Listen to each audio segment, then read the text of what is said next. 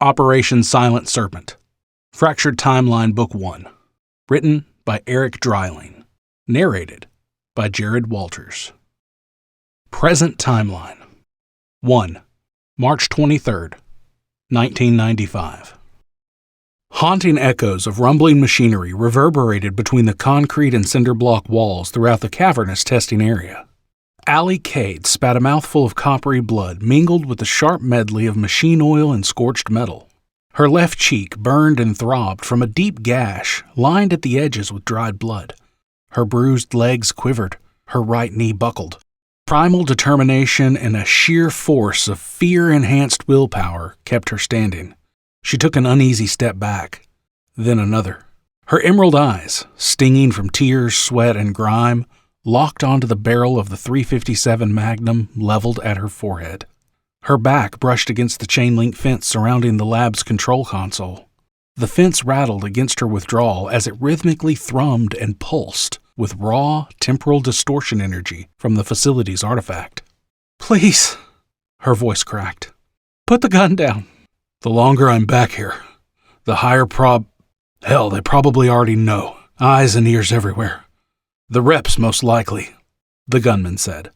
She knew this man, Dr. Eugene Thurman, one of Project Evolution's most trusted and valued contributors, and one of her only two confidants.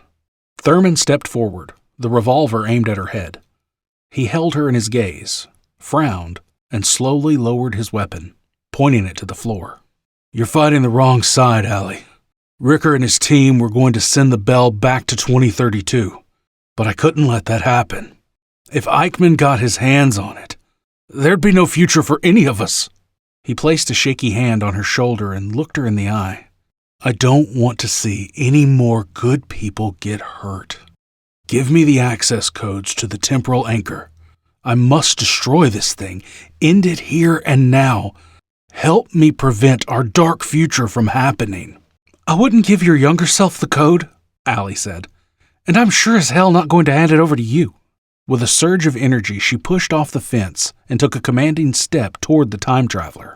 "As far as I'm concerned, you're as guilty as the guys you're working for, and I refuse to hand over 52 years of scientific breakthroughs to—" She bit her lip. "Criminals!" Jean's eyes flared red. "Don't be ignorant. You're making a mistake. I've done nothing wrong here. I'm trying to save us all, Allison. I've been protecting you this entire time." His voice grew menacing. "You'll come to regret your actions. The part you've had in all this." He laughed. "You're just as guilty as I am," he finished on a whisper. Behind Dr. Thurman, a steel and concrete cage secured the 9-foot-high, 15-foot-wide experimental device. An egg-shaped metal canister called the Bell by Project Evolution team members floated several meters above the floor on support struts. Banded at the middle with a thick blood-red stripe and adorned with a blazing white swastika, the Bell served as more than an experiment in time and space, but a sick and dreadful reminder of one of history's darkest moments. Kept in sync with the flow of time by the temporal anchor, a dense, violet electromagnetic containment field, the Bell rested on its support struts, over Dr. Thurman's right shoulder. Opposite the Bell's dull gray exterior, Delta Force operator Master Sergeant Blake McDaniel lay sprawled on the floor, dead. His team gave their lives to protect me, Allie thought. A spark of light caught her attention. A heavy support rod, shaken loose during the fight between the operators and the mercenaries, glinted in the overhead lights. "I had nowhere else to go," Jean continued. "They were going to kill me whether I helped them or not." He wiped sweat from his brow with his free hand. "They own us, Allie." Her resolve faltered. Who the hell is he running from? She thought. Who else is there? "You keep saying they. Who are they?" "Eichmann and his followers." She pressed a firm hand over the tender spot below her navel and grimaced against the wrenching, twisting pain. It lasted only a moment and left a dull ache in its place. Cramps, most likely, she thought, induced by the containment field. "Who?" she asked. "Alois Eichmann. 30 years from now, he's in control. Not just evolution, Allie. His influence runs deeper than that. I don't understand. The time traveler walked to the console and placed a shaky hand on a monitor. Allie slid along the fence until her foot brushed the bottom of the damaged support rod. Jean looked down at the controls, and Allie noticed blood winding down the side of his neck. A precision cut, courtesy of McDaniel's combat knife, sliced his ear clean off. He paced from one end of the console to the other. This technology was never ours, Allie. We didn't create it, just merely improved upon it. He turned and pointed to their experiment. Because of our involvement, we have to destroy it. The bell belongs to Eichmann. It's his form of control, and without it, he's finished. We'd be creating a better future for everyone, don't you see? Okay, she said, and feigned pain in her leg. She crouched and made a show of vigorously rubbing her calf. Jean, nobody is destroying our work.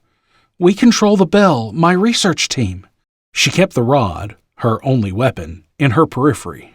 Allie, You put me in a very bad position, he said. You can't just wash your hands of this. We're in this together. And now you know more than you probably care to. The truth is, we're all being controlled by people who know far more about this. He turned and looked at the bell. Than we ever will.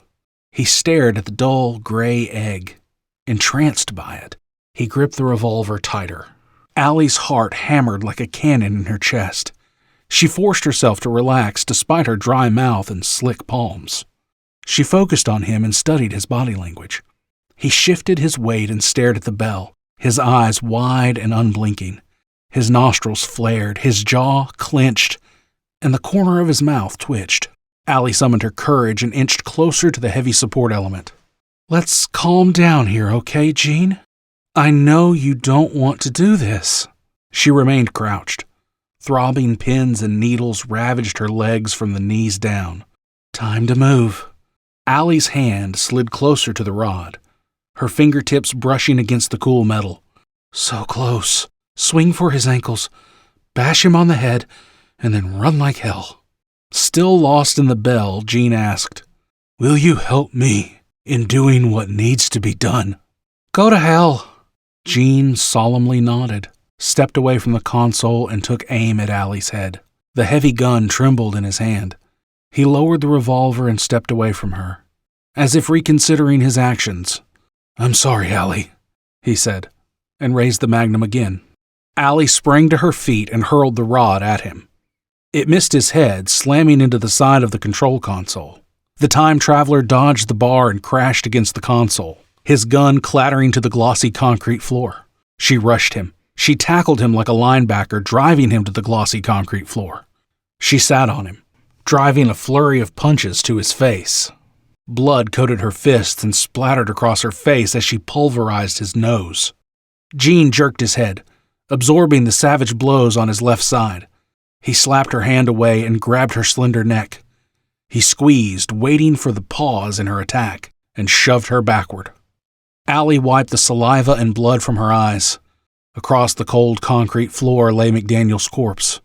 A tan leather sheath strapped to his waist protruded a slender knife handle, the dagger used to slice Jean's ear.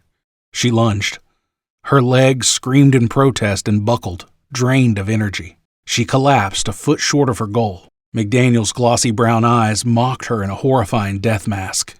Allie stretched and barely slid the knife from his waist. Her vision narrowed, eyes unable to focus. She held back bile growing in her throat at the remains of his obliterated sternum. Jean stood over her, the heavy black weapon aimed at her head. His chest heaved and blood streamed from his obliterated nose. Stay down, he ordered. Allie did not obey. Her fingers curled around the combat knife's leather-wrapped handle. She lunged forward and slashed at his weapon. Thurman jerked his hand away from her hacking swing. The magnum's thunderous report stunned her. Its concussive force blasted her eardrum and forced her to the floor. The bullet tore into her shoulder, taking skin and meat with it. She gritted her teeth and wildly slashed again, like a silver lightning bolt. The knife flashed in front of her. The serrated blade tore at his palm. Jean howled in agony. He dropped the revolver and clamped his uninjured hand over the jagged wound. Blood oozed between his fingers, dripped to the floor, and splattered like crimson rain. He stumbled to the fence surrounding the bell, chest hitching in shallow, ragged breaths. Allie summoned the strength to stand. She shook her head to clear the loud buzz filling her ears. Determined to stop this deranged future incarnation of her friend, she pressed on through the vertigo and staggered toward the control console. He collapsed over the console and slapped at its blood-smeared controls to release the temporal anchor. Jean kicked the console when the anchor flared a darker hue. "Damn it, Allie, give me the code!" Allie shoved the criminal toward the bell. Jean's knee buckled as his grimy fingers scrambled over the console's rough edge. A ferocious howl drove out all remaining fear. She clenched her jaw with a visceral mix of anger and pain, angled her shoulder like a battering ram, and launched into his chest. Fresh, warm blood streamed from her shoulder wound as her fingers grabbed his neck, raked his throat, and tore his larynx. Jean's glossy, red-rimmed eyes bulged, and his face turned a deep shade of purple. Blood drenched Allie's forearm, weakening her grip. His wretched gurgling joined her animalistic growl. The time traveler tumbled, landed on his side, and scrambled away like a wounded rabbit evading a ravenous wolf. Allie stumbled to the console and fell to her knees as exhaustion purged her adrenaline. Wispy energy ribbons glided across the anchor's delicate, menacing domed surface as it warped and expanded against the generator's collective containment efforts. The 150 feet distance between herself and the anchor kept her safe from its immediate lethal effects. Of course, she thought. That's assuming the anchor does not reach beyond the fence. Fat sparks showered the floor from where the thick, bundled cables connected to Generator 3. Murky greenish light flashed, and the air popped and crackled with displaced energy. All but one set of bundled cables burst from the generator, spewing sparks, and whipping across the concrete floor like an enraged, thrashing snake fighting for survival. Allie winced at the monitoring system's unnerving, placid announcement. Generator 3 offline. Output capacity status, 68%. The top of Jean's head brushed the temporal anchor's rippling violet surface. His scalp disintegrated and exposed a glistening white skull. The temporal anchor glided through the fence and enveloped him, devouring its prey and savoring every exquisite layer of flesh, muscle, and bone. Soft, rhythmic, electric humming pulsed from the generators while the anchor feasted. Terror paralyzed Jean's mangled face.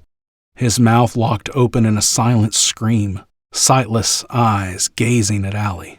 His hooked fingers, locked in place, scraped the floor. Two of his fingernails bent and snapped, connected only by its cuticles. The electric humming, once it passed over his head, reduced to a contented sigh. Pain exploded in her abdomen and she hissed. Allie placed both hands on her stomach and pressed until the pain subsided. A klaxon blared as the console let out a pathetic electronic wail. She found the nearest monitor flashing the status alert. Temporal, anchoring, unstable. "Damn," Allie muttered. Gore-encrusted fingers slapped a command prompt across the keyboard. She held her breath and waited. Moments later, the klaxon stopped, and a gentle mechanical purr replaced the console's wailing. On the monitor, the prompt, "Rerouting power to energy collector number 3. Temporal anchoring. Successful," gleamed. Allie lowered her head, closed her eyes, and sighed. She opened her eyes, found the Magnum laying on the floor, and McDaniel next to it. She knelt beside the fallen operator, her sore leg muscles cramping and stiff knees popping. She closed his eyes as a faint, apologetic smile tugged at her lips. Despite the anguish and soul-wrenching heartache, hope remained. "I will fix this," she thought. The dull pain in Allie's abdomen returned, and she crumpled into the fetal position. She clenched her jaw and slammed both hands on her stomach. Her abdomen twisted and contorted as the pain crept across her chest. The temporal anchor's displacement energy receded to the bell, where it belonged. The pain subsided and Allie relaxed. Every open wound marring her body tingled with residual displacement energy. She stood and took several deep, calming breaths. Mental acuity restored, she started toward the console when a dull, aching heat drove her to the gore-streaked concrete. April 8th. 1995. Allie closed the refrigerator door and moved to the small center island counter, leaned forward, and rested her elbows on its marbled surface. She closed her eyes and mentally counted backward from 10, and then opened them. Her eyes watered, but not a single tear rolled down her cheek. She lightly touched the stitches on her left cheek, its edges red and swollen. Before joining her friend that patiently waited in her living room, Allie sorted through her hazy recall of the past 2 weeks. Countless rounds of questioning, held in cold, dark interrogation rooms, conducted by faceless DARPA officials, flashed through her mind as Evolution Director Everett Murdoch's angered voice floated amid the chaos. "They're not shutting us down, Alley Cat. They're sweeping this whole damn thing under the rug. We might as well hand the keys over to the terrorists the next time." "Are you all right in there? Need any help?" Allie lifted her head and wiped at her watery eyes. No, I'm good. I'll be right out." With a hot cup of tea in each hand, she entered the living room wearing a porcelain smile. She handed one to Elizabeth Mack, her friend and colleague, and moved to the window behind the couch, sipping from hers as she peered through the horizontal blinds. "How long have they been out there?" Liz asked over the rim of her cup. 5 days, Allie answered. Day or night, the sedan did not move from its spot. Its occupants, however, alternated between only the driver, a man with high cheekbones, and the driver with a passenger. The passenger, a woman who fashioned her red hair in a tight ponytail. "They're both here today," she said over her shoulder to Liz. "Come away from the window," Liz said. "Don't torture yourself like that." Nodding to herself, Allie moved away from the window and sat in the gray suede recliner positioned across the room, facing the couch and the front door. She took another sip of the orange spice tea and set the cup on the small table next to the recliner. Liz frowned. "I thought you were cleared of any involvement." Allie nodded. "The CCTV footage from the lab supported my account of what happened. Well, that and the 10 statements taken from Everett and the hostages." Liz indicated the living room window. "Then why are you being watched?" "No clue." Allie stood and crossed the living room and individually checked each item on the mantel above the white-painted brick fireplace for any transmitters or other listening devices for the 4th time in the last week. As usual, she did not find any, and proceeded to check the remainder of the items in the living room. Liz watched as Allie got down on her hands and knees, checking underneath the recliner and then the coffee table. "Please stop, sis. Come sit back down."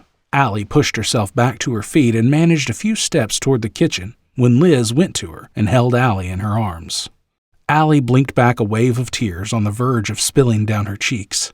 It did not matter where she went or where she stayed, imprisoned by her clouded intuition and uncontrollable mistrust. The only solace that she knew resided with Liz's presence. She bit the inside of her lip, regained her composure, and pulled back after a moment. "You can't go on like this," Liz said. "Come on, let's get out of here for a while. Let's go have a late lunch. There's this little Mexican restaurant that just opened, and I think you'd—" "I don't think so. I'm not really feeling up for it." Allie let Liz guide her to the couch and sat down. Liz sat next to her.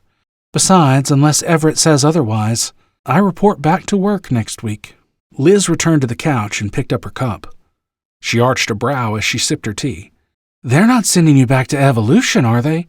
"No, I'm temporarily reassigned to one of Evolution's support labs." Liz nodded. "What about Jean? You know, our Jean, and not the homicidal one from the future." Liz muttered something that Allie could not hear, although Allie figured that Liz shared her feelings on how ridiculous it all felt and sounded.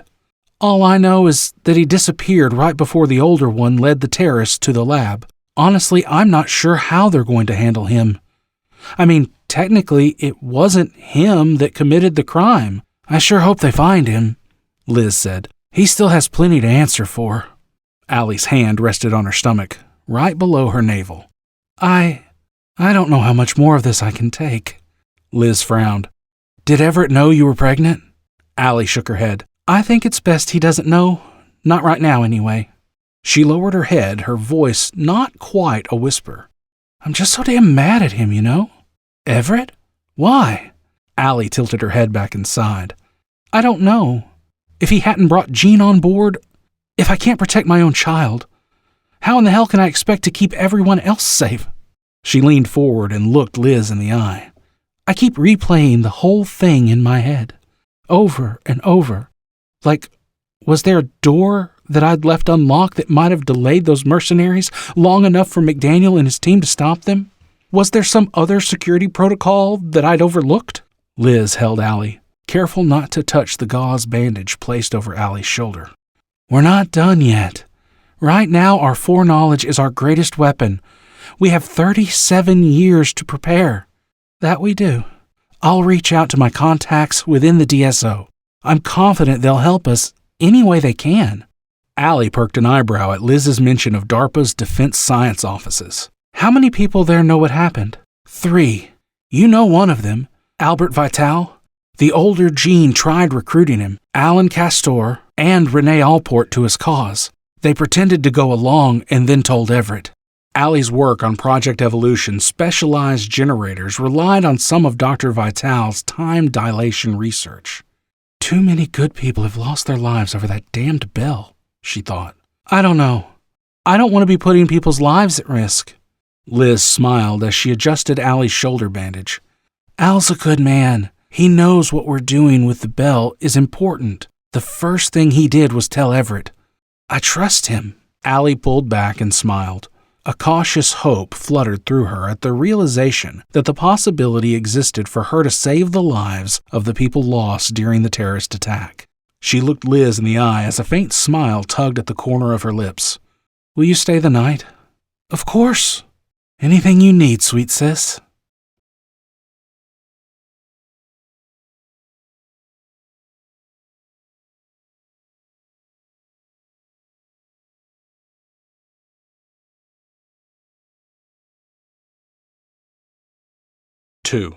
October 19, 2032. Master Sergeant Blake Sandman McDaniel sat cross-legged with his back straight, eyes closed, and stout, tattooed arms at his sides. Rich, earthy aromas carried by a gentle westward breeze aligned his senses. Sharp rocks bit into his calves, yet he blocked out all painful sensations.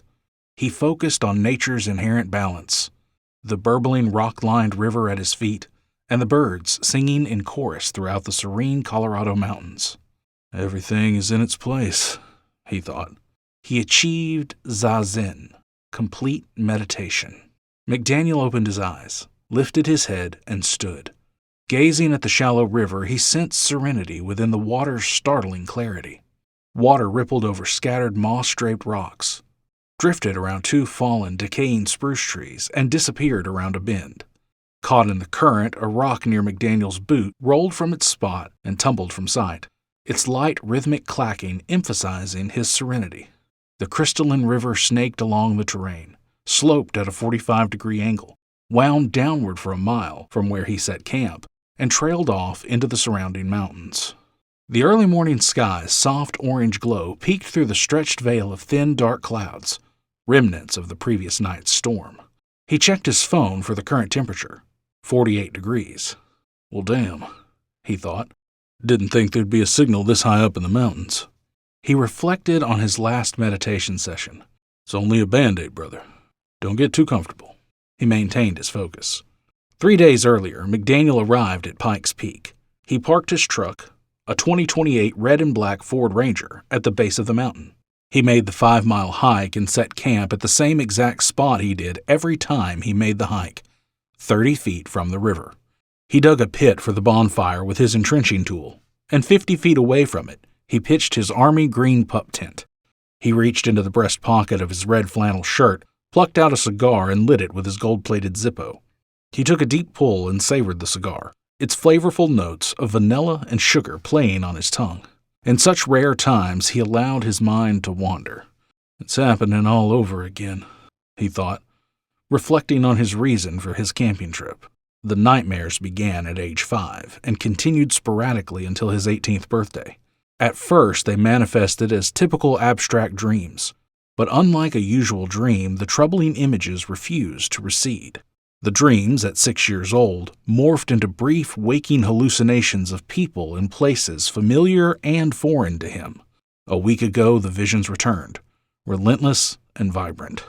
McDaniel remembered Henry, family friend and mentor who introduced him to Zazen, and how to rationalize and sort through the alarming visions. Henry disappeared from his life shortly after his 18th birthday, after an argument with his mother, Rose. "To effectively combat stress," Henry explained to the frightened and confused 8-year-old boy, "we need to activate the body's natural relaxation response. Zazen.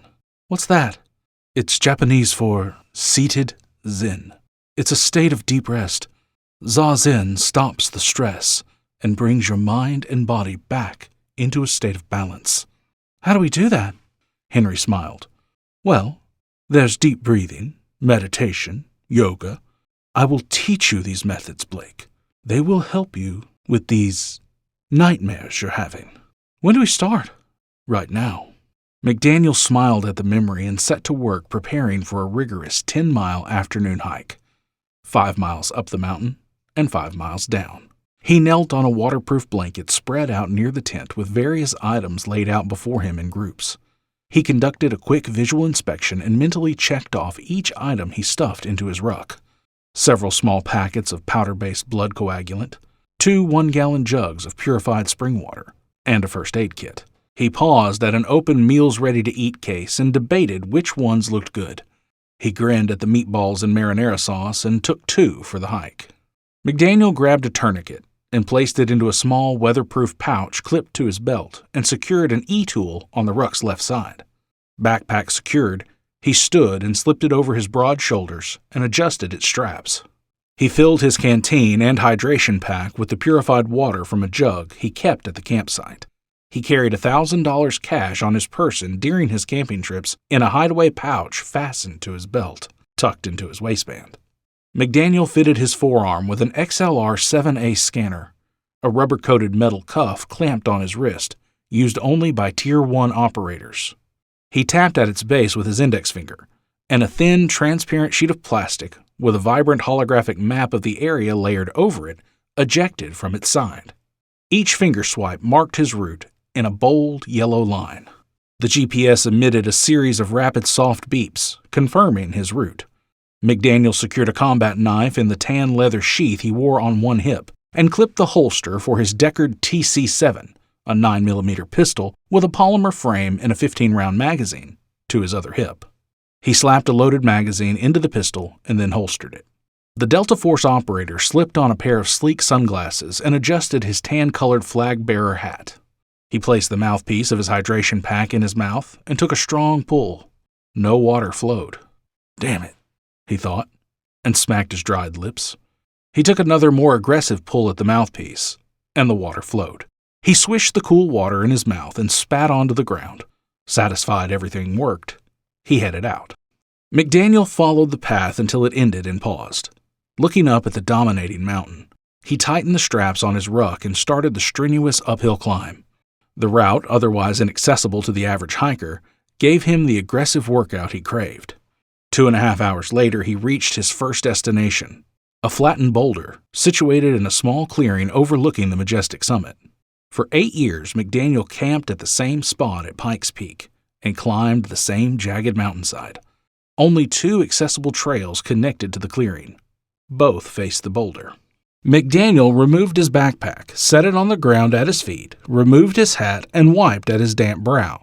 Sitting on the boulder, he opened his canteen, tilted his head back, and dumped most of its contents on his scarred face.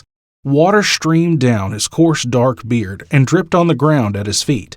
He spat a wad of saliva mingled with the salty bite of sweat. McDaniel opened his backpack and pulled out an MRE pouch. He took his time, enjoying his meal and the magnificent view. Clear skies above and the sun's gentle warmth resting on his shoulders complemented the refreshingly sharp and sweet mountain air, carried by a nurturing, crisp breeze. Blankets of spruce draped over the hills in all directions, connected to the vibrant winding lake at the bottom, and merged heaven and earth into a seamless paradise. McDaniel's cuff beeped, alerting him of its hourly status check. Operating at 98% efficiency, the cuff recalculated his estimated time of arrival to the campsite to include his break, reported the temperature a comfortable 87 degrees, and notified him of 2 other persons in the area. McDaniel swallowed the last bite of shredded beef as the two people his cuff detected appeared. He watched them from underneath the bill of his camo hat, one male and the other female, as they drank from plastic bottles. The female stared at McDaniel for several moments, turned to her partner, and said something inaudible to McDaniel.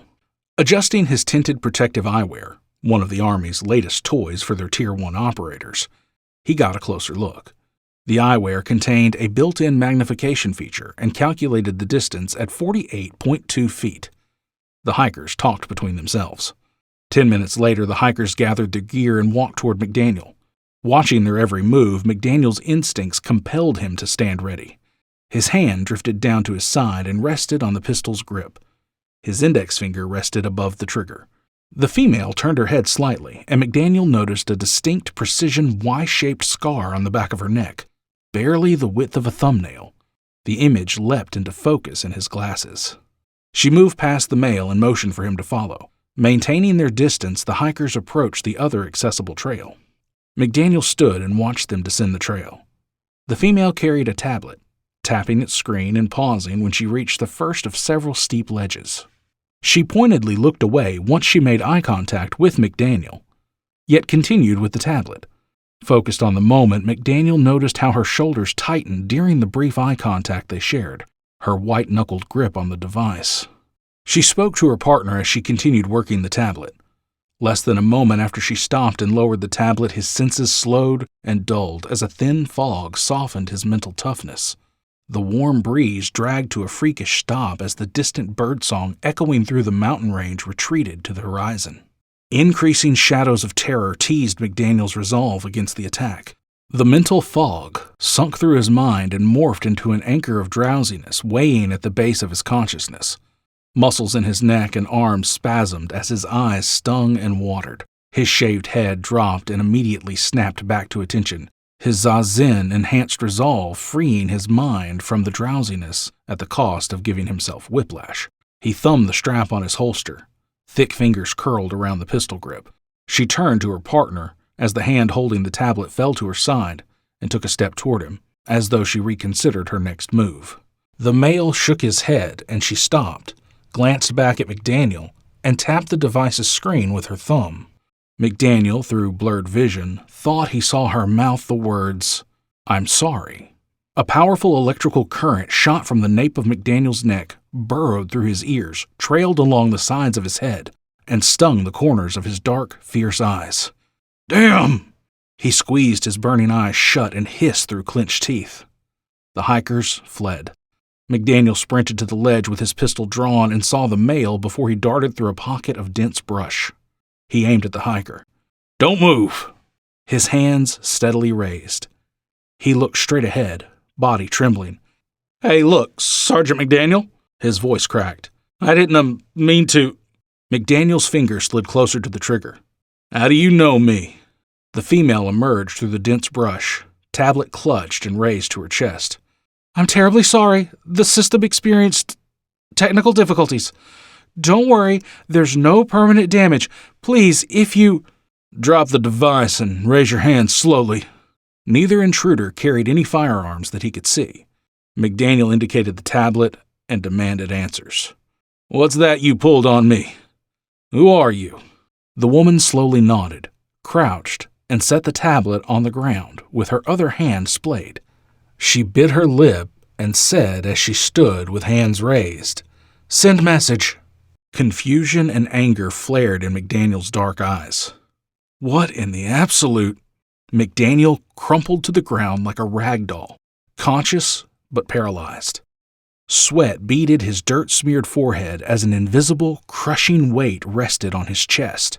Existing in an unearthly state between wakefulness and sleep, ethereal wisps of clouded light fused over him and coalesced with the distorted images of rugged mountains. Obscure voices swirled above him, detached and hollow. "Go! No! Burke! The fracture!" Vicious tendrils of gritty energy launched into the fading realm of consciousness and stabbed at his mind. Struggling with his iron resolve, the tendrils slipped and fluttered over the battered fabric of his mind. One tendril punched through a hairline crack, and all the others joined as they dragged him into the cold, inky blackness. Blake's mother, Rose, stood in the small living room with her arms folded across her chest.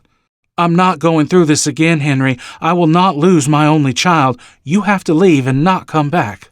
"Listen, Rose, I take full blame for what happened, but I had no idea they even knew about him." "Those men killed his father, Henry. Something like this can traumatize him for life." Uncle Henry's voice cracked. "Not necessarily. I can make it to where he won't remember. It's a painless treatment with no lasting harmful effects." A synthesized voice, broken and faint, crackled in McDaniel's ears and obliterated the fragmented memories. "McDaniel, all costs, preservation of..." McDaniel came to a foggy and strained consciousness. He lifted his head as the crisp, sweet mountain air swept over him with its loving nuzzle. Elegant and rich violets, blues, oranges, and reds swirled and blended as they outlined the fine scattered clouds in the evening sky. He checked for his weapons and gear. His pistol lay on the ground at his side, the combat knife sheathed and strapped to his hip. His eyewear and cuff remained intact and functional. He holstered his weapon and pressed a hand over the back of his head and grunted against the dull, seeping pain. The moment he touched his wound, a name flashed through his mind.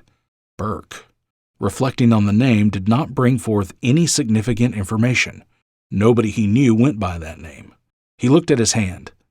Tacky, gritty blood coated his fingertips. McDaniel cracked his neck and walked to the boulder where his tactical backpack sat and checked its contents.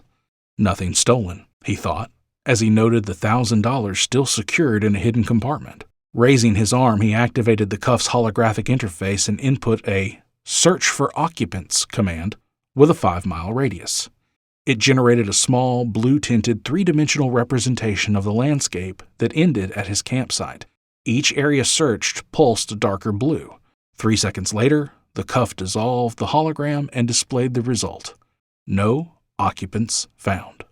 McDaniel gathered his belongings, refilled his hydration pack from his spare water containers, and descended the same rigorous hill back to his campsite. Pushing through an eye-blasting migraine, he skillfully traversed the jagged rocks, ignoring the quivering protests of his strained muscles. McDaniel arrived at his river campsite near sunset. He inspected his tent and found no signs of intrusion. He turned his attention to the ground and saw his own set of boot prints from earlier in the day. The operator activated his cuff, accessed its persistent security scan, and extended it to a 10-mile radius. He accessed his truck's security system on his phone and checked the last 4 hours of dashcam footage. No sign of his attackers. McDaniel shed his gear and secured it in the tent. 10 minutes of cool-down exercises somewhat eased his troubled mind, yet his thoughts remained focused on the unknown assailants. The tablet she carried. Some new form of digital warfare? If not, then what? Why did they not finish me off? McDaniel sought comfort in meditation, but it did not ease his mind or provide him with insight. Gazing into the darkness, he smirked. Perhaps the simplest solution is the most effective, he thought. He took his flashlight and collected kindling for a bonfire, returned to the site, and dumped the wood into the pit. He grabbed a canvas chair from the tent and unfolded it in front of a towel-covered plastic table facing the pit. On the table sat a weapon cleaning kit. McDaniel scrolled through his phone's playlist. Finding the perfect album, he leaned back in his chair, put the setting to shuffle, and smirked as the rustic tones of Johnny Cash soothed him. He opened the kit and distributed its contents across the table. Unholstering his Deckard TC-7, he disassembled it and meticulously cleaned each component. McDaniel stayed awake through the night, his trained senses sharp and attuned. They won't catch me napping, he thought. After cleaning his weapon 5 times, he enjoyed a cigar, listened to 3 Johnny Cash albums, and rounded out the night with Metallica's best hits. His cuff did not alert him to any persons within the programmed search radius. McDaniel's thoughts focused on the shards of childhood memories recovered from the hiker's attack. The further he shifted through the mental dust and cobwebs, the less he knew about his mother and uncle. Until the attack, he did not know anything about his father beyond having been named in part after him. Whoever killed him came after me, he thought, in between puffs on his vanilla cigar. He gazed through the sweetened smoke, as if the answers he sought would manifest within the fine wisps and curls. A glance at his phone told him the time, 0600. McDaniel enjoyed a simple breakfast of eggs and bacon with instant coffee from an MRE packet. Its acrid and gritty taste played on his tongue. If it can't strip the paint off the walls, it ain't worth drinking, he thought, as he put out the bonfire. His phone beeped as he finished securing the tent to the side of his rucksack. The message read, "I'll be there at noon tomorrow. Make this quick, and don't waste my time." Rolling his eyes, McDaniel grumbled his annoyance and slipped the phone back into his shirt pocket.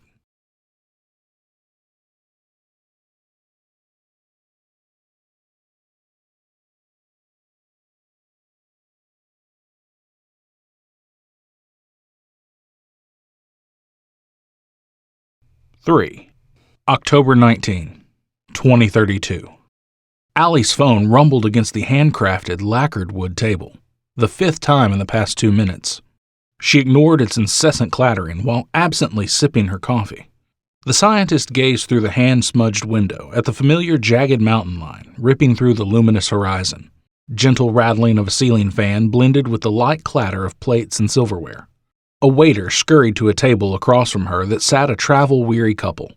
Delectable aromas of steak and eggs mingled with sizzling bacon, deliciously interwoven with fresh-brewed coffee, and hints of golden hash browns. Allie's puffy emerald eyes closed as a familiar, gruesome vision assaulted her fatigued mind. Coffee sloshed over the rim of the cup in her shaking hand, ran down the mug, and splashed onto the table. McDaniel's massive chest exploded the moment he turned his back to the bell. His immense body heaved, tumbled, and landed on its side as a dark pool of crimson spread from underneath him. Gory pulp flecked across Allie's brow and spattered her torn white blouse. Jean stood beside the bell as wisps of smoke issued from the Magnum's long barrel. Allie's watery eyes flashed open. Her hand spasmed. Delicate fingers fluttered over the thin ceramic mug handle. Hazelnut coffee soaked through her pants, scalded her lap, and splashed on the linoleum floor. Crap, she thought, while biting her lip to keep herself from screaming bloody murder. She grabbed a handful of napkins and blotted her soaked lap. Tears spilled down her sunken cheeks and her breath hitched. In her periphery, the young couple shifted in their seats, witnessing her breakdown. Allie wrestled her heartache into submission and placed the used wadded napkins to the side and checked her phone. Several missed calls, and a voice message from Everett. The time on her paper-thin, transparent phone read 6:55 a.m. She tapped play, and his deep, rich voice caressed her unraveled nerves. "Sorry, Alley Cat. I'm running late. I'm on my way now, so keep the coffee hot." Allie set her phone aside and smiled. Despite the grim situation that awaited her, she found comfort in Everett. He held her with his smooth voice and gentle dark eyes, protected her with his resilience, and loved her with his passionate soul. "Let me get that for you, Allie." Sylvia, waitress and part owner of the Galloping Hen restaurant, smiled as she collected the dirty napkins and refilled Allie's mug with fresh hazelnut coffee. Her friendship with Sylvia dated back 2 years following the Evolution incident, when its successor and her current assignment, Project 11th Hour, went online. Allie apologetically smiled. "I'm really sorry about the mess." Sylvia patted Allie's shoulder. "It's fine. I've cleaned much worse than spilled coffee." Sylvia knelt and wiped the puddle of coffee at Allie's feet with a dish rag. When she stood, her knees popped. "I ought to trade with Frank. Let him do all the cleaning, and I'll do the bookkeeping." Allie laughed. Frank, Sylvia's husband, worked in the restaurant's small office and rarely worked the front counter. "Everett will be here in a few minutes," she said. Sylvia set the coffee pot at the table's center. "Okay, sweetie, just give me a holler when he breezes on in." She checked in on the young couple, refreshed their drinks, and then went back to the front counter. The restaurant's lacquered wood tables, tan walls, and linen curtains reminded Allie of childhood road trips that she took with her father. Frank and Sylvia decorated the walls with pictures of family and friends from Richfield, the nearest town from the restaurant, which sat off Highway 70. Potted plants and festive glass carvings of farm animals lined the divider near the front counter. A flat-screen TV mounted on the wall opposite Allie showed the morning news. The newscaster droned about the latest developments on civil unrest in Syria. A haggard Everett arrived 10 minutes later. He sat across from Allie as Sylvia returned a second later with the menus. "I'll give you 2 minutes to look through them, unless you're going to order the same thing as you always do." Everett shook his head. "No thanks. Just coffee for me." Allie smiled at Sylvia. "Same." Sylvia walked back to the front counter where the young couple waited to pay their check.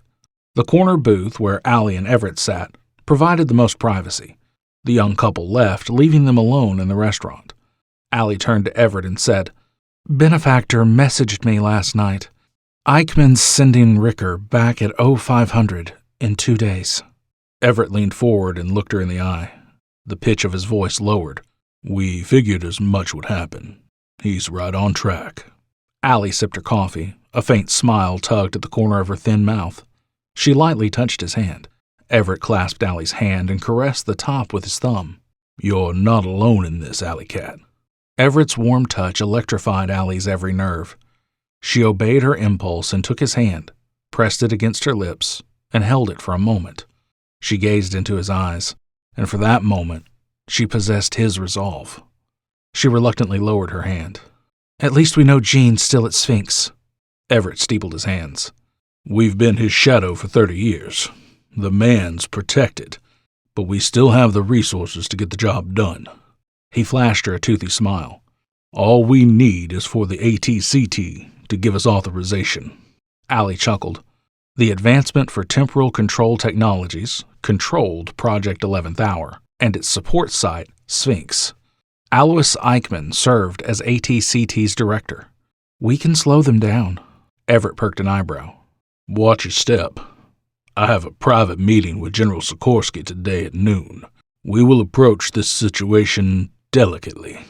Allie nodded. Her smile shattered. She bit her thumbnail and shifted in her seat. Finishing the lukewarm coffee, she poured another mug and sipped as she watched the TV across the restaurant.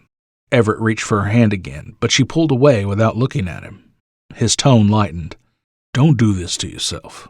Allie grimaced as she flashed back to Project Evolution. Shaking in the fetal position on the glossy concrete floor, legs covered in blood. "My baby," she thought, as her hand fell to her stomach and her chest hitched. She still felt the temporal anchor's menacing, soft caress. "Alley Cat."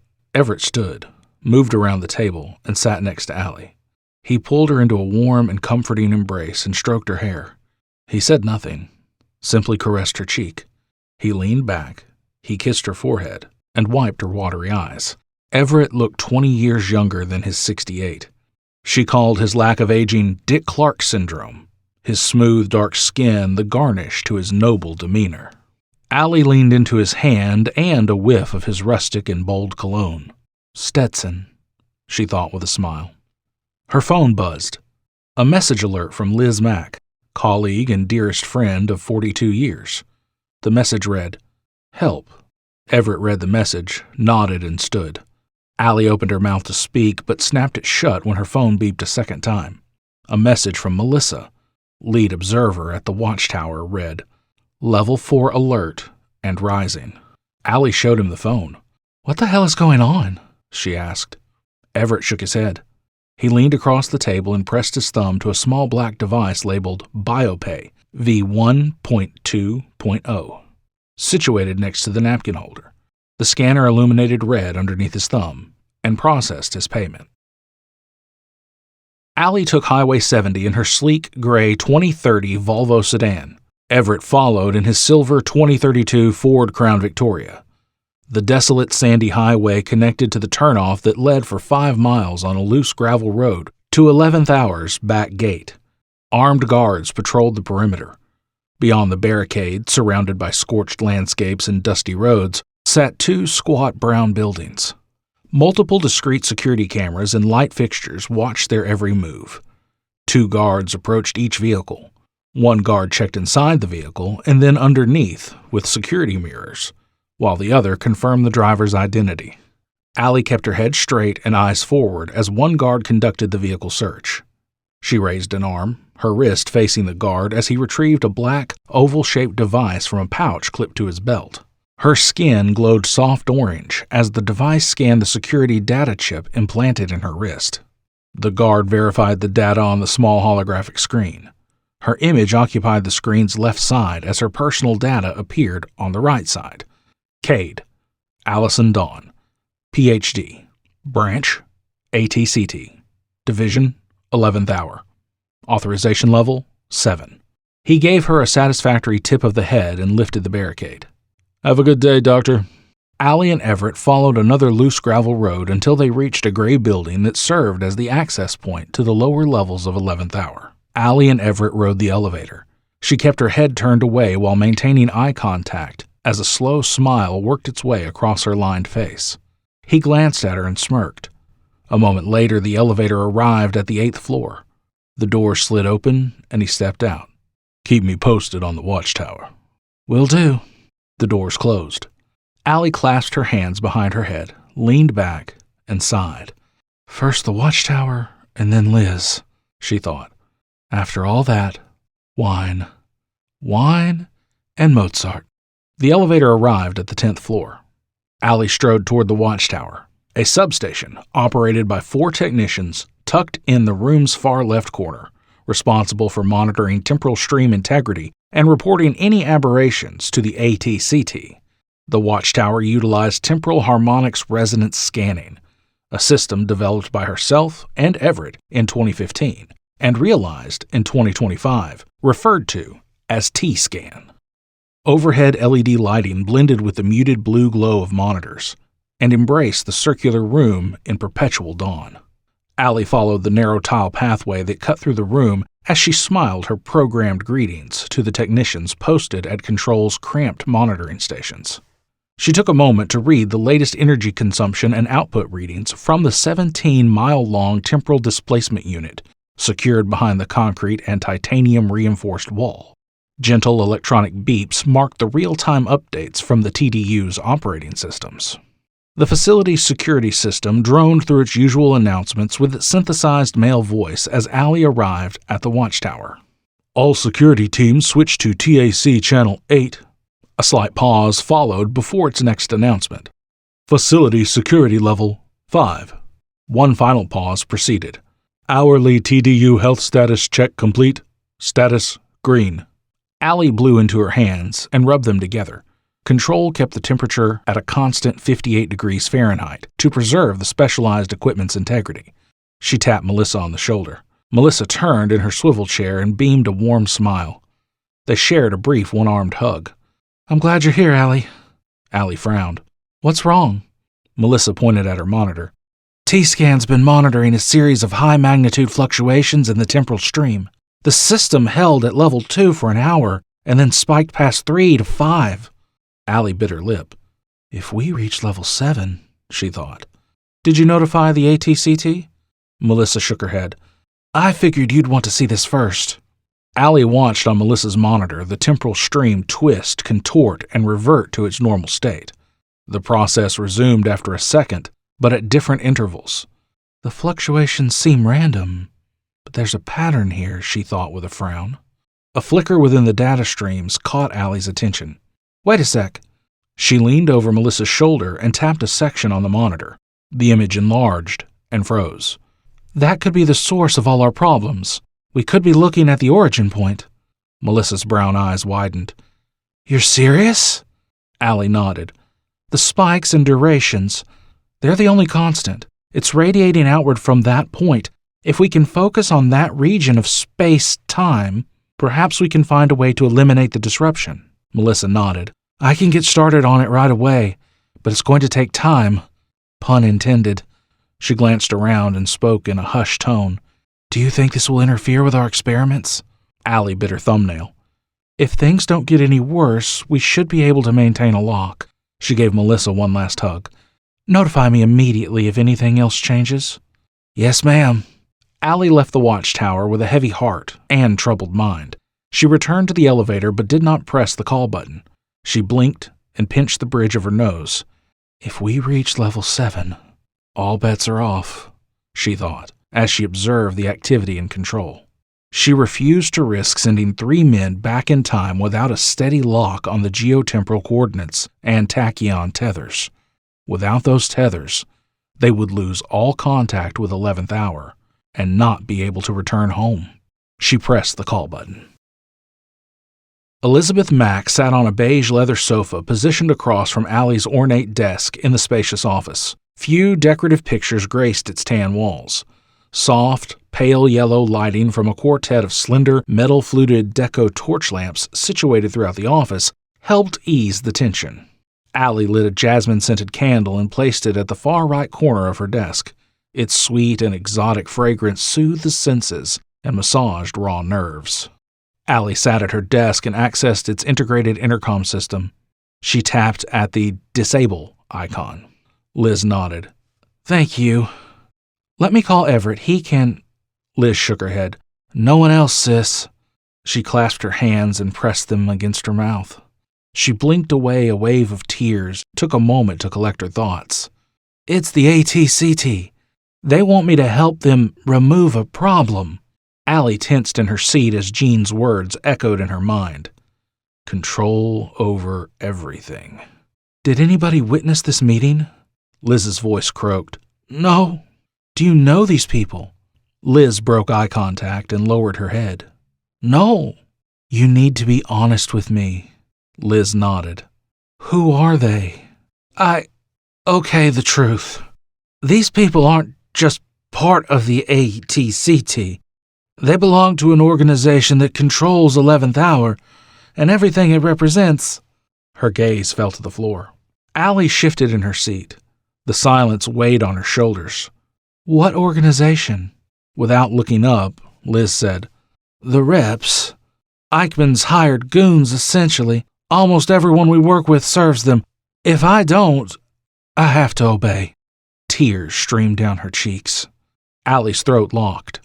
She licked her lips and her voice cracked. Fear bubbled in the pit of her stomach. "Are you absolutely—" "Yes, I'm sure, Allie. Alois Eichmann is untouchable. You stand in his way, and he'll roll right over you." Allie stood, went over to Liz, knelt in front of her, and embraced her dear friend. Liz sobbed into Allie's shoulder.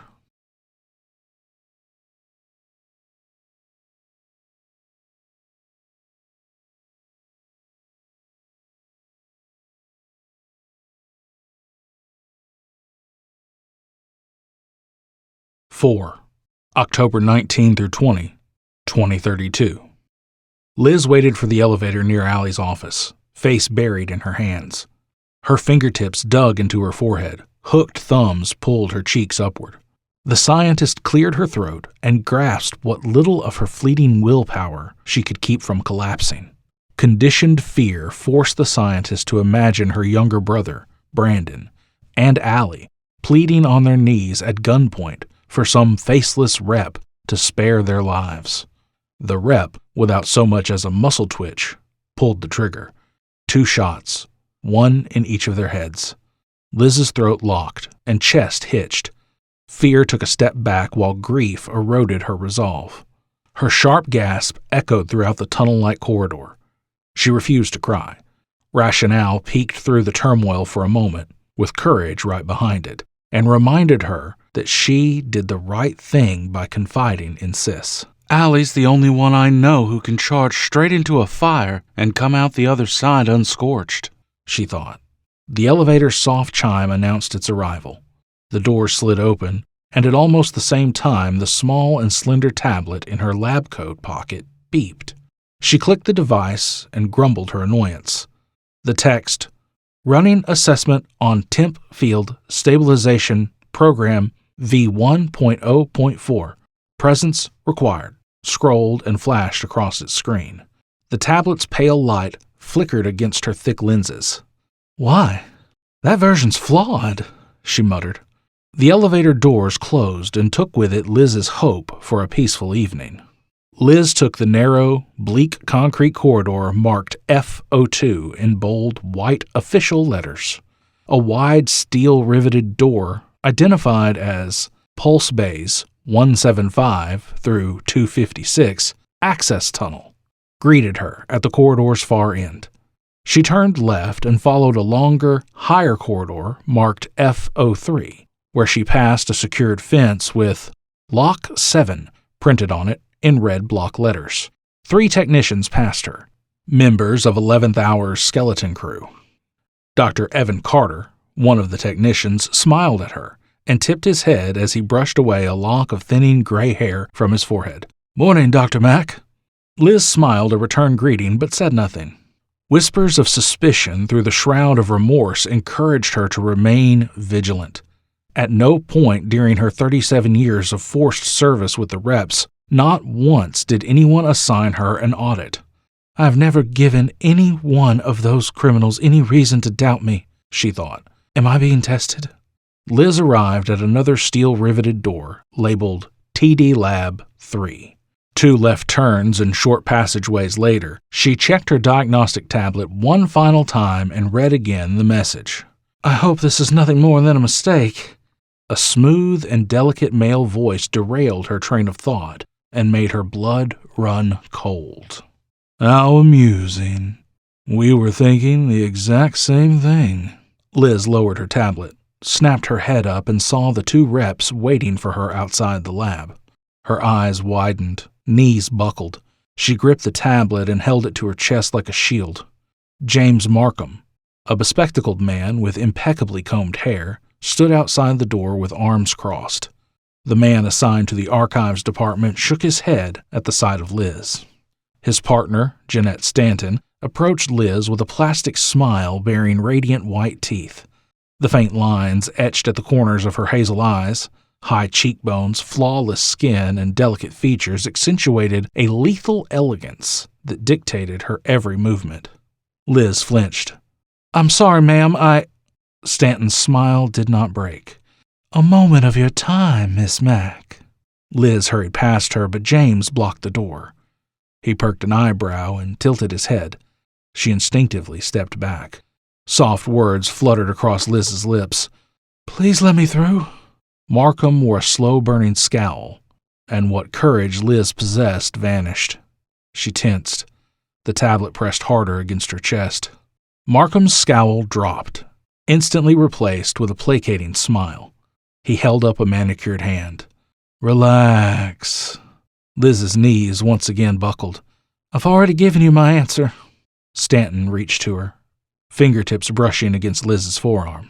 "Sweetie, we saw you leave Cade's office. You cooperate with us, and we will hold off on taking any further action." Liz furrowed her brow and her muscles tensed. "I didn't even mention your names, okay?" Stanton took a half step closer to Liz, extended a soft hand that smelled lightly of cocoa butter moisturizer, and swept back a loose strand of Liz's brown hair with manicured nails. She regarded Liz as a small child with a skinned knee.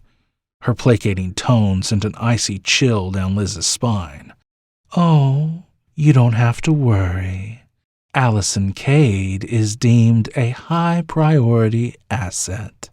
We can't touch her." She pulled back her hand but maintained her closeness.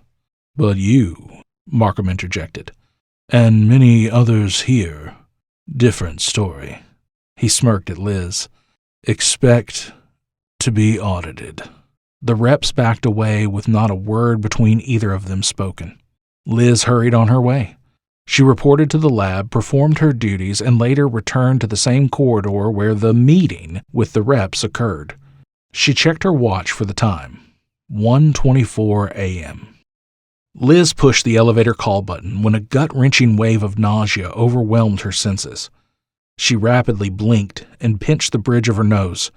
Staggering down the corridor, an unseen force reached inside her body and yanked at the fabric of her soul with its slender, bony fingertips. A memory, faded and old, yet new at the same time, manifested in her consciousness. A burly, tattooed man stood before her, warning her of some impending danger. Shifting through dusty memories, she recalled hearing about the reps, her fear of them embedding itself within her being. Compelled by her hazy recollection, she mouthed, "I can run tonight." Unrelenting nausea continued its vicious assault on Liz. Black veins crept into her periphery, branched across her field of vision, and obscured her in a world of unnatural darkness. Her rubbery legs balked at the notion of walking, but she maintained her footing through willpower. She pressed her body against the wall and shuffled down the corridor. A technician rounded the corner, walking toward Liz. She called out for their attention, but the technician, Dr. Holloway from the archives, did not acknowledge her presence. He walked past her without the slightest glance in her direction. Ethereal detachment overwhelmed Liz.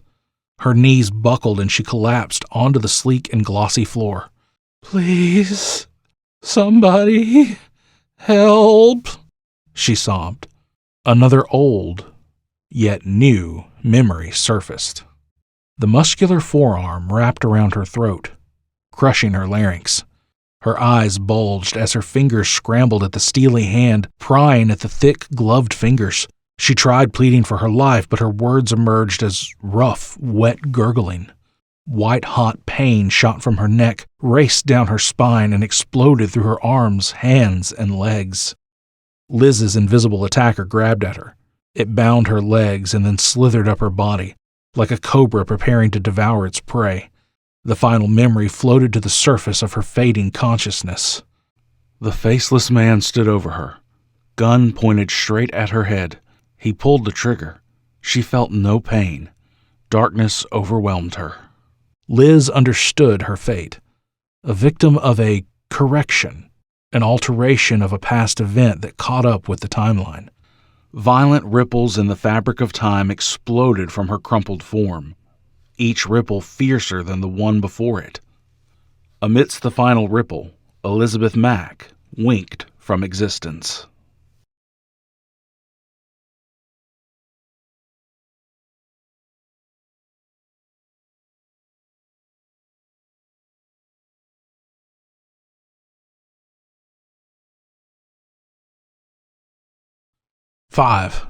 October 20, 2032.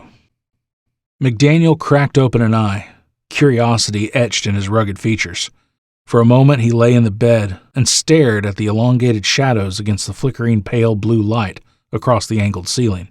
The linen sheet clung to his damp, sturdy chest. The details of his nightmare, unlike a typical dream, did not fade away. Gradually his sharp mind gathered the fragments and connected them like a hazy jigsaw puzzle. The twin-sized bed's frame creaked and a few mattress springs popped as he swung his sculpted legs over to the side and stood. He walked to the room's only window, opened it, and smirked as a crisp breeze of fresh mountain air swept over him and tousled the loose curtain. The Bluebird Inn's weathered neon sign loomed over a lonely, oil-stained gravel patch. The fragrant early morning air mingled with lingering, smooth, mild cigar smoke. McDaniel glanced at his nightstand where he kept his wallet and phone. He called out into the darkness. "Time?" The phone's screen illuminated, followed by its virtual assistant's default motherly voice. "The current time is 1:26 a.m. McDaniel unwrapped a cigar from the nightstand and clipped the end off with a cutter. He lit the stogie with a gold-plated Zippo and stuck it between his faintly yellowed teeth. He stood in the darkness and enjoyed the stogie. Bold, curled wisps of vanilla-flavored smoke billowed from his lips and drifted toward the open window like a lazy, directionless specter. McDaniel watched the smoke spread across the cramped room, scattered by the gentle, cool breeze. He focused on the reassembled fragments of his nightmare, with brow knitted and fierce eyes narrowed. "Liz," he muttered through a cloud of smoke. The savory seasoned blend of fresh-baked pizza and grilled hamburgers wafted through the Crossroads Mall's expansive, stylish food court. Rows of packed tables occupied the dull and scuffed tile floor. Dense lines streamed from various restaurants, wrapped around the marble support columns and pressed against the crowded tables. Those who sat at the sides that faced the lines grumbled their ire at the strangers bumping and pressing into them as they ate their meals. Patrons not in line pushed and squeezed themselves through the obstructions on their way to the exit. Monotonous holiday music, in perpetual loops, floated above the accustomed hum of humanity from discreet overhead speakers. McDaniel weaved through the throng of holiday shoppers. Acrid contempt emphasized his granite features. "It's too early for this garbage," he thought with a grumble. He met his ex-wife of 2 months, Lauren, at a table in front of a Starbucks kiosk. Lauren sipped a mocha frappuccino as she scrolled through messages on her phone. Long, curly red hair and full lips accentuated her soft features and complemented the light dusting of freckles underneath her green eyes. Her jaw clenched, thin brow furrowed at the sight of her ex-husband. She smoothed the edges of her tight black business skirt. Blake ordered a grande-sized house blend coffee, black with no sugar. With cup in hand, he ignored the biting chill of her cold shoulder. He stood next to her chair, watching the mindless drove of shoppers over the rim of his cup. He glanced down and caught a pleasing sight of her smooth calves. He perked an eyebrow as the corner of his mouth twitched. Lauren did not notice, or she did not care to acknowledge it. She stood and tossed the near-empty plastic cup in a green metal trash can. "I have 10 minutes left, Blake." Blake remembered her work schedule at the law firm, a 5-minute drive from the mall. "Yeah," he muttered as he rolled his eyes. "She's been here for an hour," he thought. "I don't need this song and dance." Lauren kept a couple of steps ahead. McDaniel did his best not to let her irritate him and tried to enjoy his coffee. The moment he and Lauren left the food court and took the escalator to the first floor, the heady fusion of pine and cinnamon startled his senses. A 15-foot Christmas tree, draped in gaudy and oversized decorations, greeted them upon their arrival. Mall employees standing on 20-foot ladders unwound rolls of garland and stretched it across the wall above the tree. A row of orange cones sanctioned their work area, and, to McDaniel's surprise, the mindless consumers paid enough attention to only bump a few cones out of place. McDaniel detested how corporations ignored Halloween from a commercial standpoint after many cities throughout the U.S. imposed strict health guidelines for trick-or-treating and other acts of social engagement in public settings. News broadcasts documenting rampant viral outbreaks across the globe defined life in the 2020s. The pharmaceutical companies' hurried response of rushing to produce and administer so-called effective vaccines created a whole other web of confusion and reinvigorated waves of panic throughout the general public. The last 7 years witnessed an economy gasping for air amid the closure of many small retail stores in economically gruesome detail. As the public's concern for their health and safety increased, influential businesses observed the decline and abandonment of their costume and candy suppliers. Christmas, however, soared past Thanksgiving in popularity and became the dominant holiday. McDaniel understood that Black Friday sales and Christmas shopping boosted production, created jobs, and increased the gross domestic product. Economics 101. Still a shame, he thought, while watching the mindless droves of shoppers packed elbow to elbow in the small 2-story building. McDaniel noticed a small clearing near the elevator, away from the crowd, and brushed past Lauren while gesturing with his cup for her to follow. He sipped his coffee and checked his watch. "Okay, Lauren, what's the deal?" Lauren got straight to the point. "Josh and I are moving to Texas." McDaniel blinked. "It's got to be her dad," he thought. "The old man probably bought her a house, too." "When?" 2 weeks. "Josh okay with it?" Lauren nodded. "Do I get to see him before y'all leave?" "I'd have to ask him." McDaniel bit the inside of his cheek and sighed. His relationship with Josh, if it could be called that, consisted of shouting matches and McDaniel's occasional ostracization. Josh, at 17 years old, suffered from typical teenage angst and believed every negative word spoken about his father. "If you think it's best." Lauren turned to leave. "Time's up. I'll tell Josh I spoke with you, and if he wants to talk, he'll call." McDaniel shrugged. "Sure thing." Instinctively, she went to touch his cheek, but instead her hand dropped. "Please be careful, Blake." McDaniel nodded.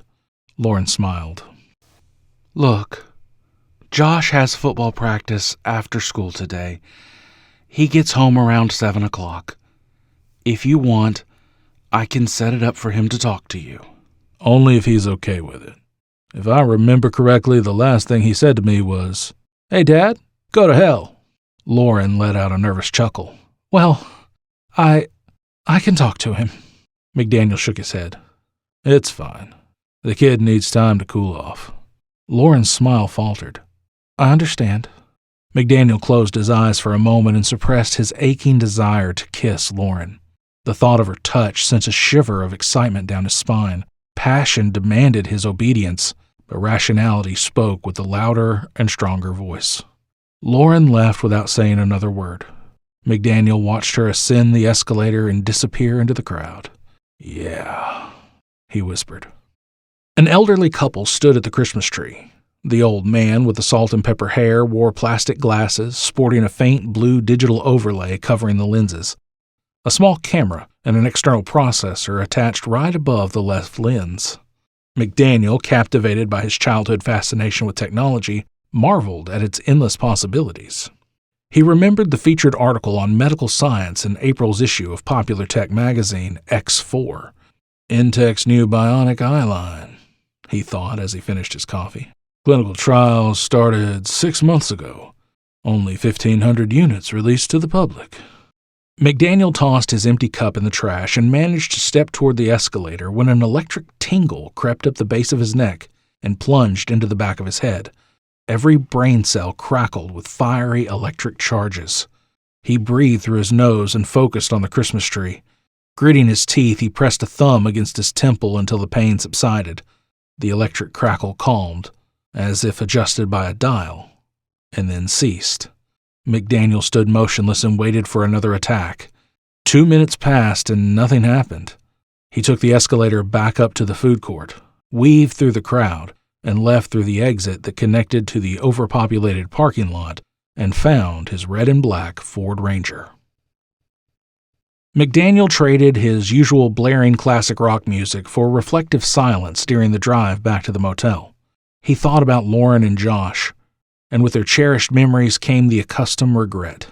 "Texas won't be that far from me," he thought. "A nice road trip. Spend a few days with Josh. It'll be good." He took the on-ramp that connected to Highway 24. His lips tightened as Lauren's memory intruded on his serenity.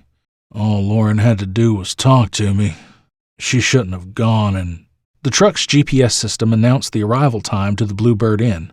"Estimated time of arrival is 45 minutes and 18 seconds due to present traffic and road conditions. Road work is reported 12 miles from your location." McDaniel grumbled his acknowledgement. He had forgotten to turn off its AI mode when he left Pikes Peak. His brow knitted. Pikes Peak. The operator considered the first occurrence at Pikes Peak, the timing of his attack back at the mall. He did not know what else to call it. "What do those hikers have to gain from taking me out?" he thought. "Am I the only one on their hit list?" McDaniel shifted to another train of thought. "If I'm having these unexplained episodes, how long can I keep this hidden from the Army? What do I even tell them?" He passed a road work ahead sign when the nape of his neck warmed and tingled. Damn. He slapped a massive hand on his neck where his operator tracker implanted chip rested and vigorously rubbed at it. The tingling receded. The abnormal heat, however, lingered.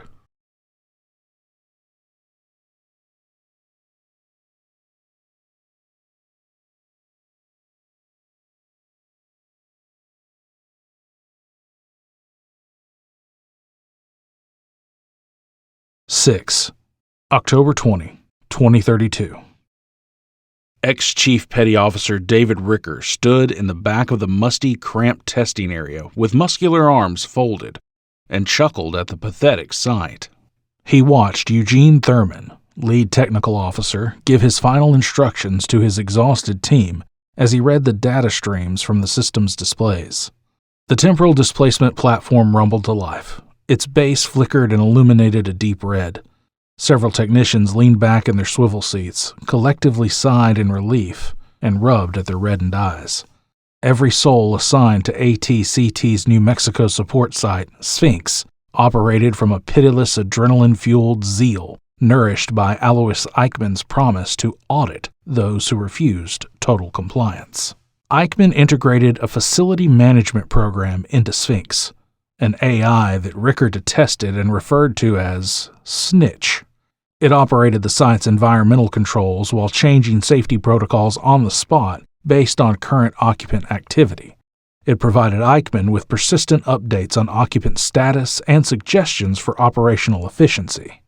Snitch performed the latest rounds of tests on Sphinx time machine. It spoke in a low, deep male voice edged in soft, synthetic tones. Running diagnostic on program Alpha Charlie 02. A thick silence hung in the air. Diagnostic complete. Temporal phasing sequence initiated. Colonel Preston Fletcher and one of Eichmann's high-ranking reps stood by Ricker, their attention held on the platform. About time, the rep grumbled after the announcement. Fletcher bobbed his head. Exactly. The rep glanced at Fletcher with a thick brow, arched and thin lips pursed. He mouthed the word, pathetic. The Army's liaison officer for Sphinx caught the rep's expression and shriveled. Fletcher shifted his attention to Ricker. His brown eyes, angular jaw, and high hairline intimidated Sphinx's personnel, but Ricker saw the reality behind the illusion, a sniveling worm desperate to please Eichmann. Ricker clenched his jaw at the sight of Fletcher's Ranger tab. Icy hatred flowed through his veins. Such trash doesn't deserve to wear the tab, he thought. Honor and leadership are not for those who feast on the table scraps of tyrants. The air popped and crackled as a faint electric fog manifested over the platform. Its immediate space shimmered like sun-sparkled water across calm ocean waters. Ricker gazed through the distortion. The corner of his mouth curled in amusement. Images of technicians posted at the control consoles, monitors, and EMF generators situated across the lab warped and stretched within its gentle ripples. Are we online? Fletcher asked Thurman. Thurman held up a hand. In just a moment, Colonel. The console emitted a series of sharp beeps. The glittering light engulfing the platform dimmed, and the ripples receded. The lead scientist looked at his monitor and sighed. Damn, I was afraid of this happening. Snitch droned another status report. Temporal phasing holding at 78%. Not good enough, the rep called to Thurman. No less than 80% efficiency is required. Thurman looked down at the data displays. We're getting there, sir. He turned to the nearest technician. Access collector units 3 and 4 and divert power to the mainframe, he ordered. Across the lab near the elevator, high on the wall past the concrete support columns, rusted fan blades lazily circulated processed metallic air. Rough and worn concrete flooring abruptly ended when it joined the testing area's glossy and immaculate tiling. The rep surveyed the cramped testing area with a raised eyebrow. The corner of his mouth curled. He sniffed, smacked his lips, and grimaced. How crude. Thurman stood, locked his hands behind his back, and cleared his throat to get the rep's attention. Fletcher and the rep turned. Sir, we can't move past 78%. Something's preventing us from establishing a solid lock. Fletcher glanced at the rep and walked toward Thurman. What's the problem? Thurman shrugged. Well, if I had to guess, I'd say it's likely a level 5 that T-Scan detected. I told Eichmann that this temporal disturbance might adversely affect the program's integrity. Fletcher regarded the rep with faltering assurance before focusing on Thurman once again. 80's what we need, Gene. It has to get done, so make it happen. Thurman rubbed at his face and took a step toward Fletcher. Because it's that easy, right? Miracles aren't variables, Colonel. Ricker stifled a laugh. Same old song, same old dance, he thought. He lost count long ago on the number of times Thurman and Fletcher engaged in pointless debates. Both are idiots, always fumbling around in the dark, expecting the other to find the damn light switch. My team rolls out in 12 hours. Y'all better get your act together. Fletcher glared at Ricker. He opened his mouth to speak, but said nothing. The rep moved between the officer and Ricker. The rep stared at the mercenary's massive forearms. His brow arched and his mouth hung half open. I don't take kindly to being told what to do from... He cleared his throat. The help. He stared at Ricker's stone-crushing hands and slouched. I will not hesitate to recommend an audit. Ricker chuckled. Good luck with that, pal. The moron doesn't know that Eichmann's been eyeing him for an audit this past month, he thought. The rep shifted his weight from one foot to the other. He locked eyes with Ricker but said nothing. Soft electronic wailing from the consoles pulled the rep's attention toward the staging area. Thurman cleared his throat and waited until he held the rep's attention. "Sir, I did as you asked. The system's up to 80%, but struggling to maintain the hold. Any further stress risks overloading the system." Fletcher waited until the rep walked away before he spoke to Ricker. "Are you ready for this?" Ricker shrugged. "Either this or back to Leavenworth, right?" He surveyed the lab. "Not much of a difference." Fletcher gave Ricker a slight closed-lip smile. Thurman addressed everyone in the room without looking up from his monitor. "Clear the area." Fletcher and Ricker backstepped to the nearest wall. Fletcher lowered his head and closed his eyes. "This better work," he muttered. Ricker glanced at Fletcher and laughed. "Sweet irony, man." Fletcher lifted his head. "What?" Ricker stuck his chin out toward the platform. "These idiots supposedly got a time machine, and what's getting them is a deadline." Fletcher kept his eyes forward. "It's not that simple." Ricker once again laughed. An old John Lennon song wandered through his thoughts. "Whatever gets you through the night." Klaxon alarms blared while wall-mounted warning lights strobed. The overhead lighting slightly dimmed. The warped space surrounding the platform calmed. Thurman gave Snitch the order. "Initiate retrieval program Alpha Charlie 02. He turned his attention to Fletcher and the rep. "I set the directional sequence to retrieve the object from 1 hour in the past at this location, sublevel Foxtrot." Ricker frowned. "From storage?" Thurman smirked. "You'll see." A low mechanical growl rumbled throughout the lab. The metal octagon's center opened. Its center glowed and pulsed a hellish red. A beam launched from the octagon and connected with an identical fixture on the opposite wall, underneath the platform. A translucent red glow engulfed the platform, and the mechanical growl mellowed to a contented purr. The beam widened, twisted, and flexed as it kept perfect rhythm with the power flow. A minute later, the beam contorted, and the air crackled with raw, time-distorting energy. Electrified air crawled over Ricker's powerful body. His coarse body hair stood on end. He patted his shoulders and forearms. Thurman studied the data readouts projected on the console. "The object should be arriving," he pointed to the platform without looking at it. "Now." Displaced electrified air exploded from the platform as its space stretched and rippled. A blistering shockwave slammed into Ricker and launched him across the lab. The jagged concrete floor tore the calloused flesh on his arms, neck, and back as he tumbled to a stop next to the service elevator. He drew deep, ragged breaths as he regained his footing. The shockwave scattered everyone across the lab like dried leaves. Fletcher caught an unmanned terminal, while the rep narrowly avoided its curved and rounded edge. The colonel coughed and sputtered while the rep, crumpled on the floor near Fletcher, lay motionless. Ricker pulled the dazed colonel to his unsteady feet and then checked the rep for a pulse. Unfortunately, the man lived. He roused the rep to consciousness with a slap across the face and grinned when the criminal's eyes fluttered and opened. "Come on, let's go." He did not bother to look behind him to see if either one followed. The red displacement beam vanished as Ricker approached Thurman, reached down, and yanked him to his feet. On the platform, a concrete pillar lay on its side. The warped space surrounding the pillar settled, like fleeting ripples in contented waters.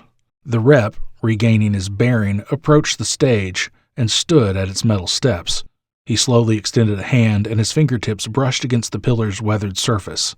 The corner of his mouth curled upward. He stood and faced Thurman. "I'll report this to Eichmann." "You did it, Doctor." Thurman lowered his head and looked away. "Save all data streams and run a calibration on all energy collector units," he instructed his technicians. A technician near Thurman, a raven-haired woman with glasses, nodded. "Yes, sir." Ricker cracked his neck and popped his knuckles as he studied the spectral mist that rose from the pillar.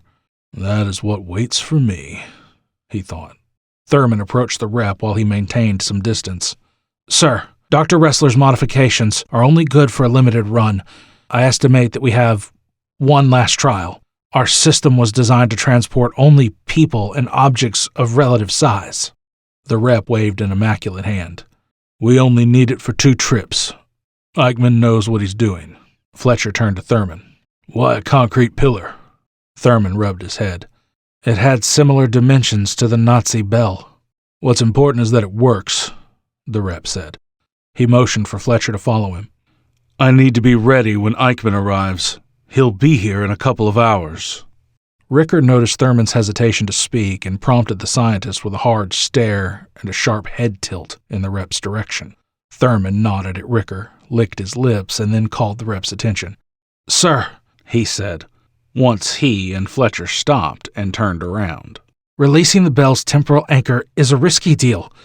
Its trajectory through the temporal stream will be erratic. And? Thurman's eyes widened. Grabbing a stationary object in the past is a lot easier than trying to retrieve one that's already unstable in time. The rep turned his back to Thurman. Damn it, sir, listen to me. The technicians, a wise decision in Ricker's opinion, kept to themselves throughout the exchange. A few of them exchanged raised eyebrows and nervous smirks. Ricker smiled to himself. About time Thurman grew a pair. The rep again stopped and faced Thurman. Watch it, he warned. Trying to control the bell's path through time would be like, Thurman rubbed his chin, trying to control a runaway car without brakes. Be ready when Eichmann arrives, Doctor.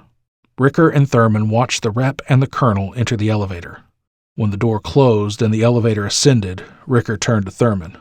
Not bad, Doc, he said. Thurman looked at the floor and tilted his head. Don't compliment me just yet. You're going to need to attach the slingshot directly to the bell, Ricker. The chances of surviving direct exposure to temporal distortion energy are minimal. Ricker said nothing. A reprieve the way I see it, he thought. The console next to them sounded T-Scan's alert signal. 3 sharp electronic chirps. Thurman looked over his shoulder, frowned, and checked the monitor. Terrific. He turned back to Ricker, his pudgy face drained of color. Disturbance has jumped from 5 to 7. Did your little experiment do all that? Ricker asked Thurman. Thurman shrugged. I don't know. It could have been anything. He clenched a fist and pressed it against his mouth. Ricker did not pretend to understand T-Scan's dynamics. How does that affect my mission? The higher the level, the more volatile the temporal stream. Anything above 6 runs a probability of ripping you apart at the molecular level. He made a sweeping motion with his hand, essentially spreading you like a fine jam across the space-time continuum. Ricker shook his head, grumbled, and flashed Thurman a thumbs up. Thurman continued. Obviously, using logic is a big no-no for the reps. So, what to do? He checked his watch and bit his lip. I'll figure something out, but I need to get some fresh air. He turned to the raven-haired technician. Fredericks, when Dr. Eichmann arrives, tell him I'll return before the launch. Yes, Doctor, said Fredericks. Thurman left the lab without saying another word. He strode to the elevator, called it, and waited for its arrival. When it arrived, he hurriedly stepped inside and faced away from Ricker and the technicians as its door slid closed. Ricker clenched a fist and popped his knuckles. I traded one prison for another, he thought. He took one last look at the staging area, shook his head, and walked back to his private quarters.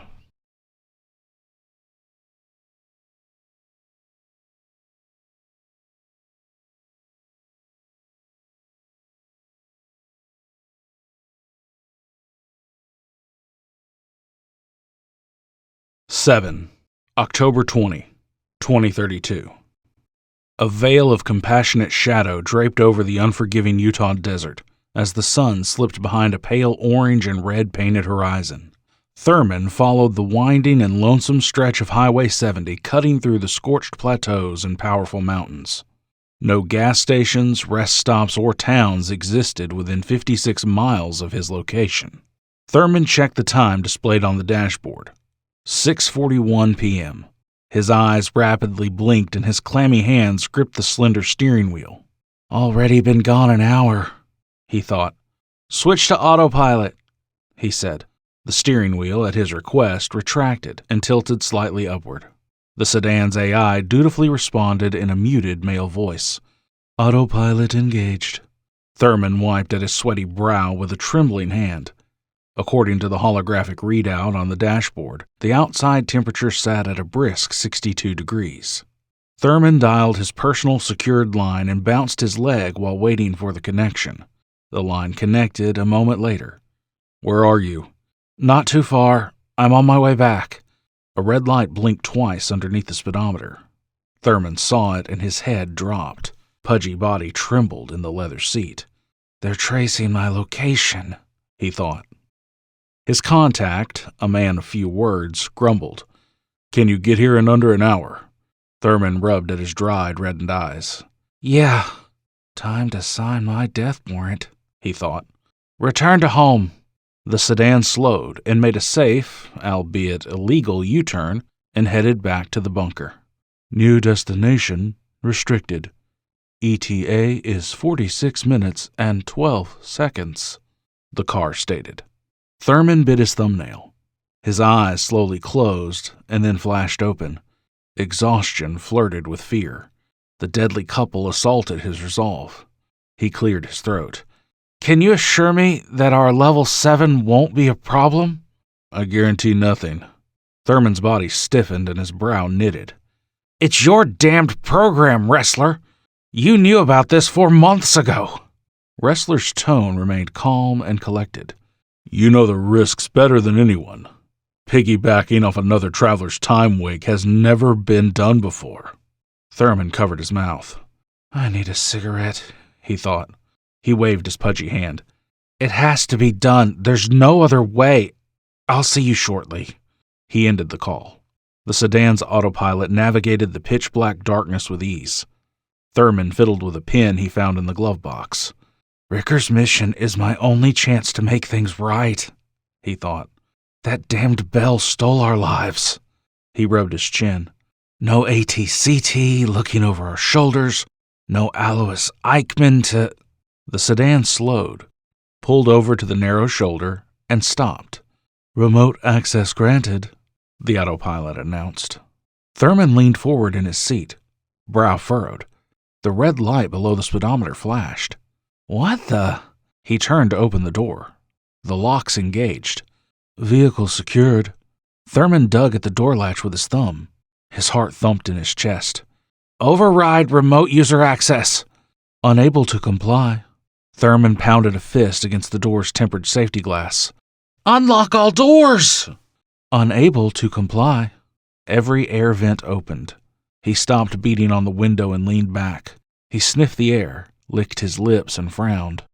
Intoxicating blends of orange and lemon filtered through the air vents. Its cloying taste coated his mouth. The red light continued flashing on the dashboard. A sickly drowsiness overpowered Thurman. His eyes fluttered and head dropped. He slumped in his seat. Sweat drenched his brow and ran down his pale face. Soft, wretched groans tumbled from his throat and a thin line of drool dangled from his lips. The corner of his mouth curled in a grotesque snarl. Smears of darkness seeped across his periphery and stole his vision. Murky fog clouded his thoughts. Thurman's chest hitched, his breathing short and labored. The fog swept away his last remaining strength. A strangled croak tumbled from his slightly parted lips. His chest no longer moved. A thin beam of green light emitted from above the steering wheel and morphed into a grid that covered Thurman, the automated system's health check scan. "Remote user access canceled. Returning control to original operator," the onboard computer chimed. "Emergency system override. Operator is rendered unconscious. Switching to secure mode." A minute later, the AI said, "Operator deceased. Notifying proper authorities now."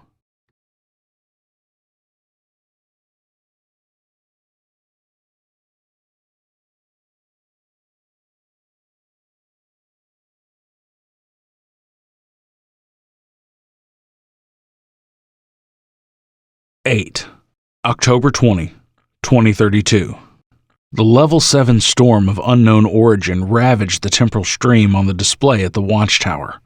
A horizontal, green-tinted column, the timeline's visual representation, flowed across the display with the serenity of a peaceful ocean until it reached an extended bracket that covered the years 1990 to 2000.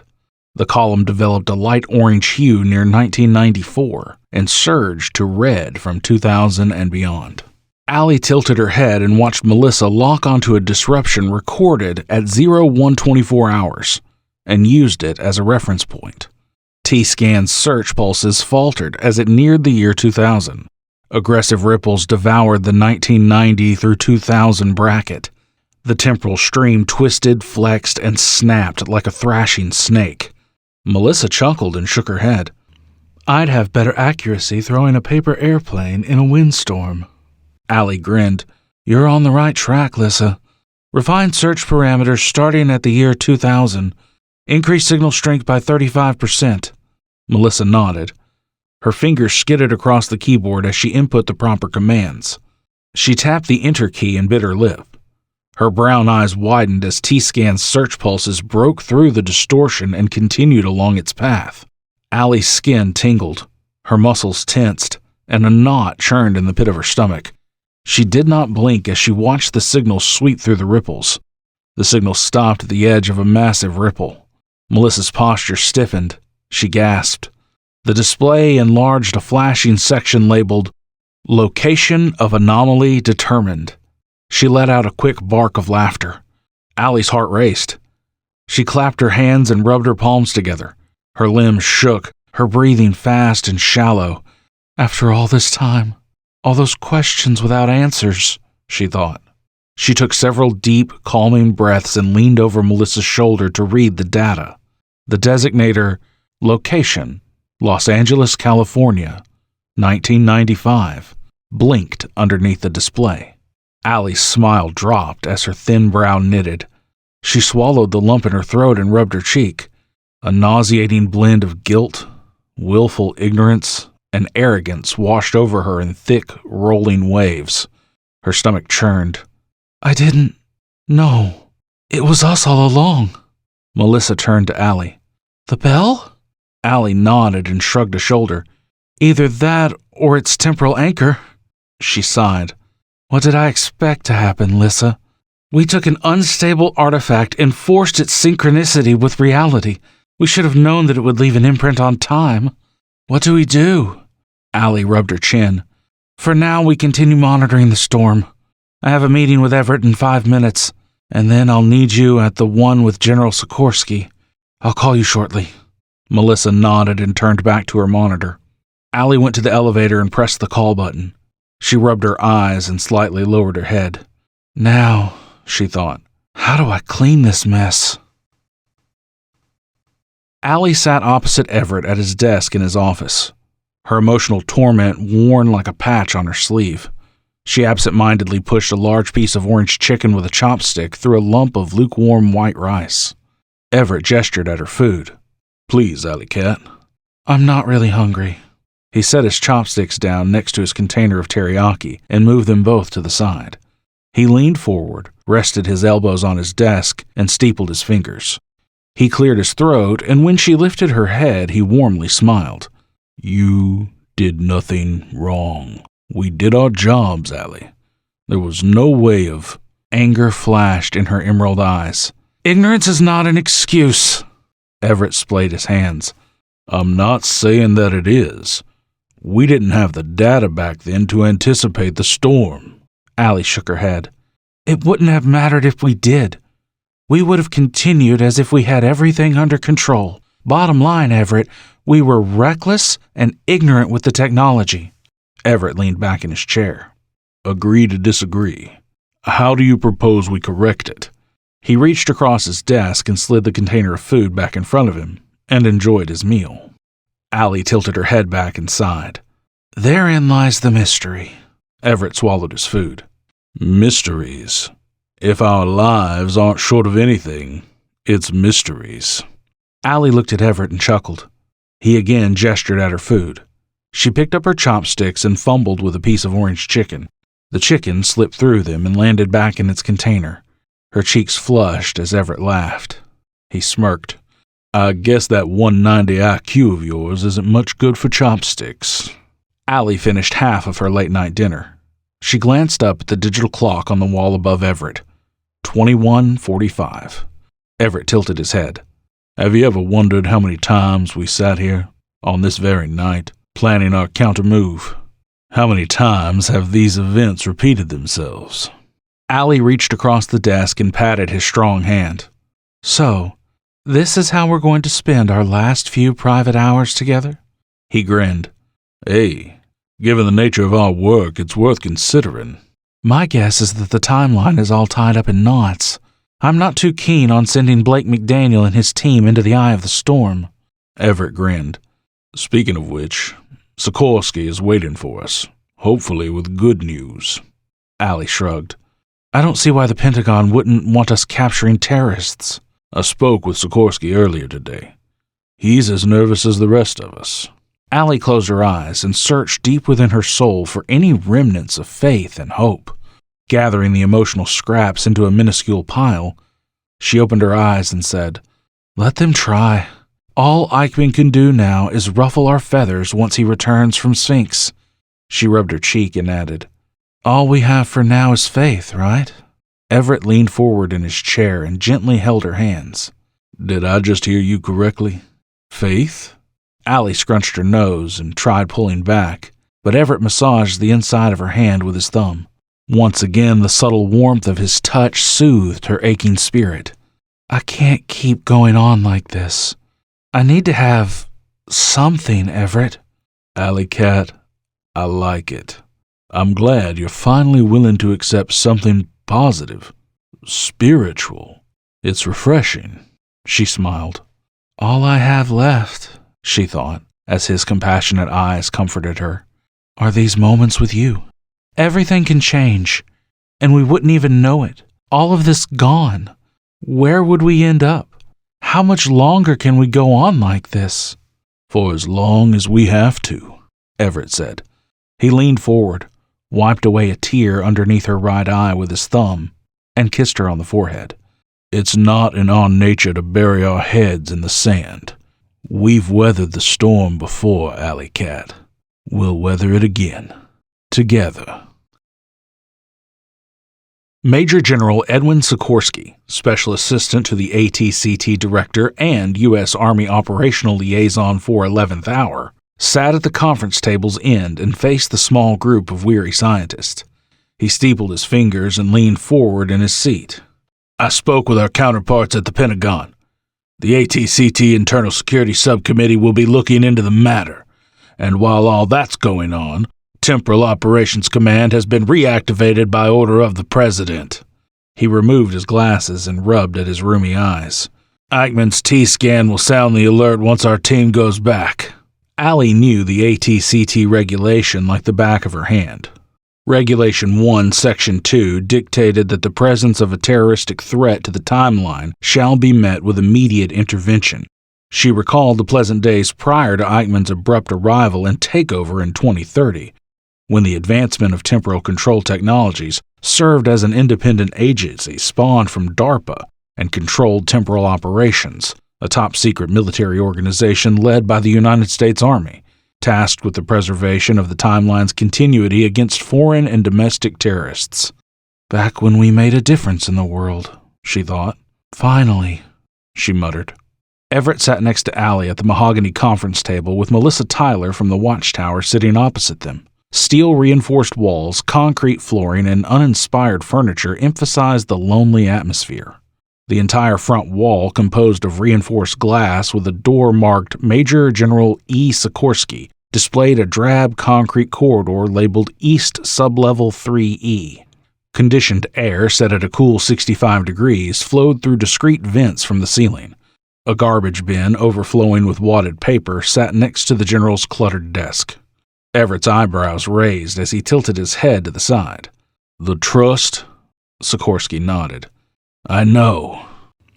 Allie glanced at her colleagues and shared in their astonishment. The Trust, a private six-man group within the Pentagon, practically controlled the ATCT. They always side with Eichmann, she thought. Her words dripped venom. The ones who were all too eager to shut us down in the first place? Eichmann snaps his fingers and the Trust jumps for him. Well, he's going to be on the warpath, so be ready for that, Sikorsky said. Allie shrugged. Small price to pay. Melissa glanced at Allie and said, "Exactly. It doesn't matter what Eichmann thinks. The Trust gave us the go-ahead. They're aware of his crimes." Sikorsky adjusted his eyeglasses and held his steely gaze on Allie. "Eichmann's actions could irrevocably change the course of our history. Events can change, and we wouldn't know it. He has his friends within the government, and he can still make our lives a living hell." He rubbed his forehead, suppressing a frustrated sigh. "Now, I had my team dig through the archives, and they found Evolution's access reports from March 1995. From the 20th to the 26th, all access was granted through barcoded IDs. There were 50 names on the list." Allie furrowed her brow. "By then we were already using retinal scans." "Could the reports have been altered?" asked Everett. "It's possible, but now we know how Ricker covered his presence. Besides, we're faced with another problem according to Dr. Tyler's report." Everyone faced Melissa. She shifted in her seat and cleared her throat. "Yes, the level 7 disturbance is nearing an 8. I can't guarantee a safe arrival for our team. We're sending them straight to its epicenter, and once that happens, their tethers could break, and they'd be lost somewhere in time." The thought of causing their deaths for a second time panged Allie's tormented conscience. "Such garbage," she muttered. Sikorsky regarded Allie with a hard stare. "Our team should be here within the hour. The moment they arrive, send them to medbay and have their TNRs implanted." Allie shifted in her seat. "It's already been done." Sikorsky arched an eyebrow. "That's interesting." Allie grinned. "Do you remember last year when the Army field tested those tracking chips for DARPA, the ones for all their elite forces? I got in touch with some of my friends in the Biological Technologies office, and I arranged for McDaniel's implant to be swapped for a track and return module, along with the ones implanted in Staff Sergeant Francis Strickland and First Sergeant Douglas Clark." "Nice move, but I'm curious about something. Your friends at the BTO didn't question your motives?" Sikorsky asked. Allie smirked. "I based the T&R designs off DARPA's chip. They're nearly identical in size, shape, and exterior features." Everett reassuringly smiled at Sikorsky. "General, the geotemporal coordinates have already been downloaded into their implants. Their tachyon tethers are secured." Sikorsky looked at Allie over the top of his eyeglasses while addressing Everett. "I'm impressed, Murdoch. You and Cade staying ahead of your enemies all these years without raising any suspicions." Everett slightly lowered his head. His smile dropped. "Had we been able to do that, then Eichmann wouldn't have taken over. The ATCT would still be ours, and we wouldn't have to be sending 3 men to their deaths." "Hopefully not in this timeline," Allie offered. Sikorsky held his gaze on the group, pinched his nose, and said, "Murdoch, prep the launch room and stand by for further instructions.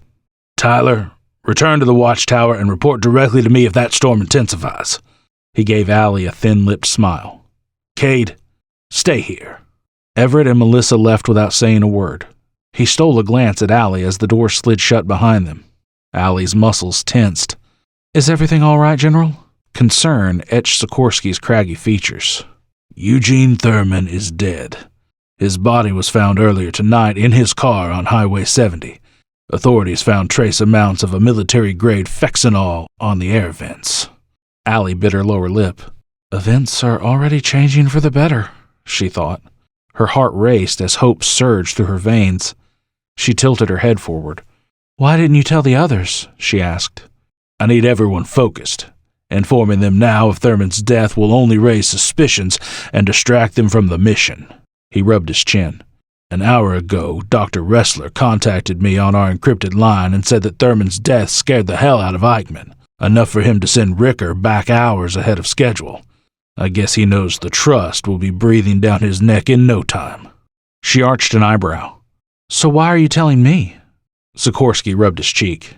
"I'm familiar with the Evolution incident. You killed him in self-defense." Allie read between the lines. "You think I have something to do with his murder?" "Do you?" She put a hand over her lips. "Absolutely not."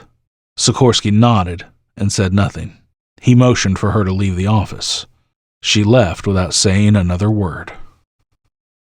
Alone in the sub-level 3E corridor, Allie waited for the elevator's arrival. wondering how Sikorsky knew the entire evolution incident.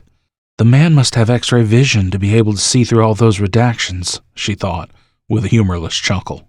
She considered Everett as a possibility for a moment. She shook her head, driving out the insane notion. No, he would not betray me. She did not hear the soft ping announcing the elevator's arrival. The past, once so clear to me, now uncertain, a directionless path. Allie dragged herself away from the troubled repose, stepped inside the elevator, and pressed the button marked Sublevel 3B.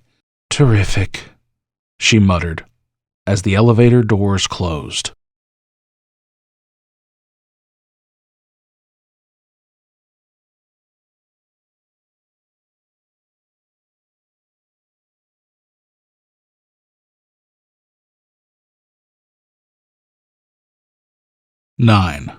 October 21, 2032. A white Bombardier Learjet 75 with no other markings than discrete civilian tail numbers departed from Colorado Springs Airport with 3 operators from F Squadron, one of Delta Force's 8 Sabre squadrons, and 2 Army officials on board. White contrails streaked across the starry sky like billowy tears in the rich veil of darkness. The jet's wings whirred as its flaps increased wingspan and reacted shortly afterward. Incandescent LED lighting complemented the sleek cabin's subtle cream-colored interior. Rows of front and rear-facing seats occupied one side of the narrow, gray-carpeted aisle.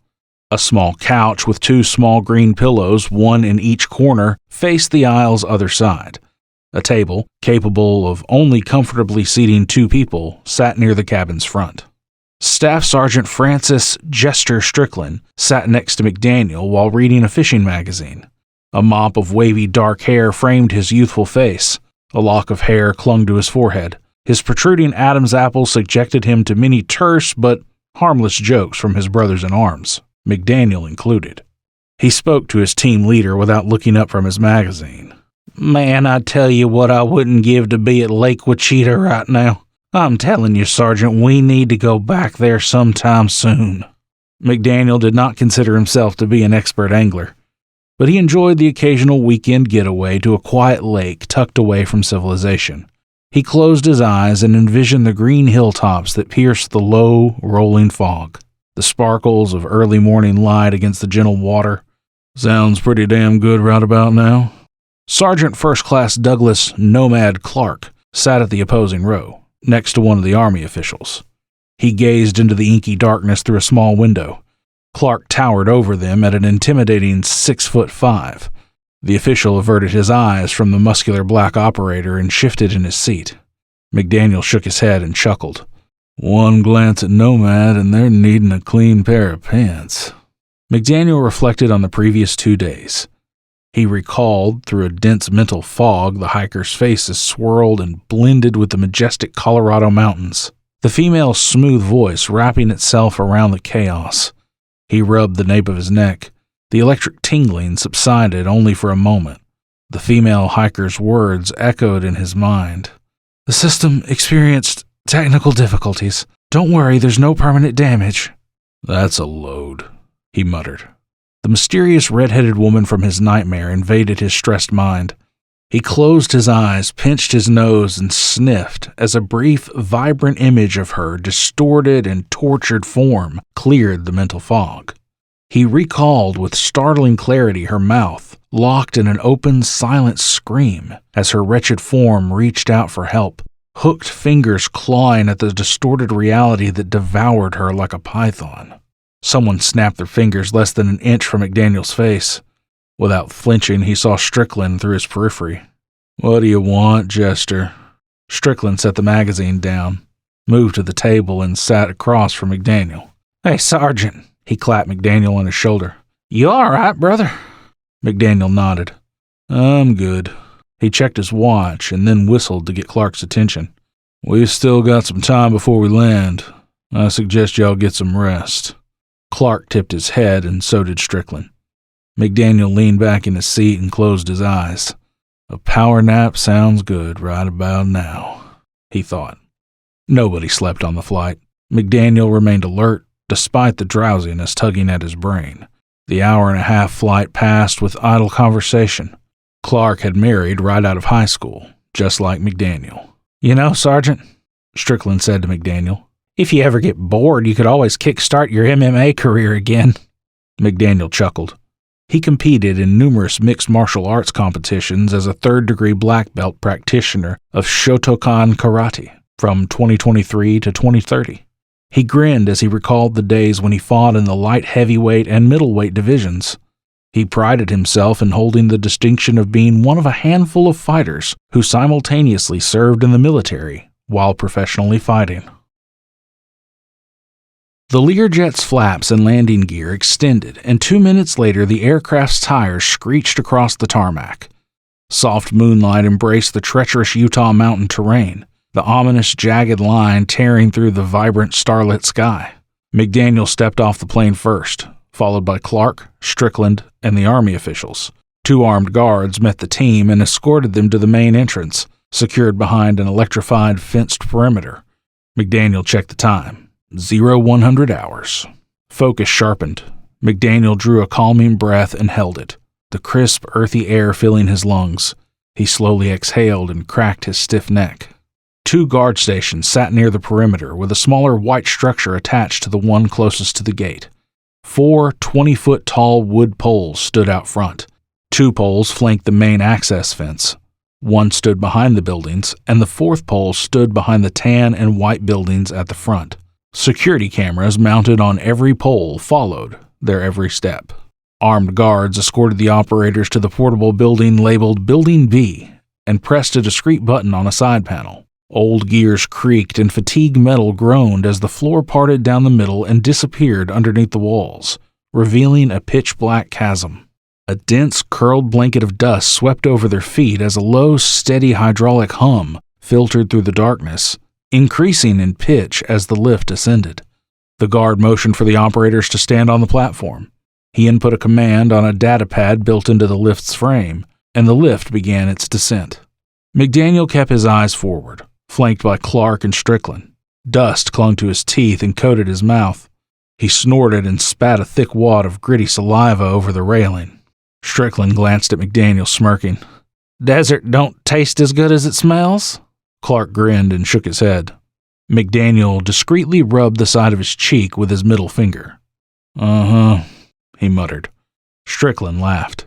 Heavy rolling metallic echoes announced their arrival at the concrete corridor marked West Sublevel 2A in dark red.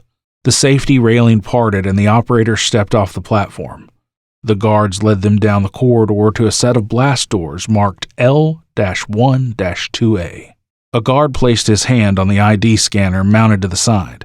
It flashed green and the blast doors opened, revealing a sterile white laboratory bathed in cold lighting. Thick plastic sheets covered the various pieces of sophisticated computer equipment. The high-glossed floor caught the overhead light, giving it an angelic glow. The processed air carried light metallic notes. Strickland smacked his lips and frowned. "Damn, the air in here tastes like I'm sucking on a rusty penny." Scientists focused on their tasks ignored the operators. McDaniel perked an eyebrow and cracked a rough smile. "Feels like I'm walking around in some starship," he thought. Clark's eyes widened and his eyebrows raised. Strickland's mouth formed a small O as he passed by a sleek computer console. "Nice." They crossed the laboratory, stopping at a set of double doors where a 3-star general awaited them. McDaniel glanced at his name tag. Sikorsky. "Sir."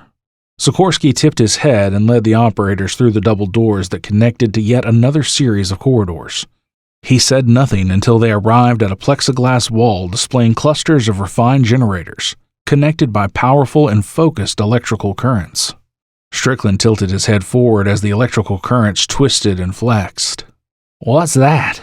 "A Westing Cliff Energy Collection Station."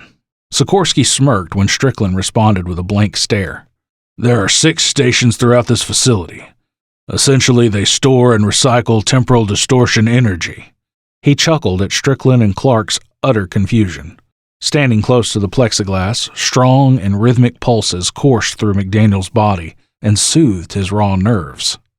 He closed his eyes for a moment.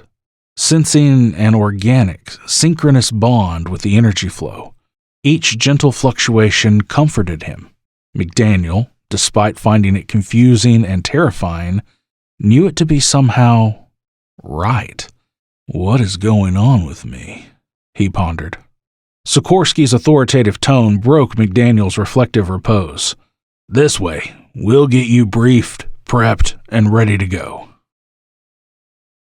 Sikorsky pressed a hand on the transparent print ID scanner, and a moment later the door to debriefing room 1 unlocked and opened. McDaniel entered the room, then Clark and Strickland, followed by Sikorsky. The door closed behind them with a faint metallic grind. A bay window jutted out at a 45-degree angle across the steel-reinforced concrete briefing room. McDaniel stepped over to the window and saw a small group of scientists around the illuminated circular platform in an industrial-style room. Thick, bundled plastic-coated cables scattered in every direction from its base, arced and sunk into the rough floor like spidery roots from ancient trees. Girders and I-beams crossed overhead. Sikorsky walked to a table where 2 people sat, one male and one female. "It's kind of dark in here, folks." He glanced up at the ceiling and added, "Adjust lighting level to 75. Gentle white light flickered to life and then filtered through the murky, stale atmosphere. The general motioned for McDaniel and his team to approach the group. "Gentlemen, this is Dr. Everett Murdoch, Project Director of 11th Hour." The operators took turns shaking his hand as Sikorsky introduced the woman. "Dr. Allison Cade, the esteemed head of 11th Hour's R&D Department and Project Administrative Director." McDaniel took her slender hand and immediately frowned. She shifted her weight from one leg to the other as her hand trembled in his polite grasp. "Ma'am," he said. Cade cleared her throat and withdrew her hand. "Pleasure to meet you." Sikorsky faced the operators and gestured at the conference table. "Take a seat." McDaniel sat across from General Sikorsky and noticed a large circular emblem boasting a stylized infinity symbol with the acronym ATCT in its center. Everyone took their seat at the table. General Sikorsky nodded to himself and sat at the table's far end. "Since 1960, the government has been actively conducting various time travel experiments in specialized facilities like this one. The thing is, other countries have this technology, but they're about a decade behind us. No pun intended. Our allies, on the other hand, are only privy to the research that we see fit to divulge." He swept his gaze across the table. A bushy eyebrow perked. McDaniel glanced at Clark and then Strickland. "The general's waiting to see which one of us will laugh first," he thought. Strickland sucked in his lips. Clark nodded to himself. Neither operator uttered a word. Sikorsky continued. "Time travel ran DARPA's budget into the ground, and in 2027 the government formed the Advancement of Temporal Control Technologies." He briefed them on the reactivation of Temporal Operations Command and Eichmann turning traitor by sending criminals back in time to steal the Nazi bell, the nature of their mission. "Sergeant McDaniel, you and your team have the honor of carrying out the TOC's Welcome Back mission, designated Operation Silent Serpent." He stood from his chair and walked over to a whiteboard situated behind him, displaying the criminals' 3-dimensional profiles. Sikorsky pointed to the image of a light-skinned man with a shaved head and a faint scar running along his temple. "Joseph Dunn, former Ranger. On September 12, 2027, 2 of his men, specialists Jeffrey Thompson and Jack Wilson, were killed in a roadside bombing just outside of Apello, Syria. Dunn retaliated by giving his men the shoot first, ask questions later order. Hours later, 18 Syrian women and children were murdered. Dunn was reduced to private and sentenced to 25 years in Leavenworth. He served 3 years. After 2030, he simply disappeared." Strickland cleared his throat. "Sir, do we know who arranged his release?" "Officially, no," Sikorsky answered. McDaniel nodded. "Not much of a mystery, though." The general indicated the image of a lantern-jawed man with hollow cheeks. "Michael Beckett, Former Army Sergeant convicted on June 16, 2029 of premeditated murder of an Afghan civilian during a battlefield interrogation. A life sentence at Leavenworth turned into a 1-year stint, released 1 month prior to done. Sikorsky pointed at the last profile and glanced at McDaniel. Chief Warfare Special Operator David Ricker of SEAL Team 9, charged with multiple war crimes in connection to a 2025 stabbing of a detainee in Syria. Demoted to seaman recruit and faced a life sentence, he served only 1 year. McDaniel studied Ricker's cold, hardened stare and his tightened, square jaw. Right down the Neanderthal road. Silence fell upon the briefing room as the silent Serpent team studied the prime targets' profiles. Behind them sat Murdoch and Cade. Cade twisted a gold ring on her finger as she leaned to the side and whispered in Murdoch's ear. The general swiped a thick hand at the profiles and replaced them with grainy, sepia-toned images of a large and squat metal bell. The file bore the designator Mission Priority. Strickland blinked. Clark rubbed his chin. McDaniel leaned back in his seat, his head tilted. Sikorsky looked across the room and motioned for Murdoch to take over the briefing. Murdoch patted Cade on her hand, stood, and approached the general. Murdoch adjusted his eyeglasses and cleared his throat. The bell was created by Nazi Germany's brightest minds, the same one who gave us the V-1 and V-2 rockets. We don't know its exact purpose, but some people theorize that Hitler tried to generate anti-gravity propulsion. You see, near the end of World War II, Allied forces bombed Hitler's runways so that he couldn't get his planes in the air. Others believed it to be a weapon. McDaniel shifted in his seat. Don't condescend me, pal. Annoyance peppered his tone. I know my military history, Murdoch. We bombed everything we could. Murdoch stammered. Well, yes, that's one theory. A more radical theory was that Hitler wanted to come up with a way to travel in time. Strickland pressed his lips. Time-traveling Nazis? He mused. Why not? McDaniel glanced at Clark. The towering operator leaned back in his seat and chuckled. Cade crossed the room and stood beside Murdoch, frowning at Clark. Based on our extensive research and my own experiences with it, that's the more accepted theory. Clark leaned forward in his seat. Okay, if Eichmann and his guys have already infiltrated the timeline, why go through all the trouble of stealing another time machine? We believe Eichmann wants the bell for its unique time-manipulating properties, Cade answered. With it, he'll have perfected the process. Everything is at stake. Sikorsky moved to the whiteboard and swiped his hand above its surface. He shuffled the holographic images around like a conductor leading a symphony. A map of the greater Los Angeles area for 1995 covered the whiteboard's entire surface, accompanied by blue-hued images of nondescript warehouses, buildings marked Barnett Industries, and headshots of key Evolution personnel. McDaniel recognized 2 profiles as younger versions of Murdoch and Cade, both labeled active. McDaniel smirked at Cade's profile. The third profile, displaying a red-haired woman with brown eyes, displayed the name Mac Elizabeth R., and below her name flashed the status deceased. McDaniel's smile dropped, his brow raised. Murdoch addressed McDaniel. We've been searching the archives, checking all records pertaining to Evolution, the Bell, 11th Hour, the ATCT, anything that might give us a clue as to what's going on back there. Sikorsky tapped the whiteboard on multiple areas, each one instantly circled and highlighted in red, complete with ID tags and GPS coordinates. He pointed at one marker and said, Your team will be arriving here. The circle widened, revealing a derelict warehouse. Why there, sir? Asked Clark. Upon arriving at the target year, you'll all experience temporary but harmless paralysis with no lasting effects. That location was one of Evolution's testing sites, abandoned in 1993. Cade cleared her throat. Sergeant, you'll be crossing what is known as the Walker-Lentz boundary. It disrupts the nervous system, and up until 15 years ago, traveling beyond a 50-year radius would have killed you. Sikorsky pointed to another circled location near Interstate 10 East, near a Barnett Industries building. Tunnel access to evolution is there. Barnett was a shell company for DARPA, guarding the entry points for the tunnels. To the public, they were a software vendor. McDaniel nodded as he studied the map. Understood, sir. Sikorsky continued. Project Evolution was located 200 feet below the streets of Los Angeles, accessible only through a series of tunnels. Back when the government first started messing with time travel, they established 4 underground tunnels for transporting their equipment throughout the city. Those tunnels connected to Evolution. All experiments on the Bell were carried out there.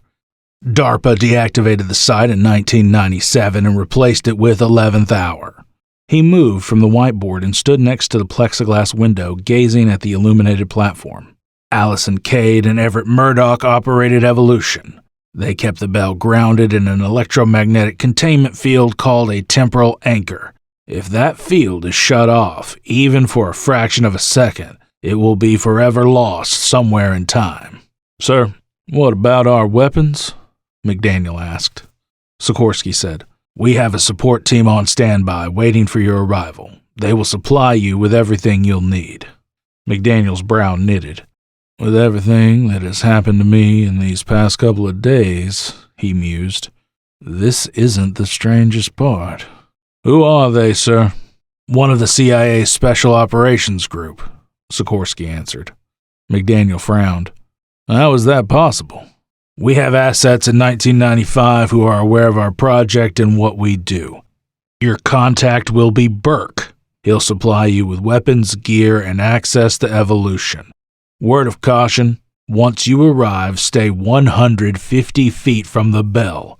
Anything closer and its EM field will kill you. Murdoch misinterpreted McDaniel's confusion for concern. We keep the mass as low as possible whenever sending living subjects to ensure arrival accuracy and molecular integrity. It's not feasible to send you back armed to the teeth, Sergeant. McDaniel's brow twitched as he shifted through the faint remnants of memory. One of his attackers spoke the name Burke. This could be a setup. How do we get back? Strickland asked. Cade addressed him with a weary smile and informed them about their modified implants. He nodded and grinned. Sounds good. Murdoch faced the operator standing beside Cade. Once the mission begins, a new timeline will be created. It can't be avoided. Sergeant McDaniel, upon return, you and your men may notice some differences, minor or significant. We have strict protocols in place for emergencies. If your changes result in a catastrophic event, report to us with the code phrase, Twilight Hawk. Understood, McDaniel said. Sikorsky smiled. Good. Now we're going to be sending you back within a few hours of the Evolution incident to minimize interference with the past. Your implants are programmed to retrieve you in 12 hours. He looked McDaniel in the eye. Your team will be interacting directly with our personal histories. However, securing the Bell and neutralizing Ricker and his team are your priorities. All other considerations are secondary. Yes, sir, McDaniel said. Cade and Murdoch locked eyes. Murdoch's hand brushed against hers, and she smiled. Sikorsky continued with the briefing. Our security team conducted a complete biomed scan on each of you. This info not only tells us if you've got any infectious diseases or other impairments we need to be worried about, but it also helps our temporal displacement unit to recognize you as allies. Allies? Strickland asked. Sikorsky nodded. Should our TDU be compromised, its defense program activates and turns our remarkable construct into a devastating weapon, capable of tearing its targets apart at the molecular level, leaving virtually no trace of it behind. McDaniel thought of other possibilities such a devastating weapon could have on the battlefield. He wondered how many wars could be fought and won in the blink of an eye. Quite the nifty toy you got there, sir, Sikorsky chuckled. Among other things, Sergeant. Now, are there any other questions? Silence gave him the answer. Good. Let's get started. McDaniel and his team stood on the platform facing a massive hexagonal disc attached to a steel-reinforced concrete wall. The center emitted a crimson glow as it yawned. 2 support cables connected the disc's top corners to the walls. A sudden, sharp chill cut through their clothes, biting into their flesh. All overhead lighting dimmed, receding to the room's far corners. Cade pointed at the disk. Behind that wall is the actual machine, a modified particle accelerator 17 miles in length. It only took us 20 years to build. Her laughter came across forced, and she immediately frowned an apology and moved back a few steps. Sikorsky shook each operator's hand. Godspeed. He left the launch room, taking his position beside the technicians at the controls in the observation room. McDaniel faced his brothers. You all ready, kids? Strickland cocked his head and smirked. Clark nodded. 2 minutes later, the solenoid attached to the disk rotated clockwise as it retracted. The hair on the back of McDaniel's neck and arms stood on end as hot, gritty, electrified air swept over them in gentle, rhythmic waves.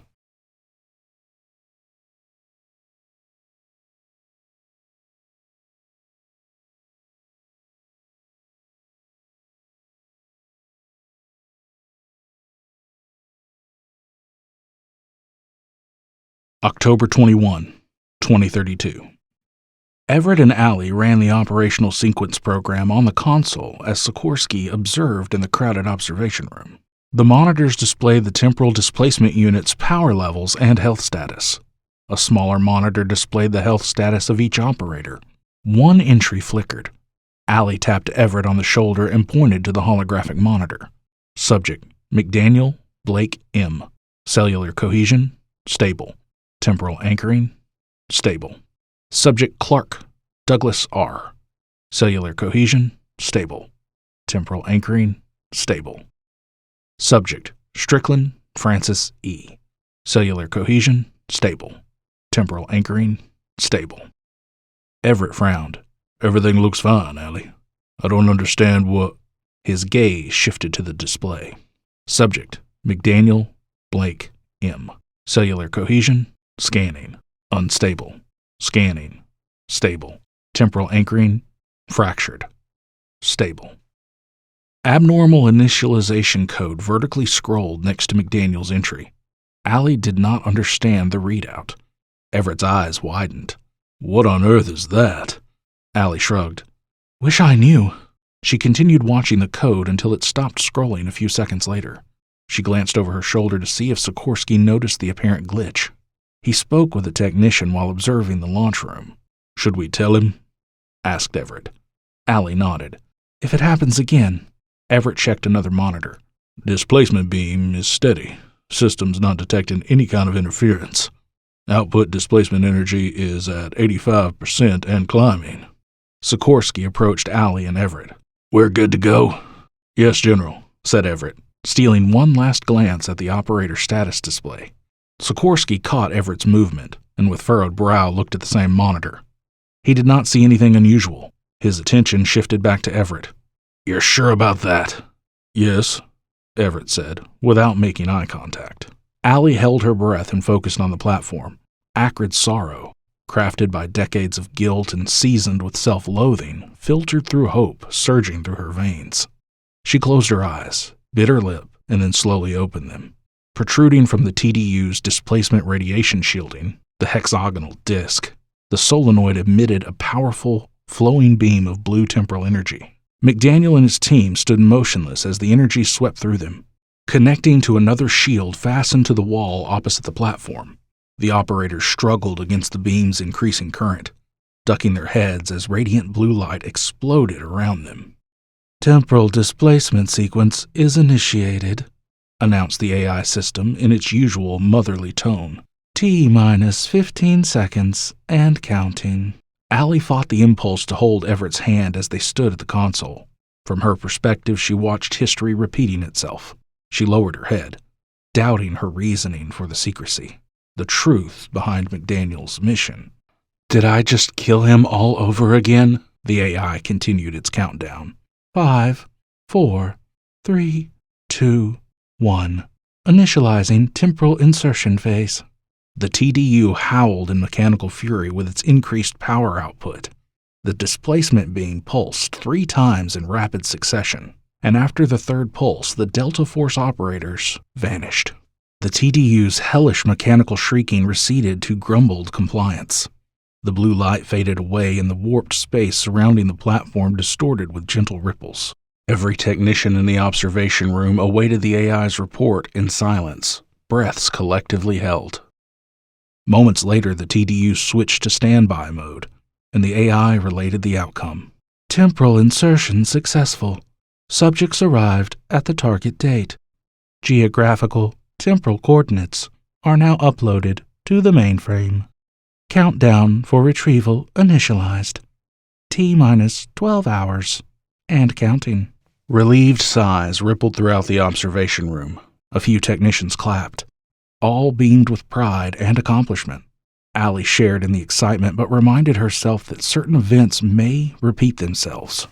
Sikorsky shook the hands of a few technicians. Excellent. Good job, everybody.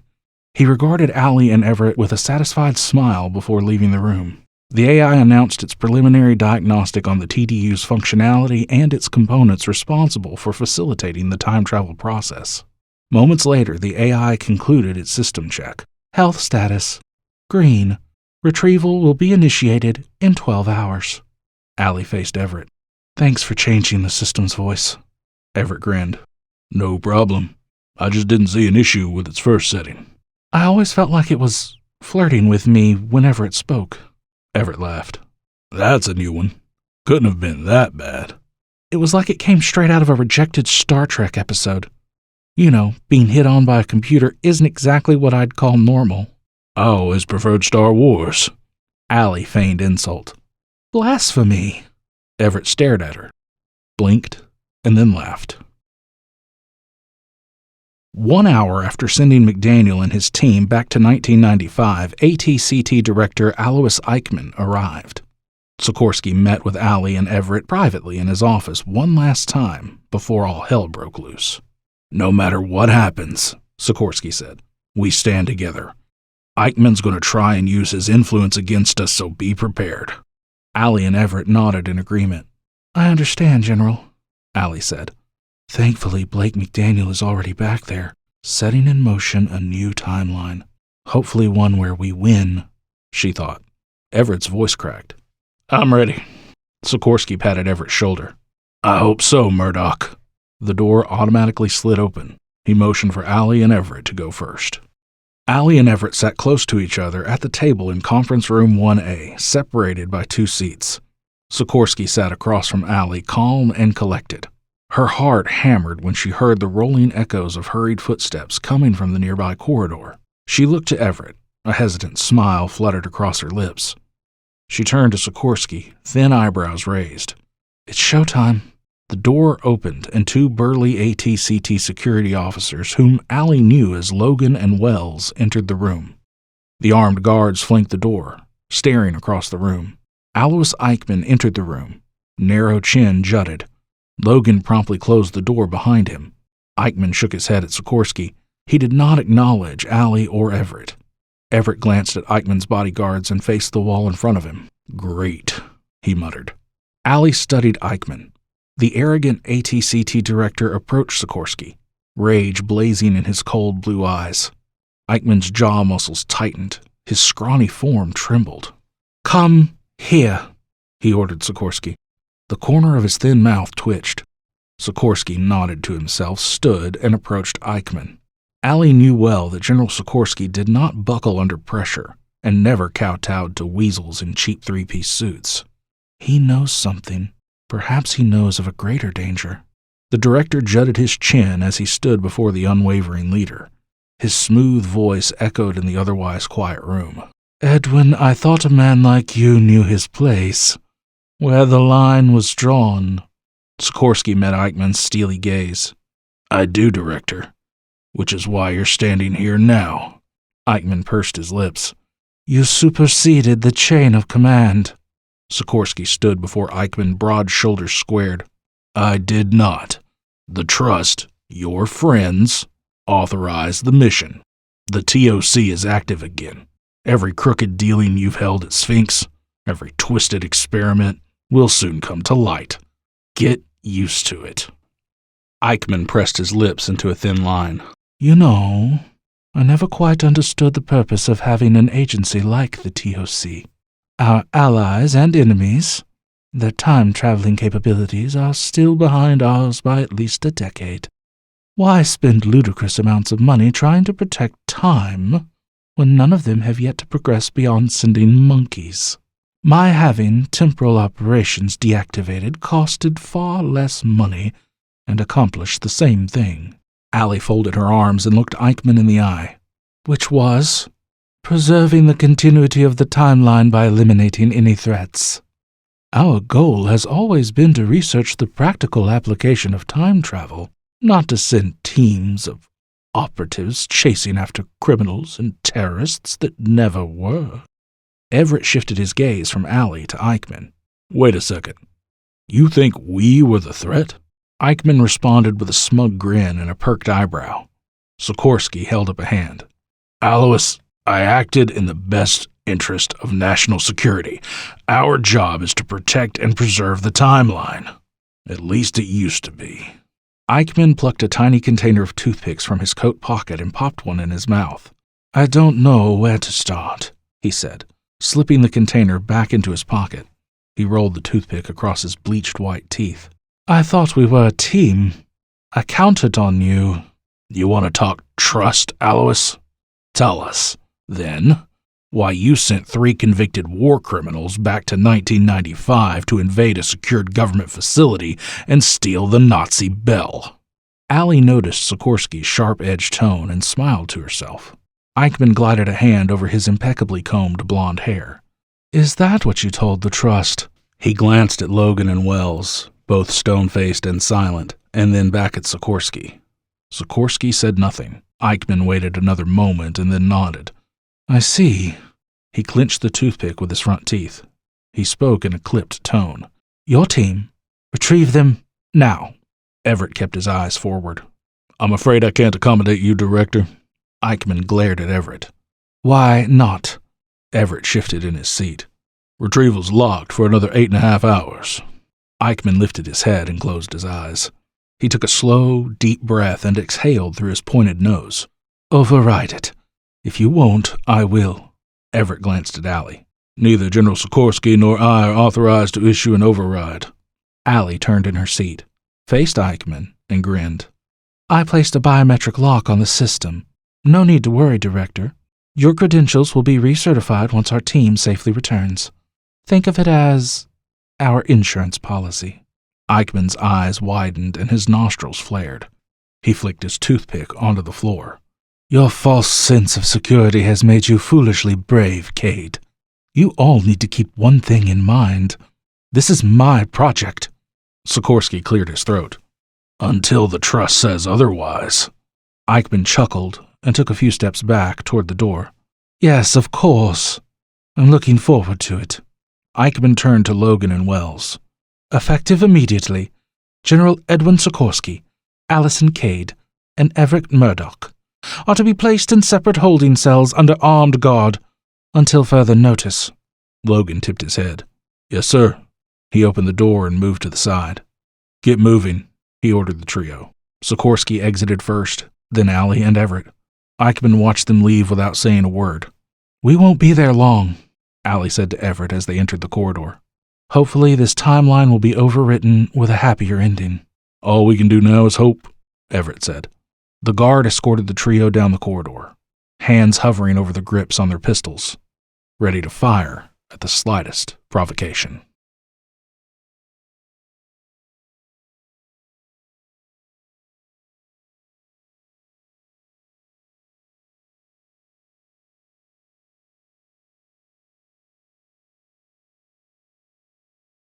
New Timeline 11. March 22, 1995. The sun emerged from behind silhouetted towers of glass and steel, its halo illuminating the foggy orange horizon. Ricker stood at the only window in Eugene Thurman's Barnett Industries West Side office, watching glints of light moving along the highway. The I-10 westbound experienced light traffic. Eastbound, however, slowed to a painful crawl. Ricker checked his watch. 5:56 a.m. Come on, man, he thought with a slight headshake. Dunn and Beckett, posted at the door, stepped back as the door opened. Eugene Thurman, slimmer than his older self and sporting an unruly mop of wavy brown hair, stepped inside and immediately tensed at the hulking mercenary. Dunn checked the hallway and entered the office and closed the door behind him. "All clear, sir." Ricker gazed through the window, watching two pedestrians sipping steaming coffee from styrofoam cups near a crosswalk. "You're an hour late." Thurman cleared his throat. "Yeah. Well, you weren't due to arrive for another 3 days, Mr. Ricker. I thought I had more time." "Eichmann's got us all on a short leash." Ricker faced Thurman, tapping a finger at the base of his skull. "This chip is more than just my ticket back home. He can be listening to us at any time, and you wouldn't even know it." He turned his attention back to the window inside. "If this operation goes south because of your incompetence, you'll have more than just Eichmann to deal with." Thurman bobbed his head. I know, okay?" His eyes bulged at the strain Ricker's massive biceps inflicted on the short sleeves of his blue shirt. He took a quivering step backward. He frowned at the glimpse of a trident tattoo poking out from underneath one of the thin sleeves, emphasized by prominent veins. Ricker stepped away from the window, picked up a black duffel bag sitting at his feet, and approached the timid scientist. "You should already have the temporal anchor codes." "Cade changed them yesterday. I'll get them for you, but it'll do no good if my asking will make her suspicious." Thurman's tone softened. "Besides, evolution is fully staffed right now. It's going to take some time." Fury glinted in the ex-SEAL's gray eyes. "If you screw this up..." Thurman took a frightened half-step backward and splayed his hands. His voice cracked. "Eichmann vetted this operation. If certain people are injured or killed, it could threaten his influence in the future." Ricker knew that Eichmann only answered to one organization, the Odessa Foundation. "They're the ones really calling the shots from across the timeline." He nodded. His thick brow knitted as Thurman's words churned in his mind and cultivated new tactics. He smirked at the weasel in the rumpled suit. "I wonder if Odessa's aware of Eichmann's extracurricular activities." Thurman answered with a limp shrug. Ricker tilted his head, closed his eyes, and focused. A rhythmic, soothing hum reverberated through his mind. The activation of his T&R's auditory sensor. "Eichmann's eavesdropping," he thought. Unlike Eichmann and Odessa's other assets, he conditioned his mind through rigorous physical and mental disciplines. Getting Beckett and Dunn's attention, Ricker pressed his index finger against his lips and tapped his earlobe. His team acknowledged the signal and remained silent. A minute later, the humming in Ricker's ears receded back into the depths of his consciousness. "There's no telling if Eichmann still got their retrieval chips tapped," he thought. He regarded his team with a sharp nod. Thurman adjusted his glasses. "Even with the codes, you're still going to have to go through security." Prompted by Ricker's steely gaze, he held up a hand. "Not to worry, though. I've already got your credentials logged into the system. We're good." He looked at the black duffel bag. "I take it that's the Slingshot?" Ricker nodded. "May I look at it?" Ricker lifted the duffel bag, carried it across the room, set it on an oak desk, and opened it. Thurman peered inside the bag, eyes wide and mouth partially open. "Truly amazing," he breathed, mesmerized by the future technology. He checked the Slingshot's 2 magnetic locking cylinders, one on each side, and then its small holographic display with a thumbprint reader. The Slingshot read his print and acknowledged him as a Level 1 registered user. Ricker recalled older Thurman scanning his thumbprint into the system. A thumbprint never changes. "What are you doing?" he asked. "I'm verifying its target year," Thurman said. "I can't take any more surprises." "Level 1 is only good for running diagnostics. What's the point?" Thurman found a tab labeled DEST, located on the display's upper right-hand corner. He pressed the button, holding his breath. The device emitted a rapid series of beeps. Wait. He looked at Ricker, eyes wide. "There's a target year after 2032. He pointed at the holographic display. "Look, the space below the first entry. It's encrypted." Ricker read the display. "Nothing but a mouthful of Greek salad," he thought. "Have any of the reps contacted you?" Thurman shook his head. "It's been quiet these past couple of weeks. I know that the reps will have an audit scheduled for today.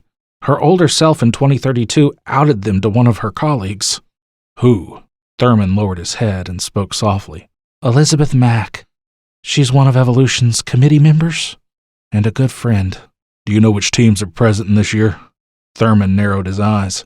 I know 87 and 105 for sure, but they're stationed near Reno.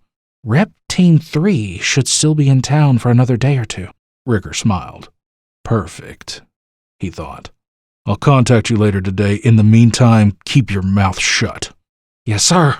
Ricker relaxed his powerful body and closed his eyes, focusing on his retrieval chip's auditory sensor.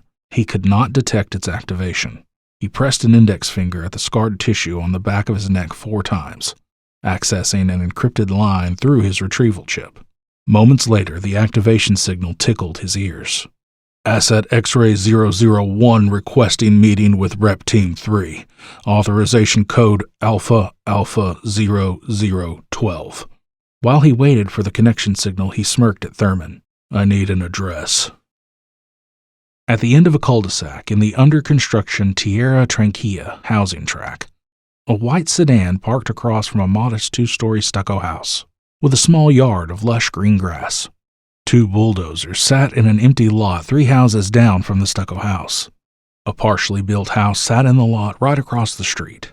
Ricker put on a pair of black gloves and ordered Beckett and Dunn to stand by and to alert him on his comm if they saw anything or anyone suspicious. Beckett frowned. Sir, Ricker regarded him with a stony glare. The former sergeant shook his head and said nothing more. Ricker left the car, crossed the street, approached the house, and knocked on the door. A woman with radiant, curly red hair and soft brown eyes answered. She leaned her head back, thin eyebrows raising as her mouth slightly opened. Yes? Ricker smiled. Dr. Mack, I'm Rep 53. We need to talk. She immediately stepped back into the house, moving to the side when he entered. What's going on? I thought you guys always traveled in 2s. Mack glanced down the street to see if anyone else accompanied him. She closed the door and faced Ricker. He crossed the living room and closed the blinds on the sliding glass door facing the backyard. He kept his back to her. They've got you for an audit, he said. Mack's eyes widened and her mouth twisted. Her shaky tone rose. Now wait a minute. I didn't do anything, okay? I followed Gene's instructions to the letter.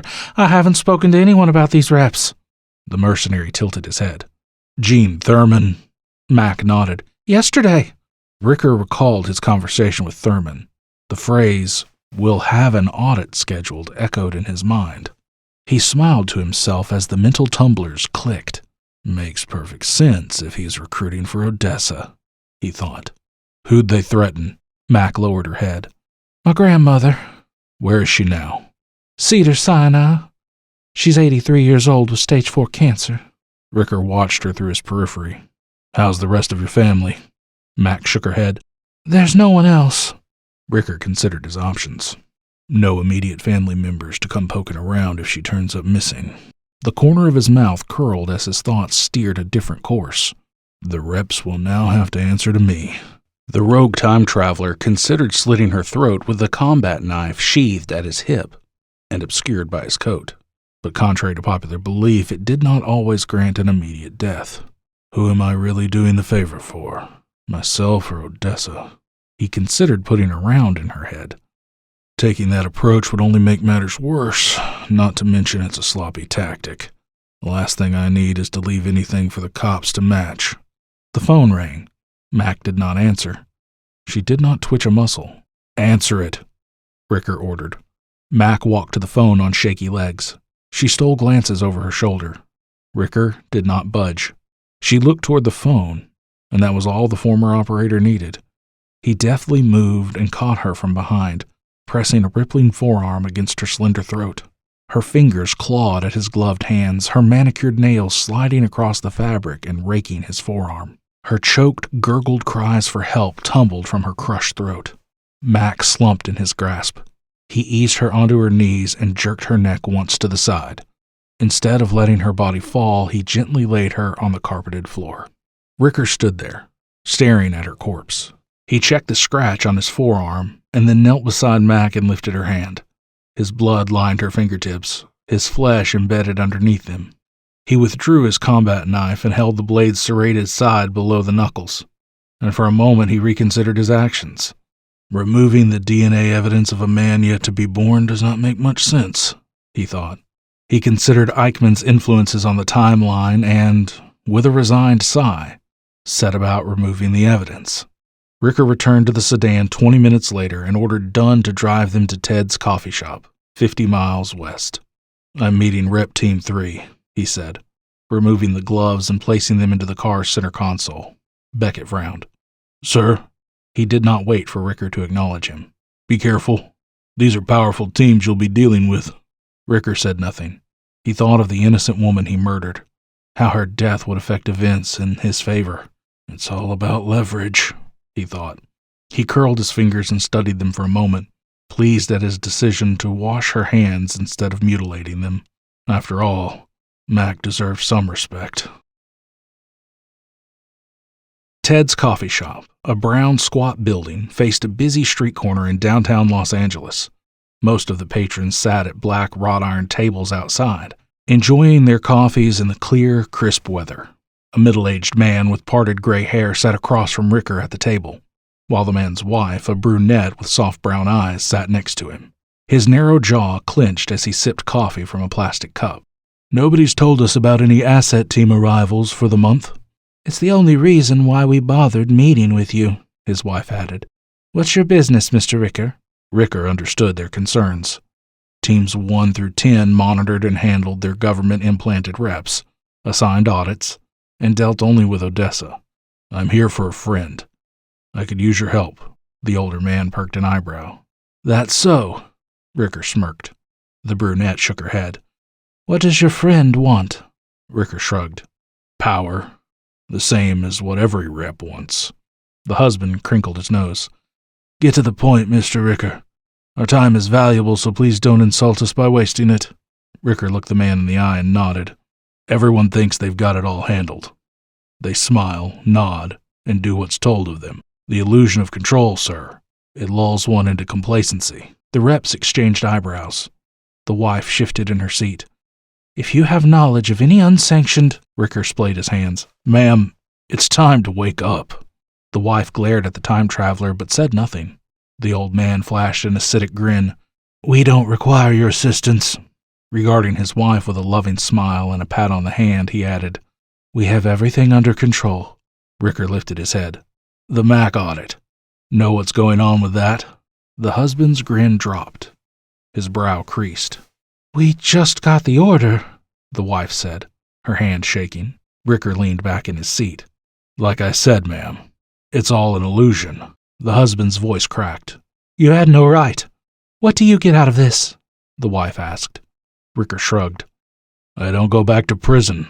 The old man held his wife's hand, answering her stressed gaze with a warm smile. Ricker studied the two reps, the corner of his mouth curling as the unspoken conversation unfolded. Her pained frown, his slow blinking head nod. She mouthed okay, picked up her coffee, and took a sip. The husband said, "Whatever you must tell us, say it here now." "Not here. Let's continue this meeting in a more private and comfortable setting. I'm thinking whatever house Odessa's got set up for you in this time." The husband pressed his lips and nodded. He refused to look Ricker in the eye. 2 hours later, in the back room of an ordinary single-story house in a quiet neighborhood near the Barnett Industries West Side branch, the married rep team closely examined the Slingshot. Ricker knelt beside the old man while Dunn stood at the door with Beckett on the other side. The wife clasped her hands and pressed them against her lips.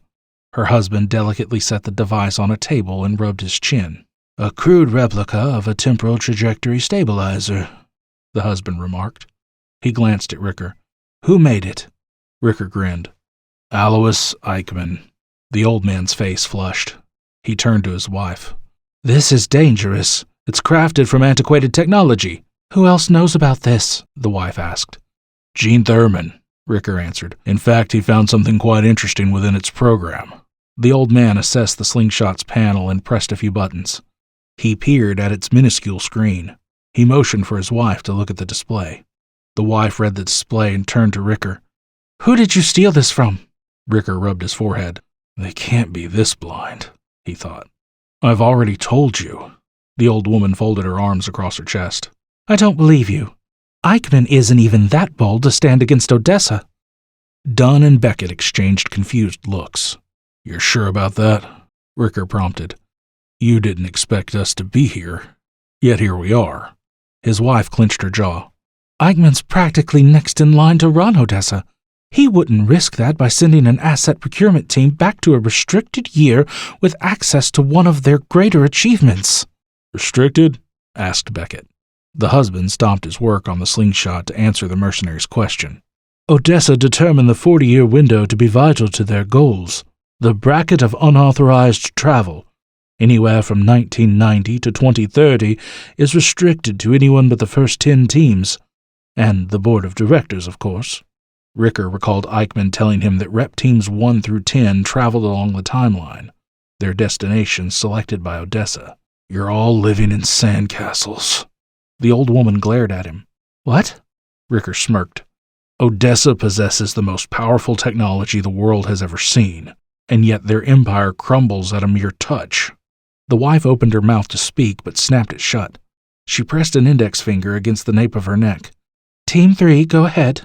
The old man returned to his work and connected the slingshot to a sleek, sophisticated computer. His fingers danced over the keyboard. Lines of code scrolled vertically across the screen. Ricker never saw anything like that back home in 2032. He assumed it came from a further point in the future. The wife disconnected the comm link. She spoke to her husband while keeping her eye on Ricker, her tone bitter. We have an assignment. The husband did not look away from the monitor. I take it that it's not good news? Senator Grayson Lang contacted the CIA and alerted them to our activities. Odessa is sending Team 78 to assist us with his removal. She shot Ricker a pointed look and asked, Know anything about that? Ricker smirked. Still think you're in control? This senator is one of your reps? Asked Dunn. The wife nodded. He's been with us for years. Something must have spooked him good if he's running now. The husband cleared his throat. Mr. Ricker, we bypassed the encryption. He looked to his wife, who shook her head, and then back to Ricker. Whatever the slingshot's purpose is, 2032 is only the first stop. There's another year programmed. Our home. Ricker frowned. Home? The Odessa Foundation in 2320. The husband nodded.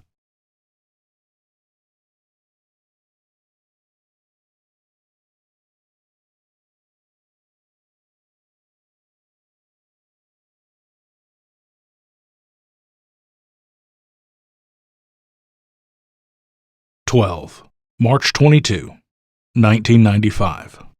The Nazi Bell, secured in its steel-reinforced concrete cage, hovered 3 feet above the ground on its support struts. It gently swayed with the currents in the temporal stream. The dull, gray, egg-shaped artifact glowed a light violet as its temporal anchor thrummed like a swarm of vengeful hornets. A U-shaped control console faced the bell, situated 150 feet in front of it and operated by 12 technicians. A young man with parted dark-brown hair and sporting an immaculate lab coat smiled at his worried superior. Ma'am? Allison Cade did not hear his voice. Not at first. She enjoyed a hot mug of hazelnut coffee while reviewing the bell's temporal stress analysis, displayed across 4 monitors on the console. We're on the verge of losing it, she muttered, over the rim of her mug. Just a few more spikes and... pow. The young man frowned. Come again? Allie looked over her shoulder and smiled an apology at Samuel Spencer, the newest member of her conceptual research and development team. She affectionately referred to her team as caretakers. Can I help you with something? The young technician shrugged his bony shoulders. I'm fine, ma'am. You looked like you were a million miles away. She took another sip of coffee and chuckled. I'm that obvious? He grinned and measured with his forefinger and thumb. Just a little. He turned his attention to the bell. We're on the right path, you know. We just have to keep going. What makes you so confident? He took a half step backward. Ma'am? She indicated the bell with her coffee mug. Every test we've carried out so far has only made problems worse. I'm not sure just how much more the system can take before we really screw things up. She took a sip of lukewarm coffee, hesitant doubt questioning her blind confidence. The reward far outweighs the risk, she thought. Don't let a case of the jitters steal the prize. Quantum fluctuations in the EM spectrum aren't uncommon, ma'am, Samuel said. They are when we're the ones causing them. You don't get it, Dr. Spencer. Forcing the bell's synchronicity impedes accessibility to the temporal stream, which, by the way, completely negates the very reason evolution exists. His smile dropped. I understand. Frustration gnawed at her frayed nerves, the sour bite of irony lingering on her palate. With all due respect, I don't think you get the full picture. We've calibrated and recalibrated the temporal anchoring generators, pushing them to their limits. Just one more of those disruptions could destroy the bell. She finished her coffee and with her free hand rubbed at her reddened eyes. I won't be the woman who screwed DARPA out of one of mankind's greatest achievements. Samuel said nothing, and Allie immediately felt remorseful. She smiled an apology through a stifled yawn. She glanced at the mug's printing. A mock doctor's note that read, blood type, caffeinated. Not today it isn't, she thought. In the past 48 hours, she managed to steal 6 hours of interrupted sleep. Samuel regarded her mug with a smirk. Burning the midnight oil again? Allie nodded. Yeah, something like that. One of the console's monitors emitted a loud, piercing beep. Damn it, she muttered. Gen 4 is experiencing another fluctuation. She input the manual override code to reduce the electromagnetic output, but her fingers stuttered on the keyboard. Allie's vision blurred and her head swam. Samuel gently moved past her and assumed control. She watched with a raised brow as his fingers danced over the keyboard. Lines of code scrolled vertically across the monitor like streaming water. Manual override initiated, the computer announced in a flat male voice. Samuel glanced at her and smiled, speaking in a mock country twang that Allie found surprisingly humorous. Ain't nothing but a thing. She focused on the Gen 4's green-wired display. Her eyelids drooped and then flashed open when the computer announced the generator status. Electromagnetic output reading at efficient levels. Samuel looked at her with a satisfied grin, making him appear several years younger. We're all set, ma'am. Gen 4 shouldn't give you any more trouble. Besides, that one hardly ranked above a normal correction in the temporal stream. Allie shook her head. I'm not holding my breath on any luck coming our way. He shrugged. I'll keep an eye on it. Temporal anchoring equipment, 2 sets of high-powered generators bolted to the floor, flanked the bell. Electrical dilation energy crackled and rippled around the area. Technicians working within 150 feet of the bell wore specialized protective suits outfitted with metallic-like vests, gauntlets, and leg guards. Direct and unprotected exposure resulted in an excruciating and dramatic death, Allie learned during a diagnostic test conducted 2 months after they established evolution. Allie recalled with gruesome clarity the 2 poor souls caught in the bell's temporal anchor's erratic fluctuation. The anchor spiked, the result of a miscalculation with the stabilization sequence, and Gen 3 misfired. She helplessly watched Doctors Aaron Wright and Brandon Harper, hooked up to life support, slip into comas while their skin blistered and ulcers ravaged their radiated bodies. 1 week later, both died. Samuel rubbed his chin, a wistful glint in his eyes. Amazing. Allie nudged his shoulder and lifted her mug. Walk with me. I need a refill. He nodded. Yes, ma'am. He followed her to a small cluster of cubicles situated in the far back area. Project Evolution teamed with technicians and scientists, with most of the traffic converging around the bell. Monitoring stations fanned out from the main control console, each station operated by teams of 3 and 4 personnel. Allie and Samuel entered the cubicle closest to the back wall, where a folding table sat displaying a stained coffee pot with filters, stacks of styrofoam cups, and powdered creamer. She refilled her mug and added a couple dashes of powdered cream. Go on, grab a cup. Samuel shook his head. No thank you, ma'am. No offense, but I never did understand the allure of coffee. He ran a hooked index finger around his collar and wiped sweat from the nape of his neck. How can you drink that when it's over 100 degrees in here? Allie smirked. It keeps me cool. He did not laugh. She shrugged. Okay, I'll speak with Dr. Murdoch and see what can be done about the air conditioning. Thank you, ma'am. She saw her twin brother, Andrew, through the young man's boyish smile. Sweet Andrew. Her eyes watered. Exhaustion weighed on her mind, clinging to it like a damp wool blanket. He tilted his head. Something wrong, ma'am? Allie's cheeks flushed. She blinked away the impending tears and saw the eager-to-please young scientist. Okay, yeah. I think the coffee is already starting to wear off. Samuel opened his mouth to speak, but snapped it shut when the klaxons blared throughout the lab. He glanced up at the ceiling and frowned. Can't be. Alert level 4, announced the facility's computer system. Allie's eyes widened, heart racing. Adrenaline coursed through her veins, purging the exhaustion from her mind. She and Samuel darted to the main console as every technician ran to their respective stations. They called out status reports over the blaring sirens as quickly as the system produced them. The warning, "Quantum vacuum fluctuations detected," blinked above the bell's green-wired image, followed by "Temporal anchoring unstable." Murderous swirls of violet energy swept across the bell's delicate domed temporal anchor, stretching and contorting as if some hell creature attempted to break through it. The air crackled with electrical containment energy. Raw, savage containment energy rushed from the cradle, washing over her, Samuel, and everyone in the lab. 3 panic-stricken caretakers sprinted to the nearest set of generators, labeled Gen 1 through 2 in bold red, in a futile attempt to calm the raging temporal anchor. Allie's eyes widened at the unfolding tragedy, horror fueling her hammering heart. "Get the hell back!" she called out to the scientists. To no avail. Instinctively, she started after them, but Samuel grabbed her by the arm. A sudden, seasoned authority roughened Samuel's typically soft-spoken voice. "Don't. I need your help here." She tried pulling away from him, his grip tightened. "Trust me, ma'am, we can fix this." Samuel lifted his head and stood tall. He strode to the terminal and accessed the bell's temporal containment program. He motioned for her to take the one next to him while keeping his sight on his monitor. Slender fingers moved across the keyboard with a refined precision. A command prompt appeared on the spinach-colored display, blinked, and disappeared, replaced with another prompt. Allie paused in her work, looked over to Spencer, and studied every nuance of his emotion. Focused, light brown eyes glittered with determination. The slight twitch of his mouth preceding a new displayed command prompt, his every movement firm and precise. Her brow knitted. "What are you?" Samuel stopped typing and met Allie's questioning stare. "Restrictors at max power," he announced. The 3 hapless caretakers stumbled back as the bubble-like temporal anchor expanded, catching 2 of them by their feet. A middle-aged man with jet-black hair howled in agony as the anchor consumed his foot. Jagged bone protruded from ravaged flesh. Sinew glistened as blood seeped from the semi-cauterized wound. The other caretaker, a tall and lanky woman, tried pulling him away. Her arm brushed the anchor.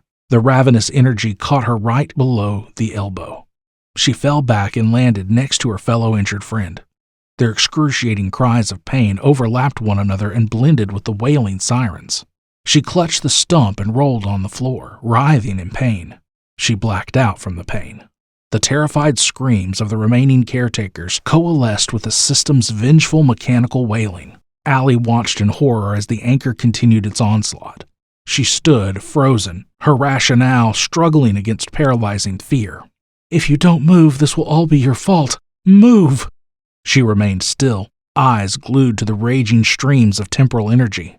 A hand on her shoulder jerked her back to reality. Samuel stood beside her, warmly smiling. "Ma'am, I think I've got the restrictor back under control." The EM fluctuation restrictor, conceptualized by Samuel Spencer and realized by Allie's team, served as the generator's safety component. The restrictor detected quantum fluctuations within the EM spectrum and restrained them. Allie sighed in relief as the critical power levels receded to the green range. Samuel faced her, a wide grin on his face. The klaxons abruptly ceased. Everyone stood staring at the bell. No one breathed. "Alert level decreased to 1, the computer announced. "All operating systems within normal parameters." Sighs of relief rippled throughout the lab. Over the lab's intercom system, Everett's voice boomed as he issued orders for a safety control team to secure the bell's chain-link fence perimeter. An SCT of 4 technicians approached the bell and hesitated for a moment. They moved forward with authority and purpose, and within 2 minutes, secured the cradle.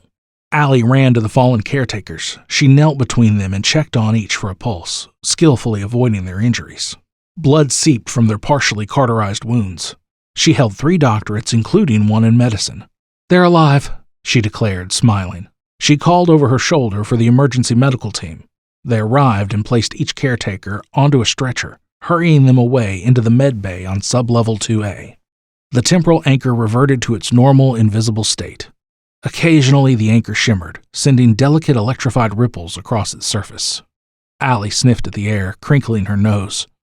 Scorched metal and roasted flesh hung thick in the air. Her mouth dried and her throat hitched. Fighting the ebbing nausea, she asked Samuel for some water. "Yes, ma'am," he replied. He left and returned moments later with a full styrofoam cup. She gulped the water. "Thanks." "No problem. Is there anything else you need, ma'am?" "Not right now. Just head back to your station and keep an eye on the anchor. The slightest fluctuation, report to me immediately." "Of course, ma'am." Samuel returned to his workstation, stealing glances over his shoulder along the way. Allie retreated to secluded cubicles near the stairwell exit. Her eyes watered and she squeezed them shut, but not before a couple of tears trickled down her blotchy cheeks. Her trembling hands covered her face. She bit the inside of her cheek to keep from having a total breakdown. Her pager beeped. She lowered her hands and unclipped the bulky pager from her waistband. Everett sat at his cluttered desk, which occupied most of the cramped office space. Haphazard stacks of boxes stood in each corner behind the desk. The gray cinder-block walls displayed no photographs, credentials, or anything reflecting personality. Allie sat across from Everett in the office's only chair. "Is everyone okay?" he asked, hands steepled. Allie shook her head. "Dr. Jeffcoat lost a foot, and Dr. Harrelson lost her arm." Everett closed his eyes and sighed. "Damn." She recounted the incident in the lab and how Samuel Spencer's fast thinking prevented any further tragedies. Everett sighed. "I'll have to notify the Defense Sciences office. Let's hope the folks at DARPA are in a good mood." "We're about to lose the bell for good, Everett. Look, we're fighting to keep something that logically should not exist." She leaned her head back and closed her eyes, collecting her racing thoughts. When she opened her eyes, she wearily smiled at him. "We almost lost 2 caretakers on top of everything else, people I personally trained. We have enough data to proceed with 11th hour." She rubbed her chin. "I don't know, Everett. Maybe we should quit while we're ahead." A small part of herself felt the sting of betrayal by her own feelings.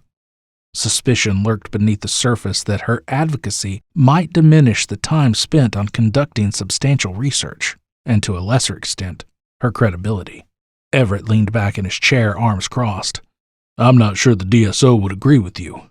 Allie understood his other concern. "And neither do you." Everett looked down and away from Allie. "I see." She stood from the chair and moved to open the door.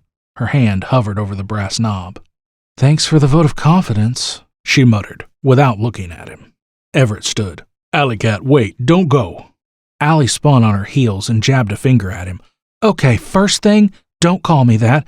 You know I hate that nickname." He tipped his head in agreement. She continued, venom dripping from her words. "There's too much going on right now. The problem is I'm missing something." "I know what it is." He interrupted her with a nod. "Time off. You've got plenty of vacation time saved up. We'll be fine without you for a couple of weeks, okay?" Allie sighed. "Come on," she thought. "The last thing I need right now is a vacation." "My place is here, Everett. I'll be fine once Liz returns next week." "I insist. Take some time off, clear your head. Dr. Roberts can fill in for you." He moved around the desk and stood in front of her, placing a hand on her shoulder, caressing her tense muscles with his thumb. "Come on, Allie. Lemon tea, Mozart." Allie's heart warmed and she smiled at the thought of soaking in a warm bubble bath by candlelight, sipping tea while Mozart lulled her into serenity. Her moral obligations, however, refused to let her off the hook. Images of the bell's temporal anchor slicing through Jeffcoat's leg and severing Harrelson's arm flashed through her mind. Everett's bulky cellular phone rang. He offered her a warm smile, flipped it open, and took the call. "Murdoch." He listened to the caller, dropped his head, and glanced at her. "Yeah, I'll let her know. Operations proceed as planned." He flipped the phone shut and slipped it back into his coat pocket. He looked at Allie, his narrative eyes expressing great sorrow. "It's Liz. Police found her murdered in her home early this morning." Allie slowly placed a hand over her mouth. Her eyes fluttered and fingers tingled. She rocked back and forth as a relentless nausea churned in the pit of her stomach. A swift numbness drove her to the rough and cracked concrete floor. Darkness embraced Allie. Liz's voice drifted at her feet, slid over her, and coiled around her like a snake. Colorful blobs and elongated shapes emerged through the darkness. 2 beds appeared and then a desk. Walls popped into existence, connected to a ceiling overhead. She sat cross-legged on her bed in her old MIT dorm room as Liz, or rather the 20-year-old Liz, sat across from her on her bed, legs dangling over the edge. "If God's mind is made up," Liz said, "then whatever has happened will happen again and will always continue to happen. Traveling back in time would impose no influence on changing his mind. Therefore, the act of time travel would be rendered moot." 17-year-old Allie shook her head. "You know I don't believe in the final word theory. Time is fluid. It can be changed. Think of it as a river, Liz. The stone represents an alteration. What happens when you toss a stone in the river? It creates ripples. The ripples change the surface of the water. But that opens Pandora's box," Liz countered. "If the effect precedes its cause, then the traveler would negate the circumstances in which they traveled back in the first place. Plain and simple, the ability to travel through time presents the opportunity to take a different path, to create a divergence in the river. Besides, if final word was true, then what's the point of trying?" Liz furrowed her brow. "If you could travel back in time, what would you change?" Allie, with an assured smile, said, "I would right the wrongs, not only in my life, but for my loved ones as well." She swung her legs over the bed and leaned forward, a glint of hope twinkling in her emerald eyes. "If I knew that something terrible was going to happen, I'd be morally obligated to enact on it."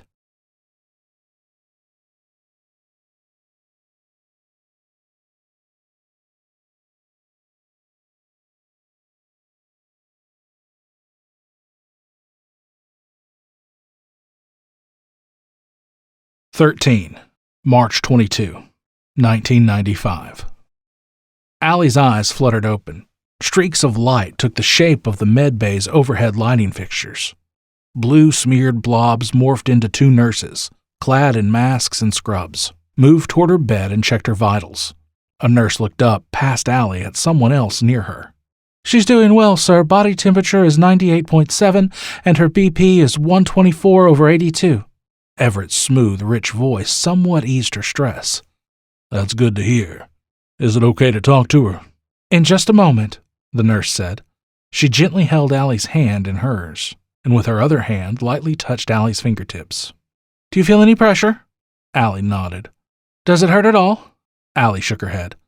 "I'm feeling fine. A bit tired, but I'm okay."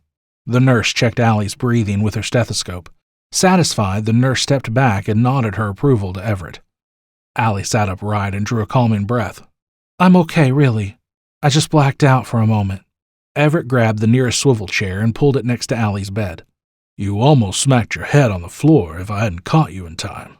Everett nodded, although Allie knew her assurances did not quell his concern. "You need rest, Doctor. Rest and time to grieve.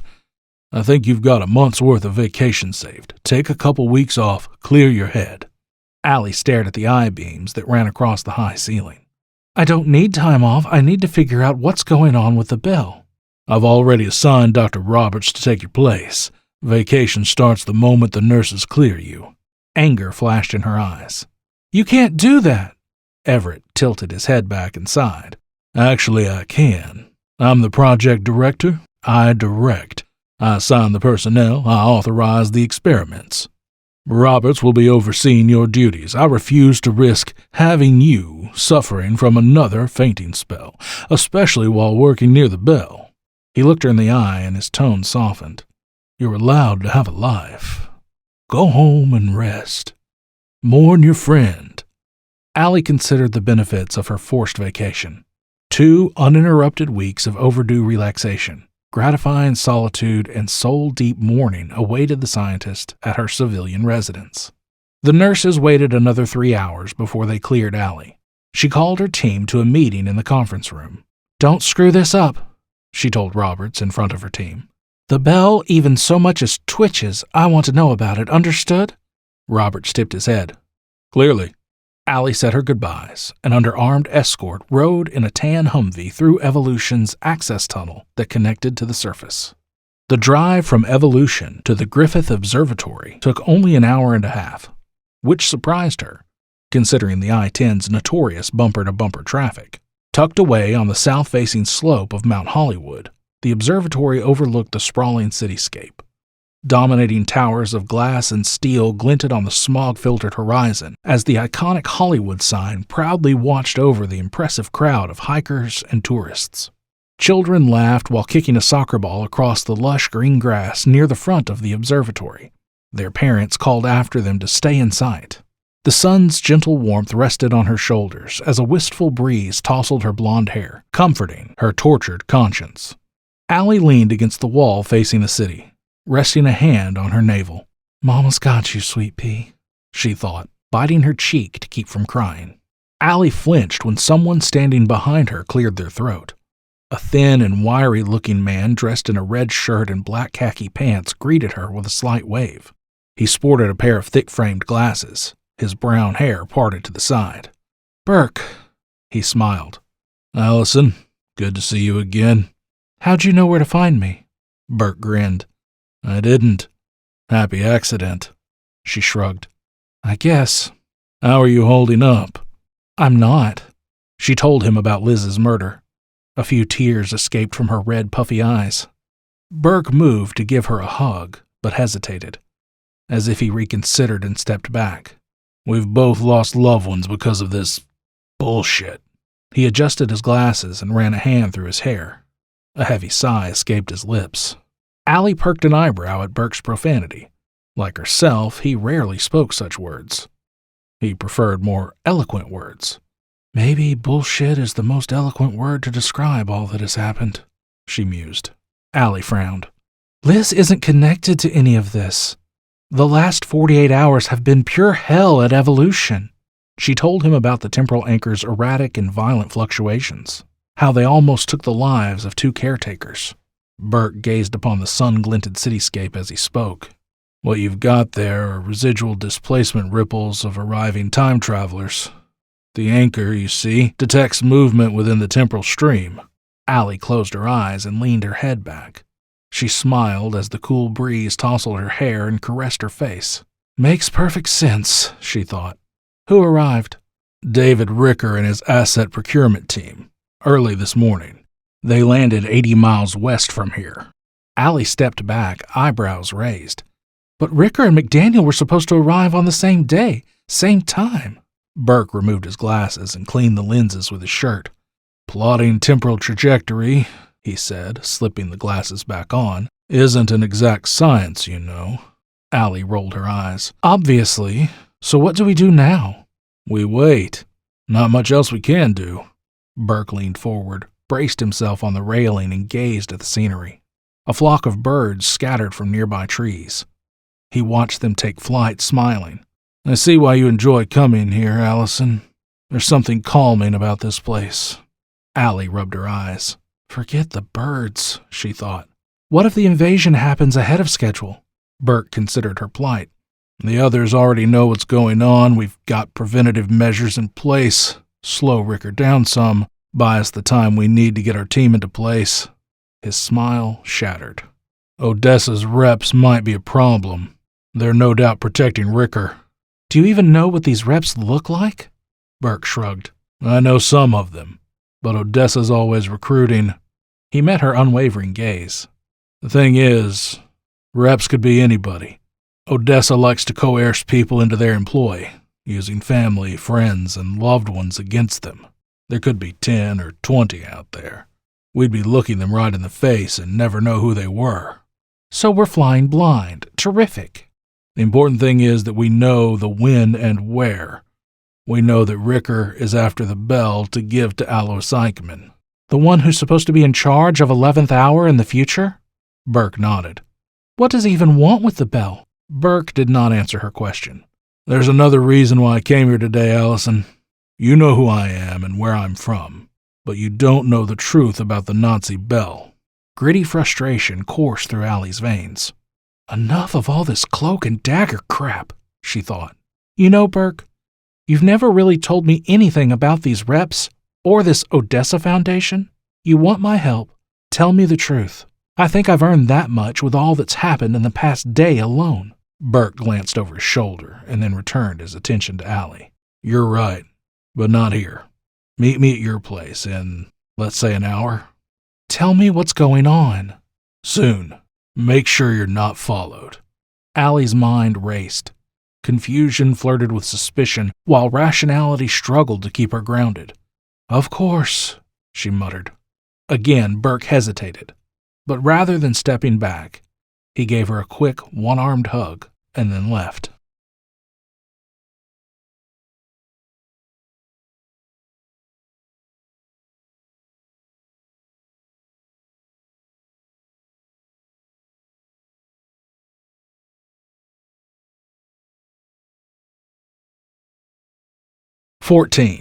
March 22, 1995. Burke parked across the street in a dented, faded, red and rust-splotched Toyota 4x4, waiting for Allison's arrival.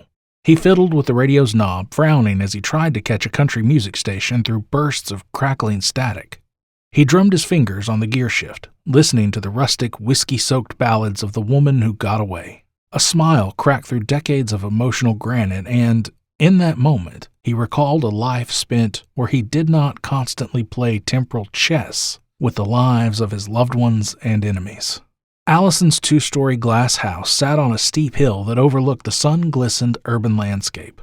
"An introvert living in a glass house," he thought, and chuckled at the irony. He checked his wristwatch and adjusted the rearview mirror, grumbling his impatience. His suspicions, forged by years of scrutinizing every step he took and calculating their ramifications on the timeline, convinced him that the worst-case scenario likely happened to her, and that he should continue with the mission. What he did know of her, however, said otherwise. No, she's too smart for that. 10 minutes later, Allison's maroon Ford Escort drove up the hill and pulled into her home's curved driveway. He waited to ensure that she arrived alone. She looked across the street, saw him, and walked toward the front porch. Burke checked one last time for any reps. No suspicious activity. The streets are nearly empty. Doesn't mean they aren't still watching, he thought. He shifted in his seat, shoved a hand into his jeans pocket, and produced a small and squat scanner. He adjusted the rubber-coated device's frequency to detect the implanted modular chipsets known to be in use by the reps. The scanner's maximum capabilities covered a 10-mile radius. He reminded himself of the limitations imposed by combining future tech with antiquated technology. The prompt, "Scan complete, no reps located within maximum radius," marched across its dull gray screen. Burke, still not completely satisfied, grumbled his ire. For all I know, they could be using jammers, he thought. He pocketed the device and left the old truck. He jogged across the street. Allison went into the kitchen as Burke closed the door behind him. He heard a refrigerator door open, followed by the glass clinking. He looked around the living room. Nice place you've got here. He sniffed the air and smiled. The faint floral notes, unknown to him as to why, put his mind at ease and melted some of his stress. A red-bricked fireplace occupied the wall. On its mantel sat the source of the pleasantness, a fresh-cut gardenia-scented, unlit candle. Wood shelving displaying her expensive entertainment center occupied most of the wall underneath a narrow spiraling staircase. A 32-inch Mitsubishi television with two tall speakers on either side sat in the center. A CD player sat on the top shelf. Right below the television stood a CD carousel packed with cases. Burke knelt and plucked a random case. John Denver's Greatest Hits. He put it back and checked another one. The Beatles, Abbey Road. Would you care for a glass of wine or tea? She asked him from the kitchen. No, thank you. He went over to the coffee table. He smiled at the scattered puzzle pieces of a small cabin surrounded by tall, powerful redwood trees during a majestic sunrise. Allison stepped into the living room, holding a tall glass of lemon tea. She went over to the fireplace, lit the candle, and then sat on the recliner facing the coffee table. Burke sat on the couch opposite the recliner. Eyeing the puzzle, he found a piece and, with a grin, connected it to its upper left corner. Allison, My friends call me Allie, she said, and took a sip of her drink. Burke smiled and nodded. Okay, Allie, Now, what I'm going to tell you is going to sound fantastic. He frowned the moment the word left his mouth. Any more fantastic than everything else that's happened in the last 2 days? Burke chuckled. Actually, yes. I'm hoping that my story will convince you to help me. He found another puzzle piece and connected it to the lower left corner. Allie waited for him to continue with his story. She spotted a brown shaded puzzle piece. She set her drink on the table and placed the piece in its correct spot. Burke collected his thoughts as he searched for the next connecting puzzle piece. Your theory on the Nazi bell being an intended time machine is incorrect. Heinrich Albrecht, along with Hitler's top 5 Schutzstaffel scientists, constructed the bell in Poland, deep in the Masurian woods. The Wolf's Lair, the so-called wonder weapon, was nothing more than an escape for those scientists. He found another piece and connected it, completing the cabin. They knew they were losing the war and didn't want to stick around for the fallout, so they worked in secret, right under the Führer's nose, exploring the possibilities of teleportation. In April of '43, Hitler requested a demonstration of the bell's power. Albrecht and the others took the opportunity to orchestrate their escape. He picked another puzzle piece, stared at it, and connected it to form the sun's top portion. I think you can figure out what happened next. Allie sipped her tea. They traveled through time. Burke nodded. They arrived in a cornfield in Kansas in 2128, but the bell didn't travel with them. They assumed it was lost somewhere in time or destroyed during activation. An old farmer owned the cornfield and took them in for some time, or so the story goes. Albrecht and another scientist, Josef Eichmann, worked together to forge an empire using their unique talents. The Odessa Foundation was born. By 2316, society held Odessa's tech as the new era in humanity. Our reach extended far across the good old RUS of A. At least it did in the timeline I left. Allie perked an eyebrow. RUS of A? With a green and blue shaded puzzle piece in hand, Burke looked for its correct place. The reformed United States of America. It won't happen for another 80 years or so, from your perspective. Burke paused to consider the concept of alternating timelines. Maybe. He found the puzzle piece's correct spot.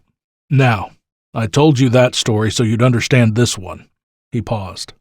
My brother Martin was concerned that myself and the others wouldn't make it to the temporal bridge. You see, Allie, he had already gone through. Allie frowned. How? Burke picked up another puzzle piece and searched for its correct spot. He worked closely with Eichmann, but reported to me. Martin was convinced that he could impede Eichmann's efforts and expose his plan. It took some time, but he gained Eichmann's trust. That's how we learned about their takeover of 11th Hour. After Martin crossed the bridge, I had to get myself and the others back here too. April 16, 2316.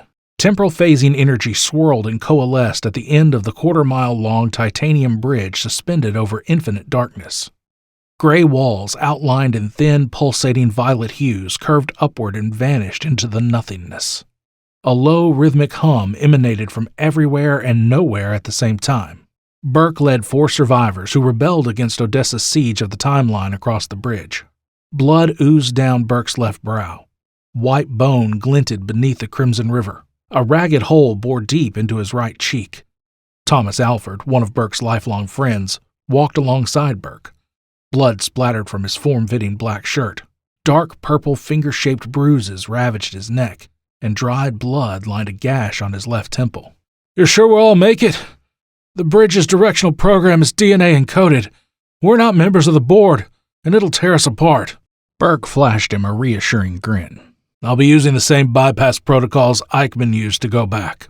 Alan Fisher and his fraternal twin sister Angela kept pace behind Burke and Thomas. A deep gash from a plasma knife ran across Alan's cheek, his left eye swollen shut. Several cuts and scrapes marred Angela's high cheekbones and porcelain skin. Her left eye, bloodshot and twitching, nearly closed. Rick Schneider, Burke's closest friend, walked behind Alan, a black duffel bag slung over his shoulder. How long's our window? He asked. Should be the same as Eichmann's, 2 minutes, Burke answered. Should be? Rick shook his head. Not good enough, O fearless leader. We're all that's left out of 30 exiles. 2 minutes is all security needs to reclaim the bridge. Allen nodded at Rick's observation. He's got a point, he told Burke. Coming through the old access tunnels could have cost us extra time needed to make the final preparations. Thomas frowned. What other options did we have? Patrol drones were on full alert. All transporters were offline. Even if they hadn't been, our intel showed that the bridge was cloaked. Besides, security had the tunnels covered. We had no choice but to fight and claw our way here. Rick grumbled. Tell that to our friends we left back there laying in their own blood. The group reached the displacement field at the bridge's end. Burke looked up at the vast darkness. Access security holographs on all sublevels. The opaque hologram of a man with brown hair parted to one side, an angular face, a pressed smile, and wearing a gray jumpsuit, emblazoned with the Odessa Foundation logo, materialized next to Burke. The security system's holographic representation complied. It pointed at the empty spacetimes. Each finger point created a vibrant image of the facility's labs at different angles. Security teams are alerted to your position, the hologram informed Burke in a tour guide fashion. Foot patrols slowly moved through the nearby specialized laboratories and passageways, clad in sleek, covert strike exoskeleton armor, and armed with Inception 12 magnetic pulse rifles and RTAC version 2 ionized gauntlets with attached plasma cores. Burke stood before the temporal displacement field and addressed his ragtag team of exiles. We have 2 minutes to make this work. The bridge is holding steady, still locked onto the destination of Eichmann's last team, Los Angeles, 1993. I've integrated the DNA-encoded directional sequence program. The bridge knows where to send us. I've sent the other groups within a few miles of governing agencies that can help us stop Eichmann and the reps. Rick ran a cut hand through his blood and sweat-rumpled hair. Some of us are leaving family behind. If anything were to happen to my brother, Burke asked Rick to open the duffel bag. Rick set the bag at his feet, knelt, and opened it. He sorted through its contents. Burke faced his team. The responsibility is ours now. Do what you can to convince the 20th that we're on their side. He motioned for Rick to hand him a closed metallic case. This tech, he took the case from Rick and handed it to Allen, should be plenty to convince the authorities of our nature and purpose. Allen gestured with the case. Let's hope. And if it isn't? Asked Angela. Burke's eyebrows raised. The light dusting of freckles gracing the bridge of Angela's nose accentuated her delicate beauty, despite the blood-encrusted split across her forehead and bruising around her slender neck from where a guard tried to strangle her. Burke evaded her question. I will contact you upon my arrival. He tapped the nape of his neck with his index finger. Crossing the bridge should not interrupt our signal. Keep comm channel 2E open. The security hologram approached Burke, hands folded. Patrol teams will be here in 1 minute, sir. Burke muttered his frustration. He faced his team. The bridge is set to destruct once I go through, so they won't be chasing after us anytime soon. I'll be right behind you. Go now. One by one, the exiles ran into the temporal displacement field. Allen reached out and gave Burke a one-armed hug and a clap on the shoulder. See you soon. He stepped into the displacement field and vanished. The holographic man displayed a new image, Odessa security standing right outside the bridge, attempting to gain access. The hologram frowned. Entry denied, it announced, with a touch of sadness in its tone. Angela and Burke embraced. His lips brushed against her ear. Be safe, he whispered. Don't take too long, she whispered back to him. She pulled back, smiled, and stepped through the displacement field. Burke turned to Thomas. You're up. Go. Thomas watched the security hologram. Why don't we send our last team to 2030? We know that's where Eichmann went. It'll take less than a second to reconfigure our arrival. The hologram sighed. Entry denied. Burke shook his head. He'll already be in a great position of power. Odessa's reps within the government would have given him control of the ATCT. His followers have already integrated themselves into the past, mostly in 1993. I can sense the timeline changing as we speak. Thomas nodded. Very well. Burke gripped his friend's shoulder. Go. I'll be right behind you. Thomas hesitated, took one last look at Burke, then stepped through the displacement field. Burke glanced at the security hologram and chuckled as they finally bypassed his encryptions. He picked up the briefcase and approached the displacement field. Strong pulses of temporal energy surging through his body. The hairs on the back of his neck and his arms stood on end. He took a breath and closed his eyes. The hologram looked to the door and smiled. "Access granted." The heavy door opened, its top section sliding upward and its lower section into the floor. Security teams poured through the doorway, their weapons aimed at Burke.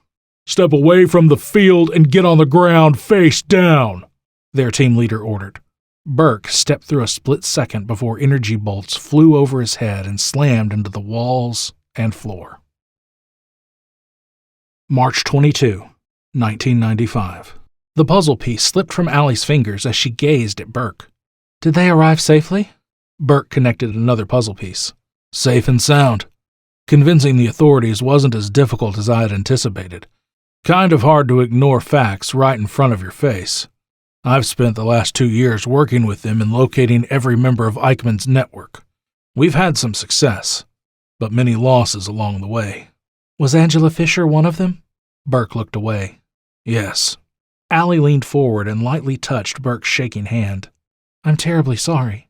If you don't mind me asking, what happened to your brother?" Burke smiled. "Martin is alive and well, working on a special assignment." He picked up another piece and examined it. "We all knew the risks when we came back to fight Odessa. The sad irony is that with time travel, things can never go back to the way they were." He stood and looked at the puzzle, smiled at its near completion, and connected the piece. "Will you join me?" Allie smiled. "Yes." Burke rubbed his chin. "You're sure? Once you make this decision, there's no going back. You're in it, all the way." Allie tipped her head. Burke stood and approached her. He reached into his coat pocket and produced a comm injector. "I'll be giving you a comm so you can stay in contact with me at all times. My team has been successful in replicating much of Odessa's toys using 20th century tech." He showed her the injector, a solid black syringe-like device. "Lower your head, please." He did, and he injected the comm into the nape of her neck. "Now, whenever you need to contact me, just press at the injection spot once and hold it until you hear the beep." "Got it." Burke nodded. "Good. Okay. Now I need to get everything else set up. I've got..." He checked his watch. 5 hours before McDaniel and his team are due to arrive. I need to coordinate with the CIA team who will be assisting on the mission." He placed a hand on her shoulder. "I want you to stay here, Allie. I won't risk putting you in harm's way. Not again. You are too important to me." "Why? What happened to me in the previous timeline?" Burke hesitated. He opened his mouth to speak, but closed it. "I don't want to lose you again." He held up a hand, cutting off her protest. "I'll contact you after I've spoken with the CIA. Please know that evolution is in good hands. We'll do everything in our power to stop Ricker and Eichmann." Burke went to the front door, opened it, and left without a passing glance.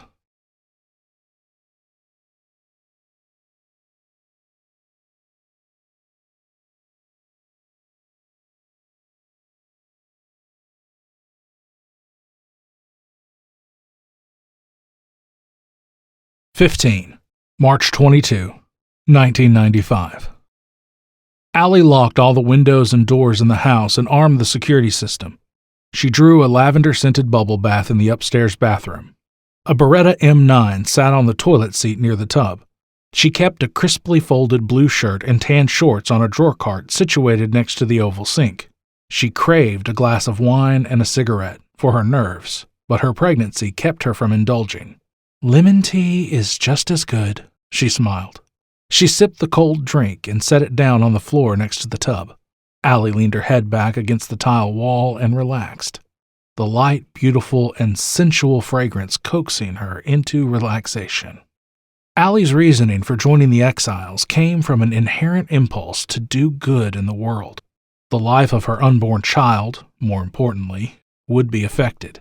She questioned whether this new, unknown world she introduced to her child would be one serving mankind's best interests, or one catering to megalomania and destruction.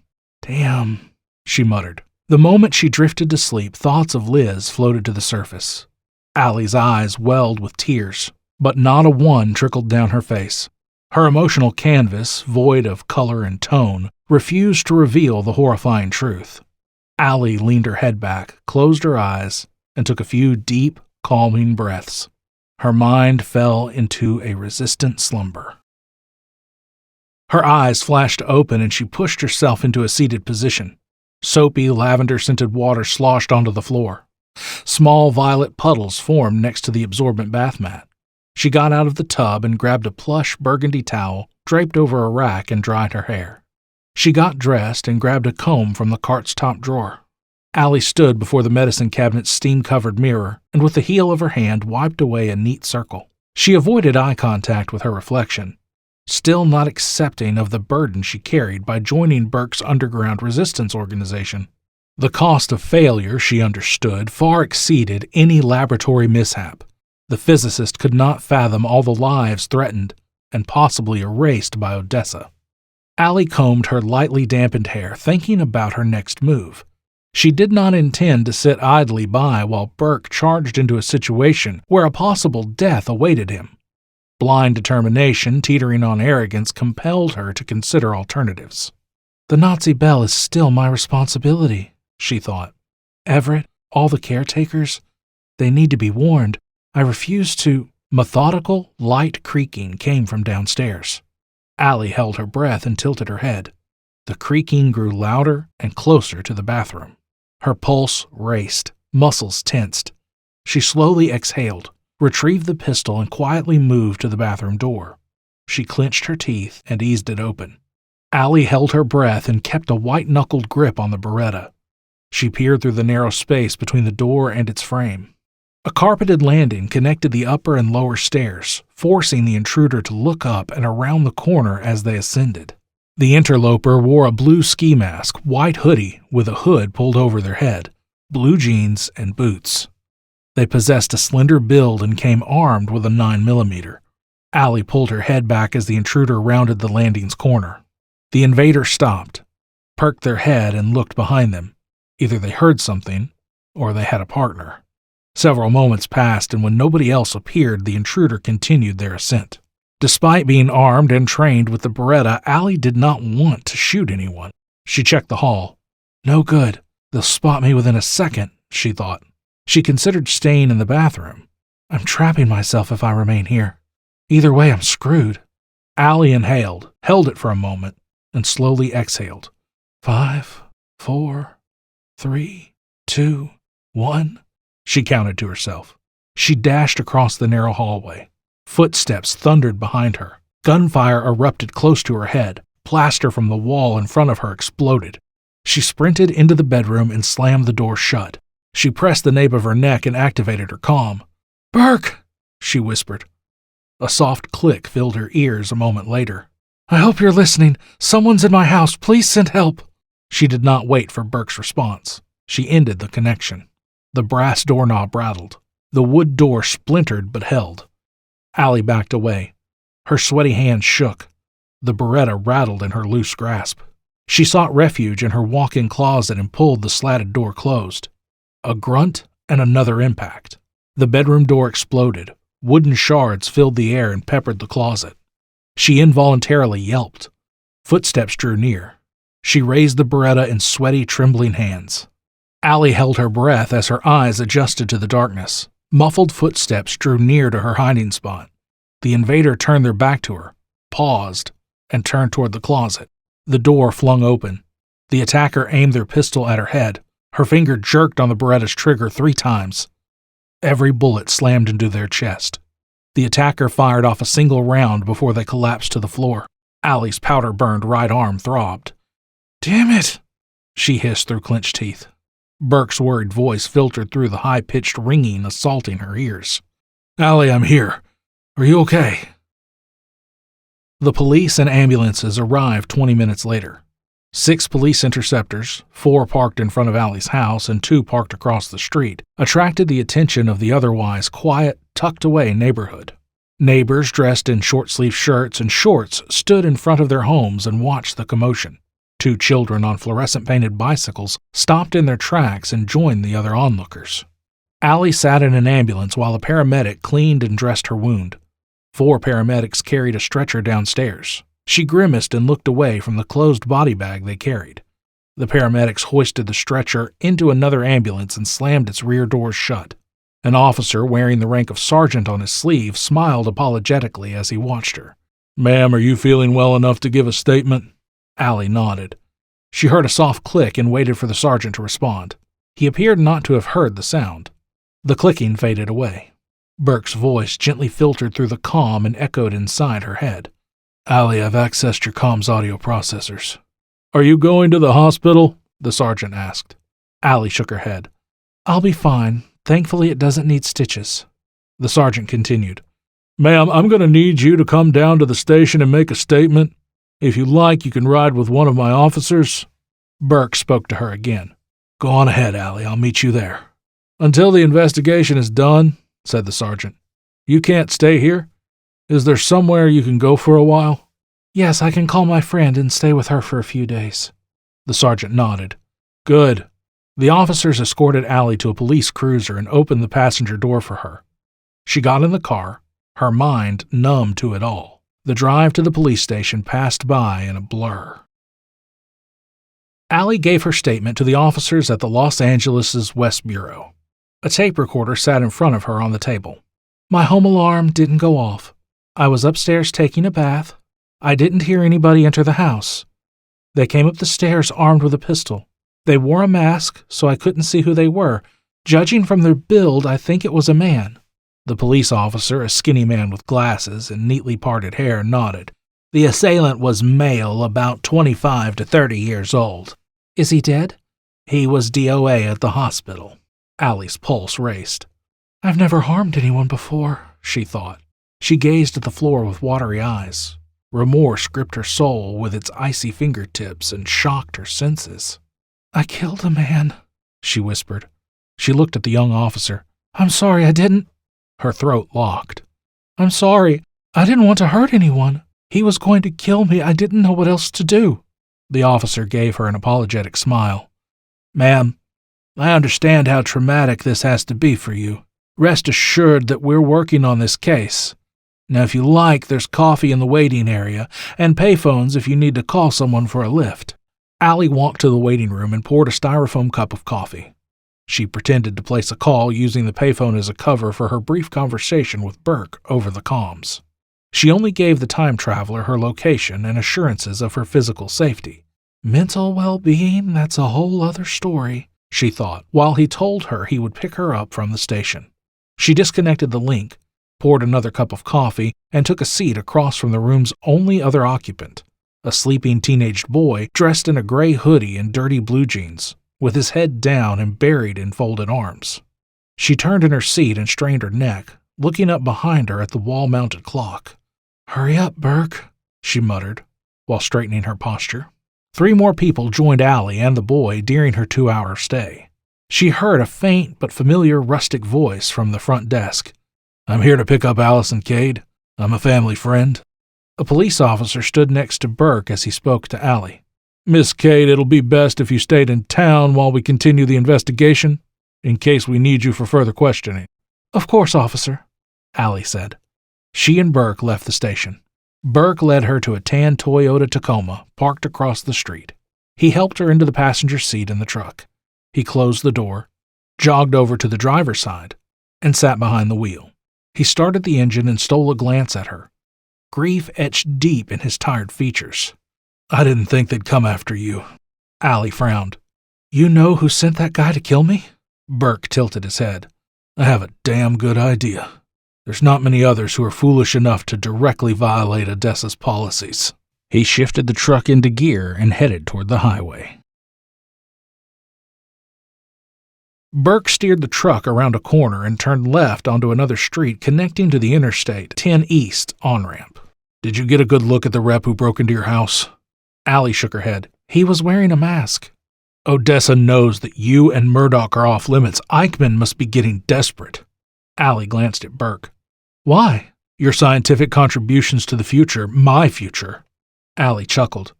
"I can't be all that important if Eichmann's willing to get rid of me. Your extensive research on the Nazi Bell played a key role in Odessa's successes. T-scan led to DNA-based directional sequence and—" Allie gazed at Burke. She did not deny the thrill coursing through her veins, gleaning foreknowledge of her future accomplishments. Wait, what? In the timeline I remember, the government as you know it here ceased to exist, and several smaller governing entities emerged. Odessa broke into the old archives and recovered many records from the ATCT. It was your groundbreaking research in temporal physics that jump-started Odessa's progress. Allie frowned. Is it possible that Odessa arranged for the invasion?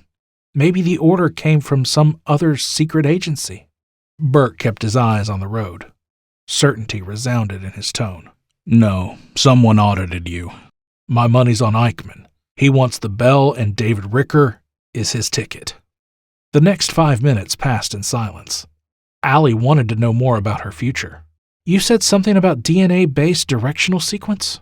Burke took an off-ramp. He smirked, feigning reluctance. In 2034, you theorized that geotemporal coordinates could be encoded into a traveler's DNA, ensuring total accuracy with sending and retrieving them. The concept was decades ahead of its time, radical stuff. The only one who supported your work was Everett Murdoch.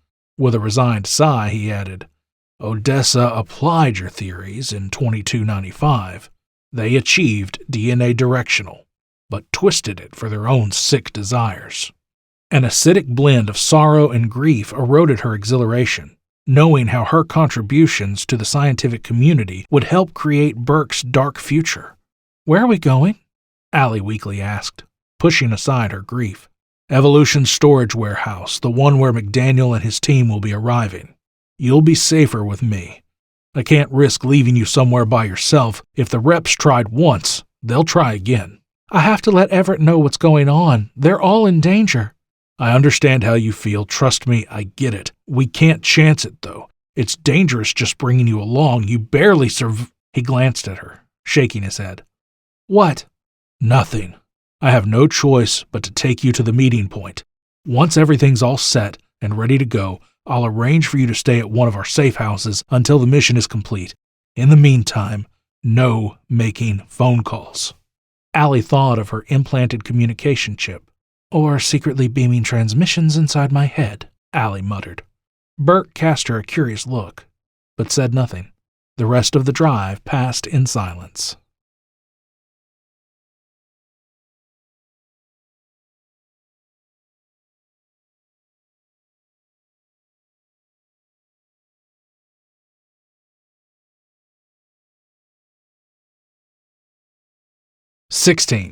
March 22, 1995. Lingering pale sunlight faded from the cloud-streaked purple horizon. Burke parked his worn Toyota a block away from the old storage warehouse. A cool breeze tousled Allie's hair when she exited the truck. The warehouse assaulted her senses with the acrid notes of various chemicals. A dog barked in the distance. The warehouse occupied a small section of a run-down industrial area, neatly tucked away from public view. 2 tight rows of decades-old chemical storage tanks stood near the warehouse. A rusted barbed wire fence enclosed the decades-old, rusty and rotted tanks. Railroad tracks, long neglected, looped around the property, converged near a warehouse, and diverged in 2 directions. Burke unbuckled his seatbelt but did not open his door. He sat there and stared through the windshield. He drummed his fingers on the steering wheel. The time traveler, Allie learned, wore his emotions on his sleeve like a patch. A warm smile bloomed through her exhausted features. Confession time. Burke held his gaze on the dreary compound. Remember those Schutzstaffel scientists I told you about earlier? He stole a glance at her. Allie nodded and he continued. Heinrich Albrecht was my great-grandfather. Our family and those of the other scientists inherited a gift. Some call it a gift anyway. All that raw temporal displacement energy from the bell changed them on a molecular level, in ways unthinkable to modern science. We called it temporal paradoxum psychosis. Some have it worse than others. It allows us to physically sense changes to the timeline. As in you actually see reality change around you?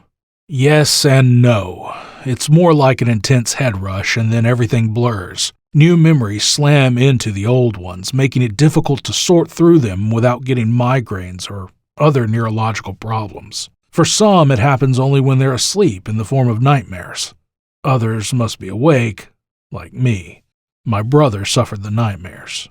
Anticipation flowed through Allie's veins. Her fingertips tingled. She tried to speak. The words caught in her throat. She coughed to clear the blockage. How well do you recall the previous timeline? Depends on the alteration. If the change is negligible, then the most I get out of it is a nagging feeling at the back of my mind that I can't quite put my finger on.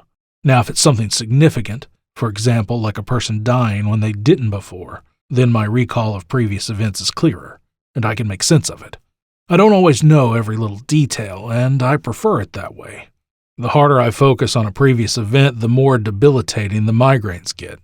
This is incredible, Allie admitted. Burke turned around in his seat, reached behind him, grabbed a heavy black satchel, and opened the door. It's not that great, Allie. I'd give anything to be rid of it. He exited the truck and slung the satchel over his shoulder. What I wouldn't give to have some normalcy in my life. Why did you tell me this? You have a right to know exactly what you got yourself into.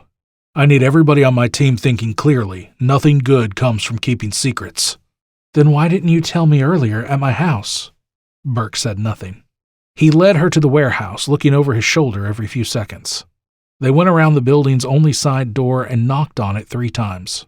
A tall, broad-shouldered man with salt and pepper hair and a bushy mustache opened the door and acknowledged Burke with a sharp nod. The man stepped aside to allow them entry. He closed the door the moment Allie cleared it. Wood crates, stacked throughout the warehouse, stood as high as 10 feet tall, displayed labels like tractor equipment, scrap parts, G4, and HC5, VT8 conduits. Yellow tape formed a square on the cracked and rough concrete floor. Allie frowned at it and looked to Burke for an answer. Staging area for McDaniel's arrival, Burke responded without missing a beat. They'll experience brief total body paralysis upon arrival, harmless but inconvenient nonetheless. We'll be setting up equipment here. He pointed to one side of the square. And there, he explained while he pointed at the square's other side. It should decrease the duration of the paralysis. Allie sniffed the air and smirked. The stagnant medley of mildew and damp wood did not quite have the same nauseating punch as oil and scorched metal. She looked to the 3 operatives with a raised brow. Burke introduced Allie to the operatives. He indicated a tall, lanky man with short-cropped blonde hair. This isn't the government's run-of-the-mill counterterrorism mission. The CIA's lending a hand on this one. Allie, this is Agent Michael Jacks. Jacks tipped his head at her but said nothing. Burke introduced the agent who stood next to Jacks, a short man with a square jaw. Agent John Sloan, and... He turned to face the tall, broad-shouldered man who answered the door. Agent Raymond Pierce. Allie frowned. Wait a minute. The CIA doesn't operate within U.S. borders. Isn't this the FBI's jurisdiction? Pierce nodded. In most cases, ma'am, the FBI would be handling matters of terrorism. He smirked. Let's just say that terrorists from the future murdering high-profile government employees and breaking into top-secret facilities to steal a time machine piqued our interest. Allie learned from Pierce that he, Jacks, and Sloan belonged to the Special Operations Group of the CIA's Special Activities Division. The SOG conducted operations involving high-threat military or covert operations. Pierce glanced at Allie. Why is she here? Burke set his satchel down and recounted the day's events, from Elizabeth Mack's murder to the attempt on Allie's life. The reps have a kill list that we don't know about? Asked Jacks. It'd make perfect sense. Burke frowned. What? Senator Grayson Lang was murdered in D.C. a couple of hours ago, after he contacted Sloan. The media doesn't know yet. We're keeping a tight lid on it for now, but it won't last long. Burke faced Sloan. What did Lang tell you? Enough, Agent Sloan replied. He said that he had information that could expose a shadow organization controlling our government. Said that they possessed a technology the world has never seen before. Technology capable of altering reality. Burke nodded. The reps. Allie's brows knitted. Did you know Senator Lang personally? No, Sloan said. Then how did he know to contact the SOG directly? Sloan clenched his jaw, his eyes dark as granite, locked on to Allie. Annoyance peppered his tone. No clue, lady. Burke shifted his gaze between Allie and Sloan, confused by the sudden turn in the conversation. Burke motioned at Allie for her to join him in a private discussion. What are you doing? What? I just find it interesting that I trust these men, okay? I wouldn't have gotten this far if it weren't for them. Sloan is a good man. These men are the heart of my team.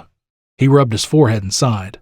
The reps are now running scared, Allie, and we need all the help we can get. Allie said nothing. Burke faced Pierce, indicating the several silver cases on the floor. We're all set? Yes, sir. Pierce knelt and opened each case.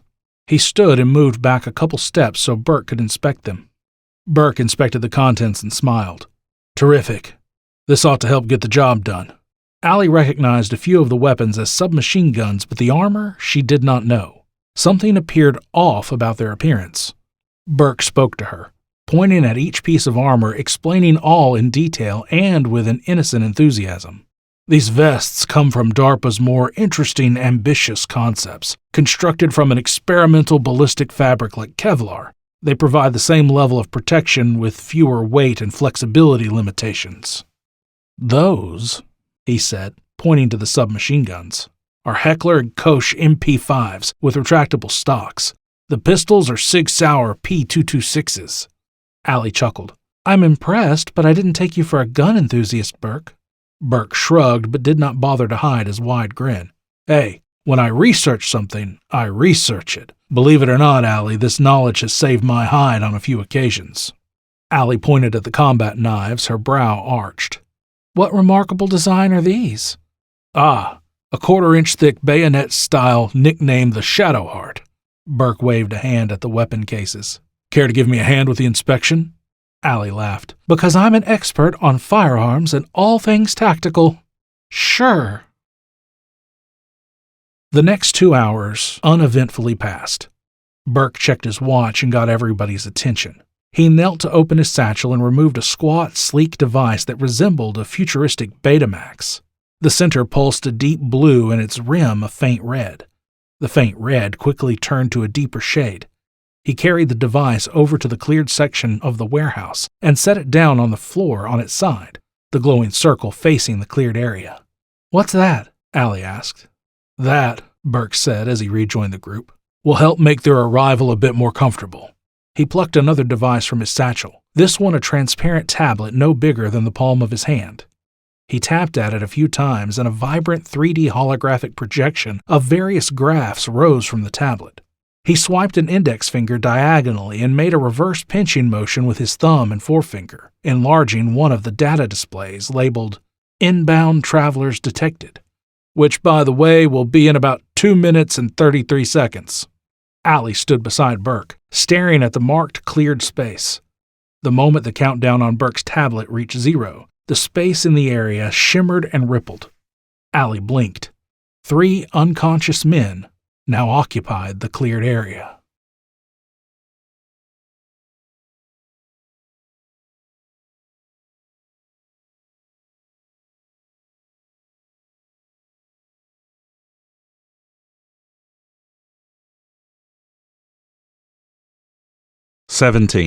March 22, 1995. Master Sergeant Blake McDaniel blinked into existence. His calloused flesh tingled from the electrified energy beam. He lay on his side, face down on cold, damp concrete. Strong waves of pulsating energy drifted onto his head and cradled it with the inherent gentleness of a mother holding her newborn. He first thought this a residual effect of the time travel process. The sensation persisted and his doubts grew. Fingers of energy crept upward along the sides of his face, joined at his forehead, and spread down across the bridge of his nose. The touch, like ants scattering across his skin, seeped into the corners of his eyes. The energy crackled on his naked eye, awakening his vision with its pinprick assault. Blurred swirls of gray and black floated all around him. Aggressive energy burrowed deep into McDaniel's ears, wrapped itself around his eardrums, and dragged his hearing back to him. Everything sounded distant at first, faint echoes rolling down a long and windy tunnel. Are those footsteps? Who the hell else is here? The blurred swirls morphed into a curved ceiling with a cracked skylight.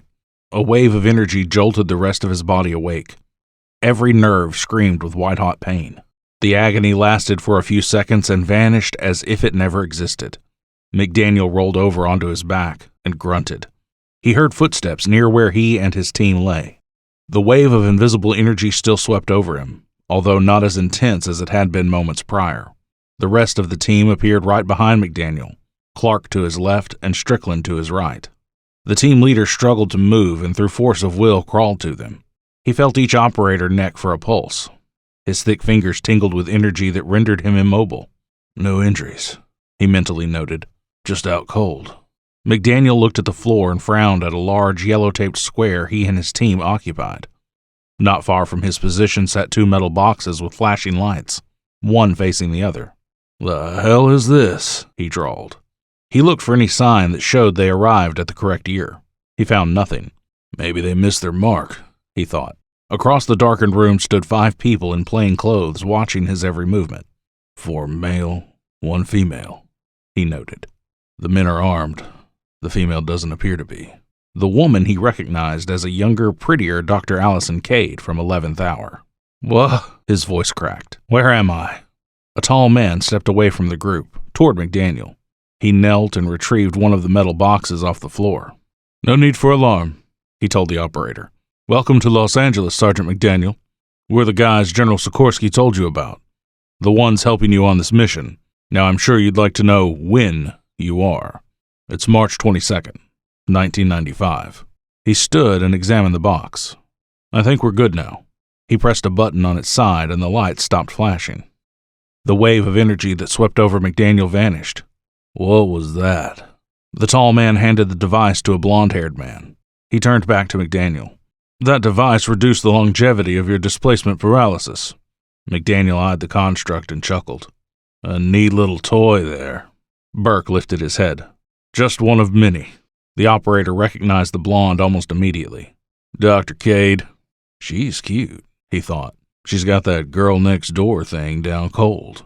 He wondered if the events unfolding before them led to the tired and worn old woman whom he met back home. Cade shifted her weight from one leg to the other. "Sergeant, it's nice to meet you." She frowned, turning her attention back to the tall man. She looked down at one of the crates sitting next to where they stood. "Burke, your tablet, it's blinking." She picked it up and held it out to him. Burke retrieved the transparent device and read its raised holographic display. Gentle blue light flickered against the tall man's fixed gaze. McDaniel thought it closely resembled the neuroglass tablets the military started using last year, from his perspective. Burke lowered the tablet. Sergeant, could you please come here for a moment?" McDaniel stepped toward Burke and stopped when someone behind him grunted. Clark, regaining consciousness, struggled to sit upright. "Hold that thought, Burke." He moved to Clark, took a knee, and helped the operator to his feet. "Easy, brother," he said as he put an arm around Clark. "Deep breaths now. That's it. Nice and slow." Clark followed his team leader's instructions, inhaling through his mouth and exhaling through his nose several times. He checked his surroundings. "Did we make it?" McDaniel nodded. "Yeah." He indicated Burke, Cade, and the SOG team with a sharp tip of his shaved head. "They were all waiting here, just like General Sikorsky said they'd be." He helped Clark to his feet, directing him to where Strickland lay. They went to him and roused him back to consciousness. McDaniel instructed Strickland to do the same calming technique as Clark. Strickland stood and patted himself down. "At least we got here in one piece." He cracked his knuckles and his neck. "All right," he said to McDaniel. "What next?" McDaniel motioned at Burke and walked back to where he and Cade stood. Clark and Strickland flanked him. He opened his mouth to speak. A brief burst of static exploded in his ears. He slammed his hands against his ears, ducked his head, and gritted his teeth. "Jesus," he hissed. Through his periphery vision, he saw Clark and Strickland suffering the same. It ended as abruptly as it began. "What the hell was that?" Strickland spat, sticking a finger in his ear and wiggling it. Burke smiled in apology. "I'm sorry, gentlemen, but I needed to be sure that your comms were operational. When you have future technology working with past technology, there tends to be issues."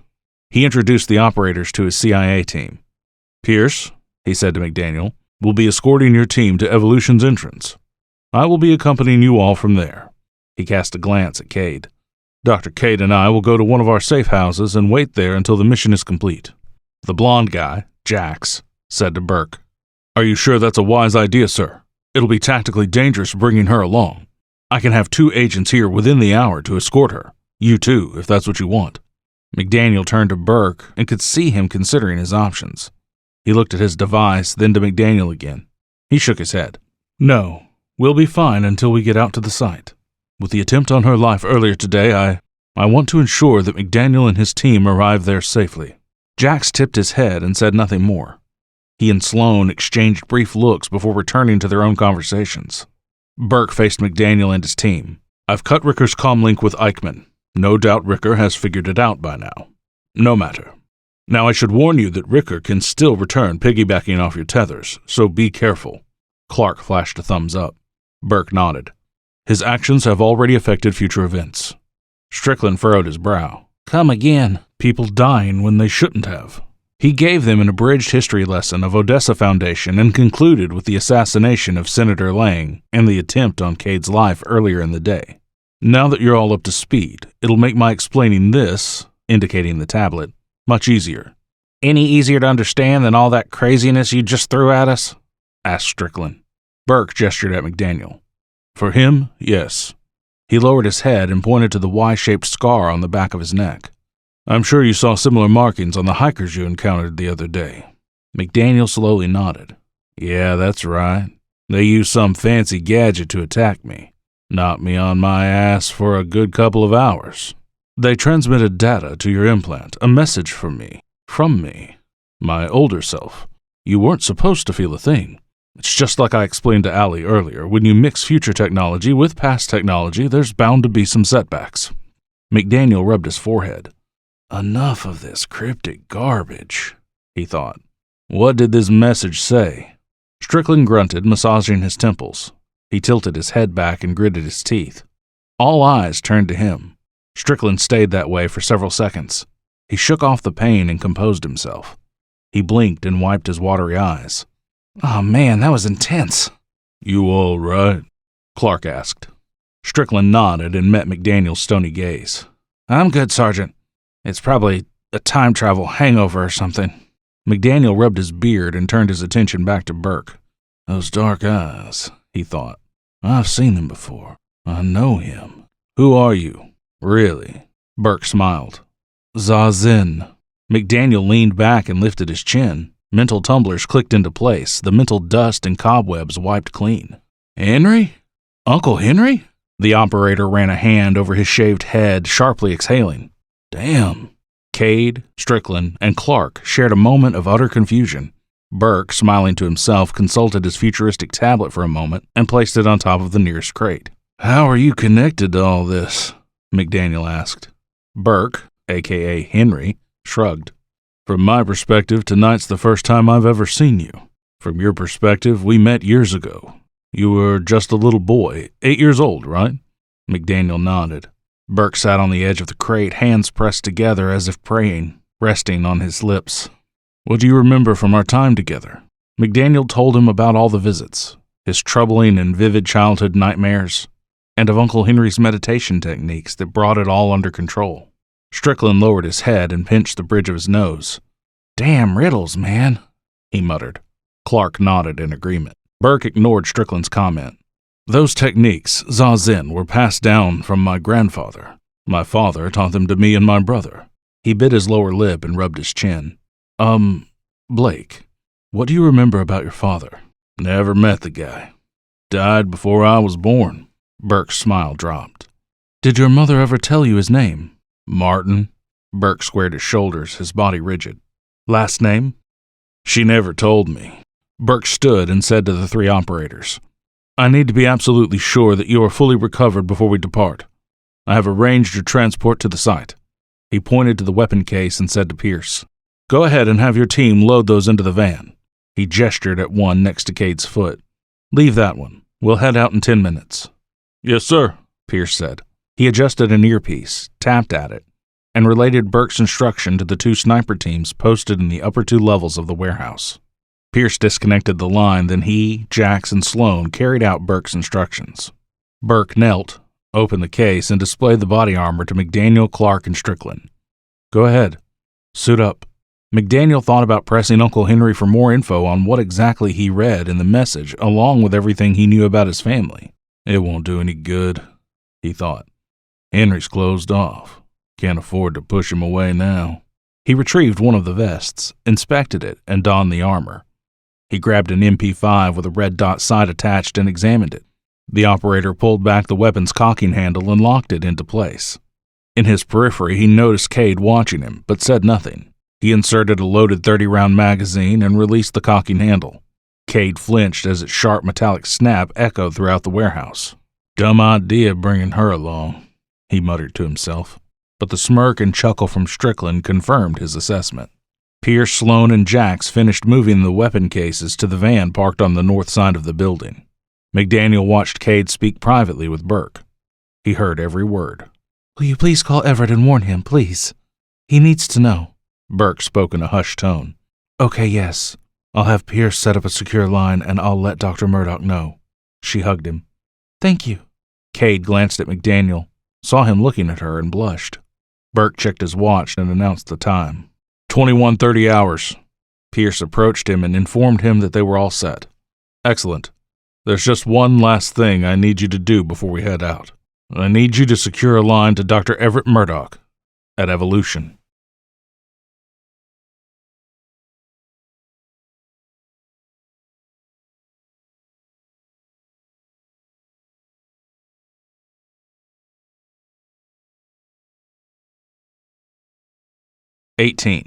March 22nd, 1995. The Nazi Bell's violet-hued temporal anchor swelled and coalesced. The space surrounding the bell shimmered, rippled, and twisted into itself. Hazy, acrid smoke obscured the main testing area, emitted from Generator 3, while the system's critical status alarm blared throughout the facility.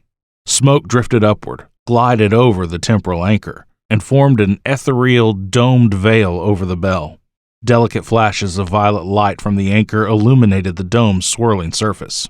The humid air crackled with aggressive raw temporal energy, unrelenting in its onslaught on the fabric of reality. Samuel Spencer and Alexander Fulbright, the two lead technicians of the skeleton crew, struggled to prevent further corruption to the temporal anchor. Fulbright shook his head.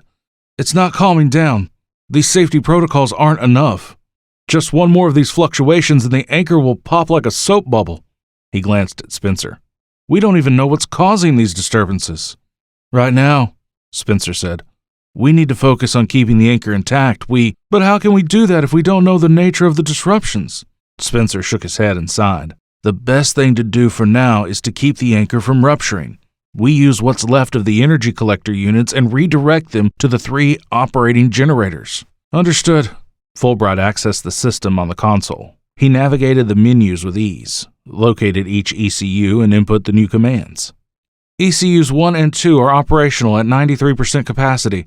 ECU 3 is operational at 91% capacity. His satisfactory grin dropped as a section of the monitor labeled ECU 4 flashed a dark red. "ECU 4 is offline." He tried inputting commands, but to no avail. The system emitted several low-pitched beeps. "I can't get it back up." "Allow me." Spencer navigated through the program, reaching a deeper level than any of the caretakers knew existed. He used complex versions of the energy redirectional codes and from there worked his way back up to the surface. The section flashing red stopped blinking, held on red for a beat, and then flickered to green. The label displayed, "Stable." Fulbright stared at the monitor, dumbstruck. "How'd you know to do that?" "Every system has a back door," Spencer said. He glanced at Fulbright and saw doubt in his eyes and a frown on his face. "Dr. Cade showed me the last time this happened. ECU 4 operated at 87% according to the monitor. A green-wired, 3-dimensional representation of the bell occupied the center of the monitor, with 4 wide triangles situated below, each appropriately labeling the 4 ECUs. The bell's representation shook and wobbled, outlined in the same dark red as ECU 4 moments prior. "The stabilization isn't enough," Spencer said to Fulbright, indicating the bell's image on the monitor. "We're about to get hit with another disruption. We can't stop it, but we can increase the output of the ECUs. I'm hoping it's enough to keep the bell grounded." He entered the commands for each ECU, fingers flying over the keyboard. "But won't that cripple the ECUs?" "It'll stress the system, but I can get it to hold for now." A heavy sigh escaped Fulbright's lips. "For how long?" "Another day or two," Spencer said, not taking his eyes off the bell. He caught Fulbright's wide-eyed expression in his periphery. "It's better than nothing. By then we should have—" The anchor pulsed and bulged as though it struggled against some invisible monstrous creature, fighting and clawing its way out. Swirls of temporal energy glided over the field's surface as it shrank. It expanded again and retained its size. The hairs on Spencer's arms and the back of his neck stood up, caused by the residual energy from the field fluctuation. He gently rubbed his forearm and the back of his neck. "I need to check for any damage inflicted on the ECUs," Fulbright announced, checking the status of each device. His head dropped. "ECUs 1, 2, and 4 are holding at 62%. ECU 3 is at 59%. Spencer nodded but said nothing. If any of the ECUs drop below 50%, he thought, we're all screwed. The loss of the bell, the likely destruction of the temporal stream. Fulbright accessed the incident logs and read them, brow furrowed. This incident started at 9:30 p.m. He highlighted the entry with the mouse and accessed the data. You could see here that this storm, fluctuation, whatever, had been building up over the last several hours. It's gradual here, he pointed to a section of data on the monitor, and then increases steadily until 9:30, where all hell broke loose. Spencer knew that Fulbright wanted to say more, and after a few moments passed in silence, he said, "What's on your mind, Alex?" Fulbright hedged on replying, but relented. He motioned for Spencer to look at the monitor displaying 3 distinct blue wire-framed waves. He pointed to the one on the bottom and said, "It looks like it's picking something up. A signal, maybe? Movement?" Spencer waited for him to finish his sentence. "Movement through what?" Fulbright said, "If I had to guess, I'd say movement through time. You know the equipment doesn't function like that. We don't have the capabilities of detecting movement through the continuum." Fulbright asked the question that troubled Spencer's mind as well. "Who's going to tell Dr. Murdoch?" Spencer volunteered.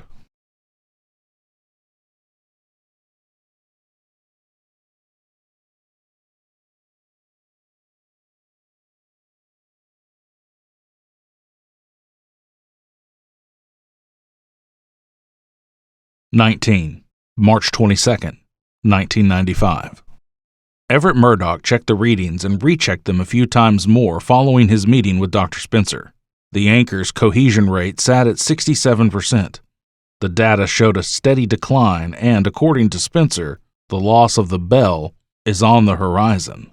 Everett stated evolution following Allie's temporary departure, sleeping in his office and living off coffee, bagels, and adrenaline. The concern for her well-being far outweighed any of his needs. Regardless how much he needed her assistance, he managed by sheer luck to keep his counterparts at DARPA happy. They did not have the slightest clue of the situation with the bell or the impending attack on the facility. The project director sat at his desk and reflected on the telephone conversation with Burke over a secured line, his contact with the CIA. He called right before his brief meeting with Spencer. "I can't talk long," Burke said. "You need to get the others and get yourself somewhere safe. There's going to be a terrorist attack on Evolution tomorrow morning at 2:30. "Terrorist attack? How do you know all of this?" Silence. "Burke, tell me what you know. I refuse to allow Evolution to fall into criminal hands." Silence. "Hello? I'm here, Doctor.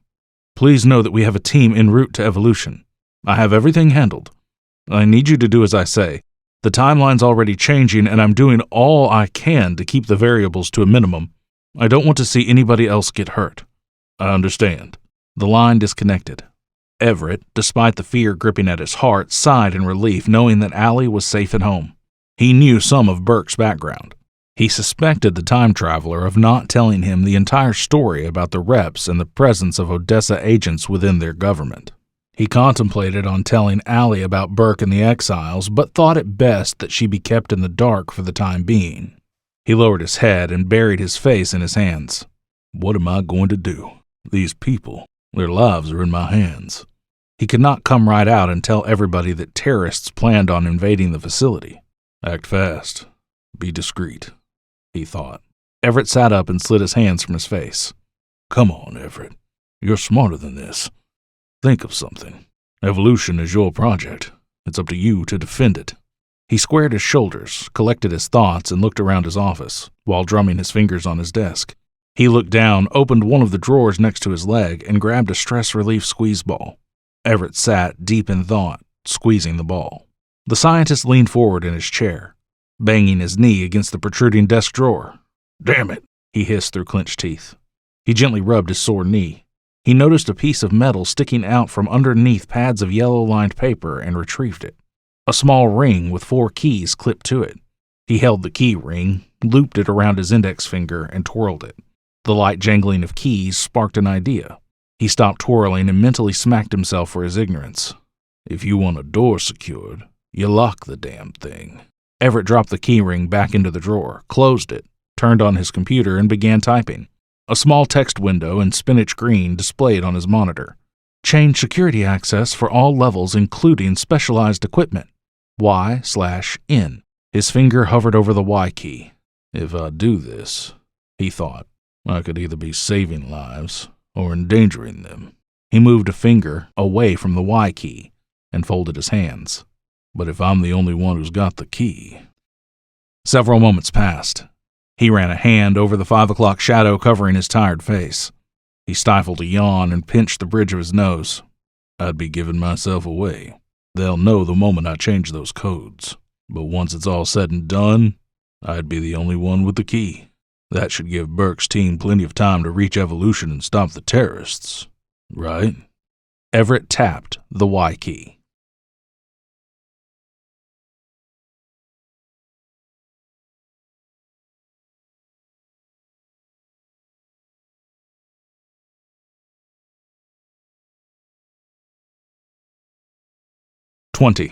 March 22nd, 1995. The overnight janitorial crew at Barnett Industries' East Side location granted Ricker and his asset procurement team access to the main lobby. The mercenaries crossed the small room and headed toward a door labeled Maintenance across from the receptionist's desk.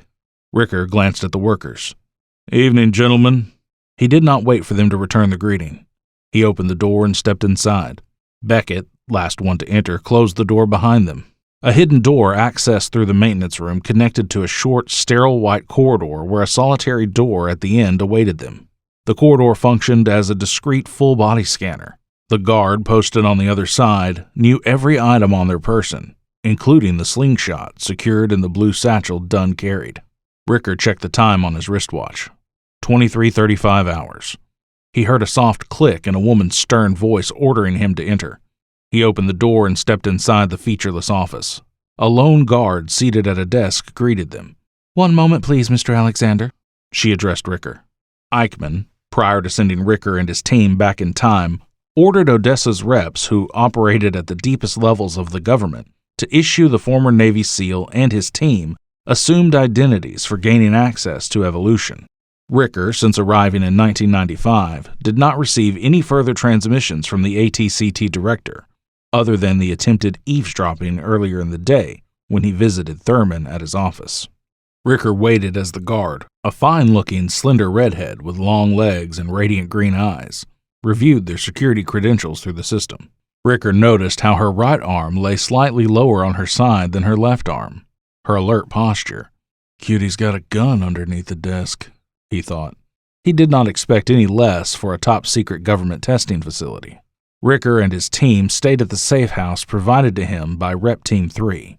Beckett, positioned to his left, still held his interest. Neither Dunn nor himself had experienced any painful malfunctions with their comm implants. The mercenary understood that for a team to function as a cohesive unit, they must rely on one another. "Whose back are you watching?" he thought, keeping the war criminal in his periphery. After uncovering the mystery behind the secondary location programmed into the slingshot, the rogue time travelers and the reps waited for a transmission from Eichmann. When none came, Ricker issued the order to continue with the mission as planned. "Flying blind here," he thought, throughout the entire mission. "Please move to the scanners on the wall," she instructed. Ricker and his team turned around and faced a row of small visors jutting from the wall. Ricker, Beckett, and Dunn leaned forward and peered inside them, resting their hands on either side of the visor. The visors scanned their retinas, their hands examined by palm readers. The system verified their identities with a beep and a green light. The office's other door led to another short corridor with an elevator waiting for them at the end. They reached the elevator, stepped inside, and Ricker pressed the button labeled 1B. The door slid shut and the elevator began its descent. The elevator doors opened to reveal the wide entrance to a damp underground tunnel. A guard shack occupied by 2 guards sat near the 25-ton blast door that sealed off the tunnel entrance. Rich, earthy aromas assaulted their senses, sweeping over Ricker and his team in strong waves. Various cracks, deep and shallow alike, graced the walls leading to the blast door. Dark rust stains ran down the walls where it connected with its steel support beams. Small overhead lights dotted the entrance, bathing the tunnel in a pale orange-yellow glow. Ricker saw an unmarked black van parked in front of a guard shack manned by 2 guards. He approached the shack, and one of the guards promptly opened the van's rear doors.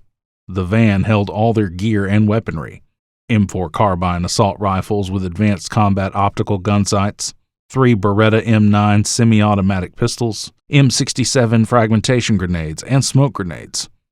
Ricker identified the body armor as one of DARPA's experimental designs, named Hornet Gear T-51B, the predecessor to the commonplace Interceptor body armor. They donned their gear and loaded their weapons. The security system's going to require those 2 codes that Eichmann gave us to open the blast doors, Ricker told his team while adjusting his body armor. Each code will be preceded by a prompt, and the user needs to input the correct response code to continue to the next set of access codes. He finished with the body armor's adjustments and looked at Dunn. That'll be on you. Dunn slapped a loaded magazine into his M4. Roger that, sir. Ricker put on a clear pair of plastic eye protection and ordered Dunn to input the first set of access codes. The monitor displayed the first prompt. Orange, 612. Beckett entered the reply code. Blue, 452. The words, access denied, flashed on the monitor. Dunn tried again, the system once more responding with the same prompt. He turned to Ricker. Can't get in. Ricker's left eye twitched. What? System's not taking the codes. Someone must have changed them. Ricker faced the guards. Open those doors now. A nervous guard moved to the console to prevent Dunn from trying the code one more time. Don't do it, sir. 3 wrong attempts and you'll have more than just us 2 out here. The other guard spoke to someone over a phone in the shack. He hung up and said to Ricker, Sir, admin received a security alert. It looks like someone changed the access codes for the entire facility. Ricker shook his head and swore under his breath. Inside job. They knew we were coming. Who has the authority? The guard thought for a moment. DARPA's Defense Sciences Office? Project directors? Ricker perked an eyebrow. Project directors. Who was the last person to access the security system and when? The guard checked the records. According to admin, Everett Murdoch, Evolution's director, accessed at 2140 hours. Ricker nodded. 2 hours ago. Who else traveled back here to 1995? I need the code overridden. Admin's already on it, sir. Murdoch didn't make it easy for them. Ricker knew that Eichmann ordered some of Odessa's reps working deep within the government to assist Ricker from behind the scenes. The same ones who issued Ricker and his team the assumed identities for Barnett Industries. They would be capable of getting him the change codes. He tried contacting Eichmann again. He activated his comm. Eichmann, do you copy? Static. Ricker grunted. Eichmann, do you copy? Static. Perfect.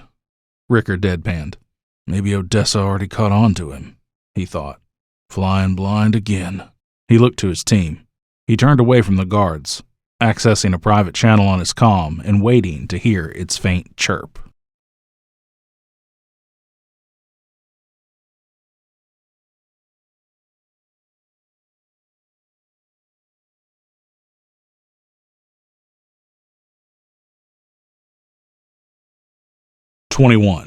March 22nd through 23rd, 1995. A set of headlights emerged through the darkness, promptly followed by another set.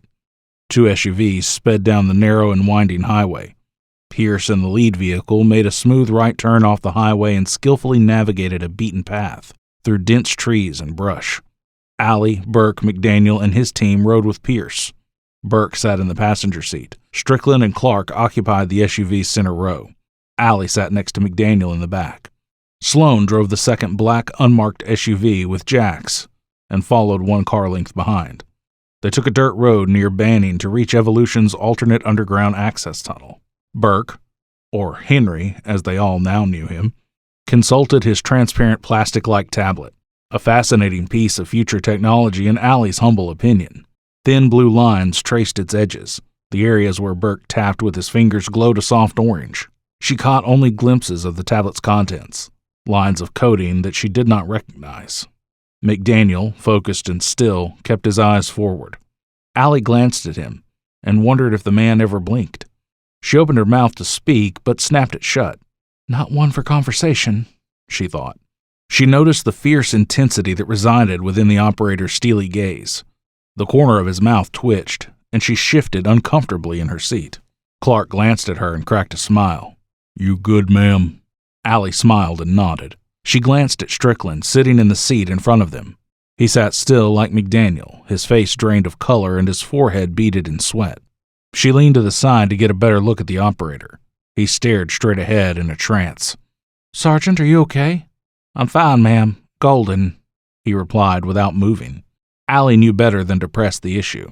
She leaned back in her seat and shifted to get a better look at him. They hit a bump in the road. Allie had a fleeting glance at a bead of sweat running down the side of Strickland's face.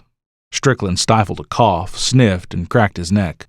"Ma'am, I'd appreciate it if you kept to yourself. I don't need," stifling another coughing fit, "don't need you poking around." He pressed a fist against his mouth, relenting to a brief but throat-tearing coughing fit. He cleared his throat and wiped at his watery eyes. McDaniel leaned forward and placed a thick hand on Strickland's shoulder. "Turn around," he ordered. Strickland obeyed, and McDaniel shook his head. Strickland slowly turned, his forehead drenched in sweat and running down his temples. McDaniel studied his waxen complexion. "You look like hell." Strickland flashed a thumbs up at McDaniel. "I've got this, Sergeant." "Good," the team leader muttered, not convinced. He leaned back and turned to Clark with a raised eyebrow. Pierce took a left turn, and the already bumpy road transitioned to a narrower and rougher path, sloping downward at a slight angle. Burke lowered his tablet, turned, and met Allie's stressed frown. He smiled reassuringly and flashed a thumbs up. She returned the gesture and caught Pierce stealing glances at her from the rearview mirror. "Doctor," Pierce said to her, "I promise you'll be safe. The moment evolution is secured, you'll be released from our custody. We'll do what we can for your friends." Allie said nothing but acknowledged Pierce with a tired smile. Her mind highlighted the words, "We'll do all we can," and her heart raced. She fidgeted in her seat to the point of breaking McDaniel's focus.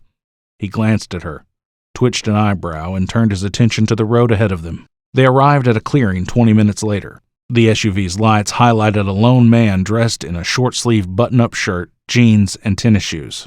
He stood in front of an identical SUV parked in their path, smoking a cigarette. Sloan parked close behind his vehicle, leaving a tight path between them.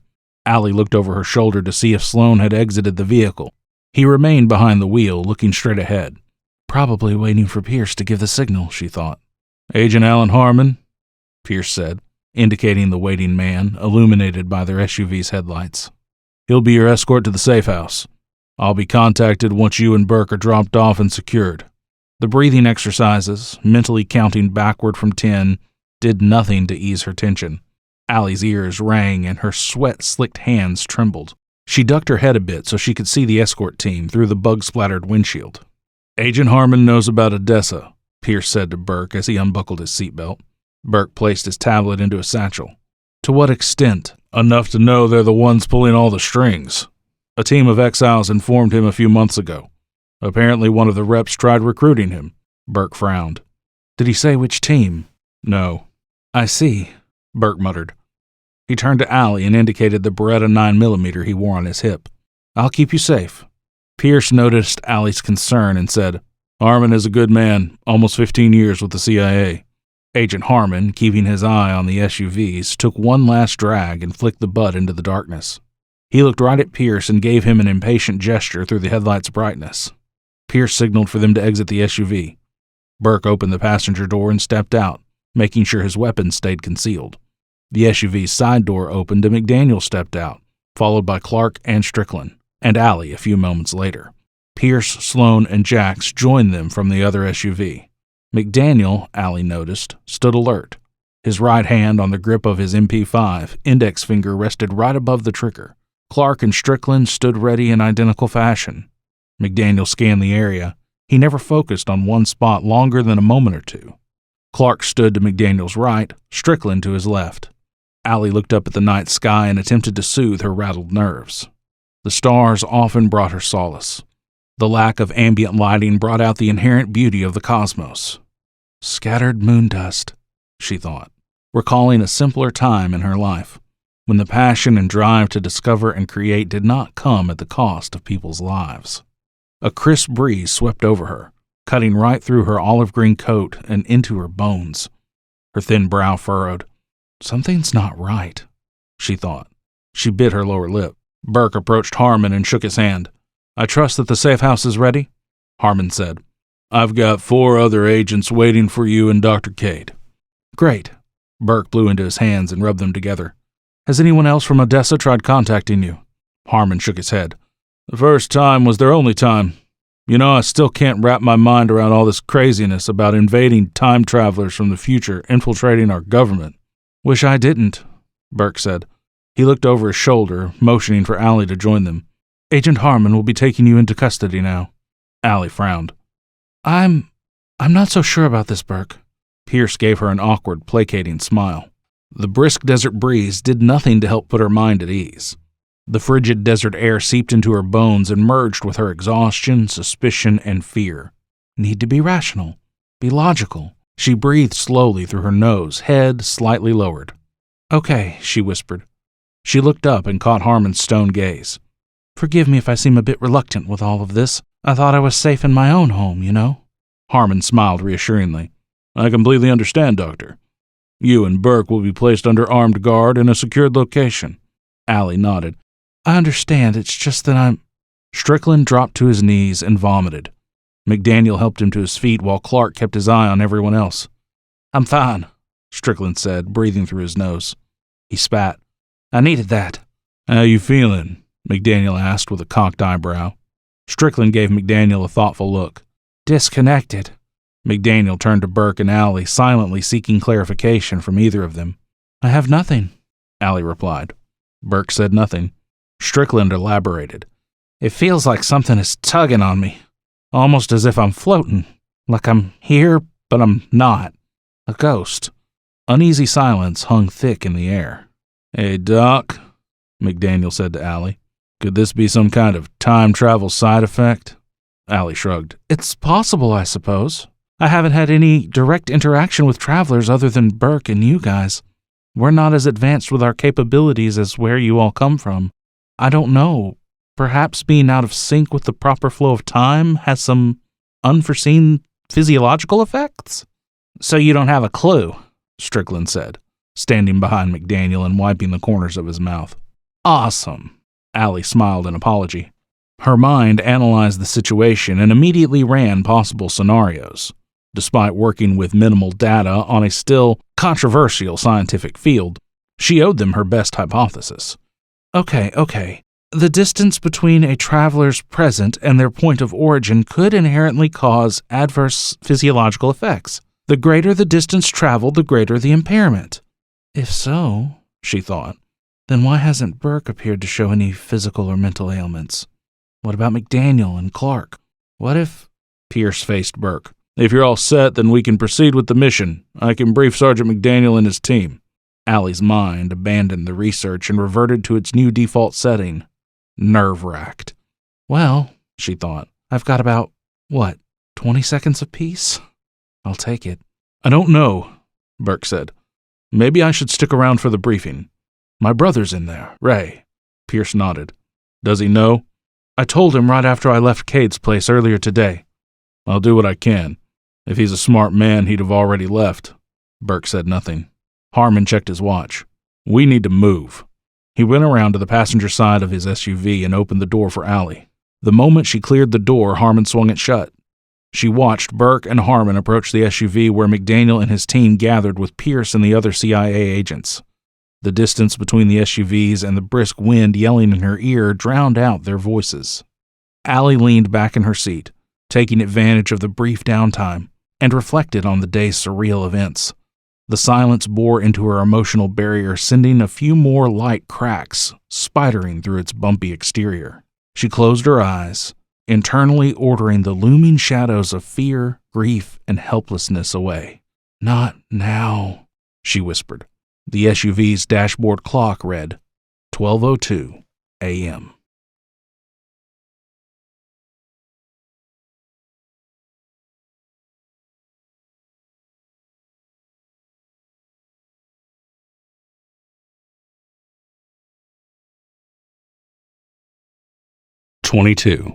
March 23rd, 1995.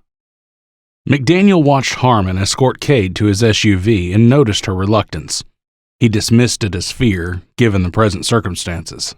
"Woman's been through hell," he thought. "She's entitled to show a little wear." She climbed into the back of the SUV and Harmon shut the door. He rejoined McDaniel and the others at Burke's SUV. Burke took his tablet, placed it onto the hood, and tapped the screen a few times. The tablet emitted a vibrant 3D holographic map of evolution. A bold red line highlighted their route from the underground access tunnel to a section on the map labeled Sub-Basement 3B. Harmon indicated a blue-shaded section on the map. "The cave connects to the access tunnel. It'll require a 6-digit alphanumeric code, which Burke will give you. The panel is located at the end of the cave, discreetly embedded within the rock. Safety protocols have been restricted until you and your team have reached the actual tunnel." McDaniel perked an eyebrow. "What are we talking about here? Automated defenses, foot patrols?" Harmon elaborated. "We have generators situated about 20 feet underground emitting powerful energy waves designed to repel the occasional hiker from becoming too curious. Known causes are intense and painful vibrations throughout their body which, if they're foolish enough to continue venturing, will result in loss of consciousness and ultimately death." He pointed to the bold red line on the holographic map. "This will be the route your team will take to access the main lab. The access tunnel leads to sub-basement 2B. From there you'll reach the main lab by the stairwell. Once there, you'll have to make your way through a series of rooms housing equipment that regulates the Bell's EM field. The private quarters of the caretakers are," he pointed to one of the 4 corridors connecting to the main lab, "here. If they're already in the rooms, which at this hour they should be, then all Ricker needs to do is remotely activate the locks and keep them secured. According to our intel, Ricker isn't interested in hurting anybody. He just wants the Bell for Eichmann." McDaniel said, "What about their security system?" Burke took over the conversation. "Earlier, Dr. Murdoch changed the codes to slow Ricker down. A foolish move, but apparently an effective one. He gave me the new codes along with the ones that'll bypass the silent alarms. DARPA's DSO already knows and they're working to get Ricker and his team in. The good part is that they'll need Murdoch to drop the temporal anchor to access the Bell. And with all the codes changed, the caretakers are locked out of the system. Ricker can't afford to kill him, and Murdoch won't be so quick to capitulate." He looked McDaniel in the eye. "Now, a word of caution. When you reach the main lab, maintain a minimum distance of 150 feet from the Bell. You get close enough, and it'll tear you apart, atom by atom." McDaniel responded with a dry chuckle. "Of course," he muttered. Burke gave McDaniel the access code for the underground tunnel entrance. He shoved a hand into his jeans pocket and pulled out a set of keys. His eyes did not leave the set as he gave them to McDaniel. "That, should do it." McDaniel took the keys, looked over his shoulder, and passed them to Clark. He turned back to Burke. "You all right?" Burke nodded and said nothing. McDaniel did not need any verbal confirmation. He saw the pain etched in his eyes. His mother's favorite saying echoed in his mind. "The eyes are windows to the soul. Just one look can reveal far more than any words ever could." He motioned to Cade. "Just keep her safe," he told Burke. "I got the rest." "I think we're all set here," Pierce said. He turned to face Harmon. "You and I will escort Burke and Cade to the safe house. Sloan and Jax will lend support on the mission." Harmon tipped his head. "Yes, sir." Burke turned to McDaniel, smiled fondly, and shook his hand. "This is where we part ways. Once your mission is completed, you'll be returned to your time. I didn't get to tell you about your family, Blake. After all this is over, I'll see to it that the information reaches you. I can't risk sending anything to your implant and having Eichmann access it somehow." He looked as if he wanted to say more, but did not know where to start. "Be safe, Blake." McDaniel watched Burke walk to the SUV, open the side door, get in, and close the door. "My family," he thought, and smirked. "Would be nice to finally know where I come from." "What the hell was that all about?" Strickland asked McDaniel. McDaniel said nothing. Pierce gave final instructions to Sloan and Jax and then went to the SUV. He opened the passenger side door, got inside, and closed the door. Harmon started the engine and steered the SUV back out onto the main road, the taillights winking out of view around a turn. McDaniel turned to Sloan and Jax, indicating the dark path ahead. All right, let's do it.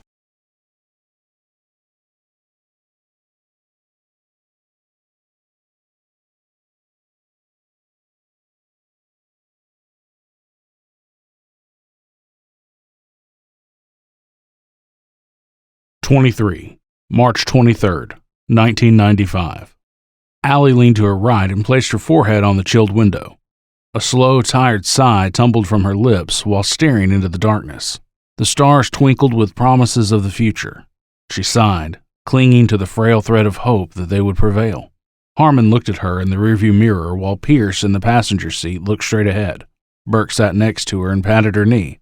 His exhausted smile provided her with little comfort. Allie thought for a moment about the future. I don't know what I'm going to do after all this is over. It's not like I can just pack my things into a U-Haul and go wherever, you know? Burke nodded. All you can do is take it one day at a time. No sense in stressing over the things we can't control. Allie worried about Everett, losing him like she lost Liz. To hell with the research, she thought. Maybe we should be preventing time travel rather than spending ludicrous amounts of resources trying to perfect it. Markings on a chalkboard, she mused, a dry chuckle escaping her dried and cracked lips. What? Burke asked. Everything we do in our lives leaves an imprint, she elaborated. No matter how much we may wish it, we can't simply erase the things we don't like in our lives. No technology will ever be that great. Burke solemnly nodded. Trust me, Allie. I get it. He gave her another reassuring smile. Talking with Burke alleviated some of her stress. It kept her mind engaged. I grew up on my grandfather's stories about the USS Eldridge. He worked for the Office of Naval Intelligence back in '43. He's the reason I started researching time travel. Alexander Jessup, Burke said. I read his report on the Eldridge incident. I remember because it occurred right around the same time Albrecht and the other scientists constructed the Bell. October of 1943, Philadelphia Naval Shipyard. One of the Navy's many attempts to render an entire ship invisible to radar. Jessup's report revealed that they cut a hole through time. He paused when Pierce looked over his shoulder, obviously listening to their conversation. Burke did not seem to mind. In fact, Allie figured that he enjoyed being a storyteller. 10 minutes. That's how long the Eldridge was gone. When the ship returned, according to Jessup, crew members were fused to the bulkheads and some even vanished into thin air. Well, damn, Pierce said. Burke chuckled. So did Allie. Pierce frowned, pressed an index finger against his ear, and wiggled it. Could you pull over here for a second? Harmon checked the rearview mirror once more and then slowed the SUV. He pulled over to the side and kept the engine running. You all right? Allie and Burke exchanged curious glances. Everything okay? Burke asked. Pierce nodded. Yeah, I think so. My comm is blowing white noise through my ears. Harmon unbuckled his belt. Allie shifted her gaze between Pierce and Burke. The icy tingle of fear crept through her veins. No, she thought. This can't be happening, not again. Burke's eyebrows knitted and his hand drifted down to his waist, his thumb lightly pressing the seatbelt latch, the faint click of the releasing latch. She glanced down at his hand, wide-eyed, and held her breath. Harmon, staring at Pierce, did not try hiding his confusion. Pierce continued rubbing his ear, head lowered. Burke, is this a common thing for these? Harmon whipped out his pistol and fired 2 rounds into Pierce's head. Burke flung his seatbelt off and drew his Beretta. The belt caught his arm at the bicep. The strap locked, skewing his aim. He fired. 2 gunshots rang out. The reports echoed in the enclosed SUV. Allie clapped her hands over her ears. Hot blood flecked across her face. Burke slumped to the side against the door. The seatbelt tangled around his injured shoulder, held him upright. Harmon leaned against the steering wheel. He clutched his neck, blood oozed between his fingers. Fear and confusion slowly, reluctantly released their vice grip on her. Allie unbuckled her seatbelt, rubbed her ravaged ears, and checked on Burke. She gently removed his seatbelt. A small, jagged hole sliced his shoulder. She frowned at the silver specks in his blood. Are you okay? She winced at the idiocy of her own words. "The man just got shot," she chided. She debated on whether she should help him sit up or keep him still. "Help me up," Burke said, ending her quandary. He sucked in air through clenched teeth as Allie eased him into an upright, seated position. He looked to Pierce and immediately turned away. Blood and gore splattered on the window. Allie narrowed her eyes for a clearer look at the oddity within Burke's wound. His pain-laced smirk did nothing to quell her curiosity, despite the dire situation at hand. "It's a synthetic fibrous coating," he explained, rotating his injured shoulder while gritting his teeth. "It's supposed to improve strength and heighten resistance to pain." He tried to laugh, but coughed instead. "I'm not feeling particularly strong at the moment." Harmon slumped forward in the driver's seat. Wretched gurgling annihilated the budding levity. Icy fear thawed and turned to boiling rage. Allie exited the SUV, went around to the driver's side and opened the door. His glassy, red-rimmed eyes locked onto her. His face drained of all its color. His lips moved, but no words came out. Allie demanded answers, but knew she would not get any, given the extent of Harmon's injuries. Burke's bullet ripped across Harmon's neck, exiting through the windshield and leaving a small, spider-webbed hole through the glass. She waited until the last of Harmon's spasming ceased before searching his body for any clue as to whom he worked for. She found nothing. She grabbed him by the shoulders, pulled him from the seat, and let the corpse crumple to the ground. She frowned at the traitorous agent. Allie opened the rear passenger side door and helped Burke to his feet. Draping his arm around her shoulders, she guided him to the front passenger side and propped him against the vehicle. She eased the door open and winced at Pierce's corpse, still restrained by the seatbelt. She unfastened the belt and let him fall into her waiting arms. She dragged him over to the dense brush and carefully laid him on his side, out of view. She knelt beside Burke's murdered friend and gently swept a lock of grimy hair clinging to his forehead. "I'm sorry this happened to you." She stood and went back to Burke. "Do you think the reps are behind this?" "Maybe. If he'd been acting under Eichmann's orders, then that means Eichmann reestablished communication with this time." Realization struck Allie like lightning. Depending on when Eichmann lost communication, he very well could have issued those orders before McDaniel was sent back. Events could have already changed, Burke. They could be following orders from a deleted timeline. The ringing in her ears subsided, but still hurt like hell. Eardrum probably ruptured, she thought. She looked in either direction. "So where do we go now?" Burke nodded. "It's likely that Harmon lied about the safe houses. We'll head back and link up with McDaniel. We're not far from the drop-off point." He moved to sit in the passenger seat, saw the grisly reminder of Harmon's treachery, and moved to the rear passenger seat. "I'll reach McDaniel on his comm." He tapped the base of his skull 3 times, held his trembling finger in place for a moment after the 3rd press, and then released it. He motioned for her to do the same. Allie copied Burke's actions. She pressed at the same spot on her neck 3 times, held it after the 3rd, and released it when she heard the faint click of the comm establishing a connection. Burke sat in silence, waiting. 3 light static clicks filled his ears. He affirmed connection to Allie with a sharp nod. "McDaniel, this is Burke. He tilted his head back, gritted his teeth, and then leaned forward. He sucked in a deep breaths through gritted teeth. "Stay where you're at. Dr. Cade and I will meet you at the cave. Harmon killed Agent Pierce and almost got us." He paused again, dabbing his fingers at his bleeding wound. "We're not far out. We'll be there in a few minutes." He tapped the base of his skull and looked up at Allie, giving her the go-ahead to drive. He rolled down the window. The brisk evening air whipped across his pasty features. Allie ended her connection, got behind the wheel, and slammed the door shut. She turned the SUV around and drove back down the narrow and windy path. She checked the time on the dashboard clock. 12:25 a.m.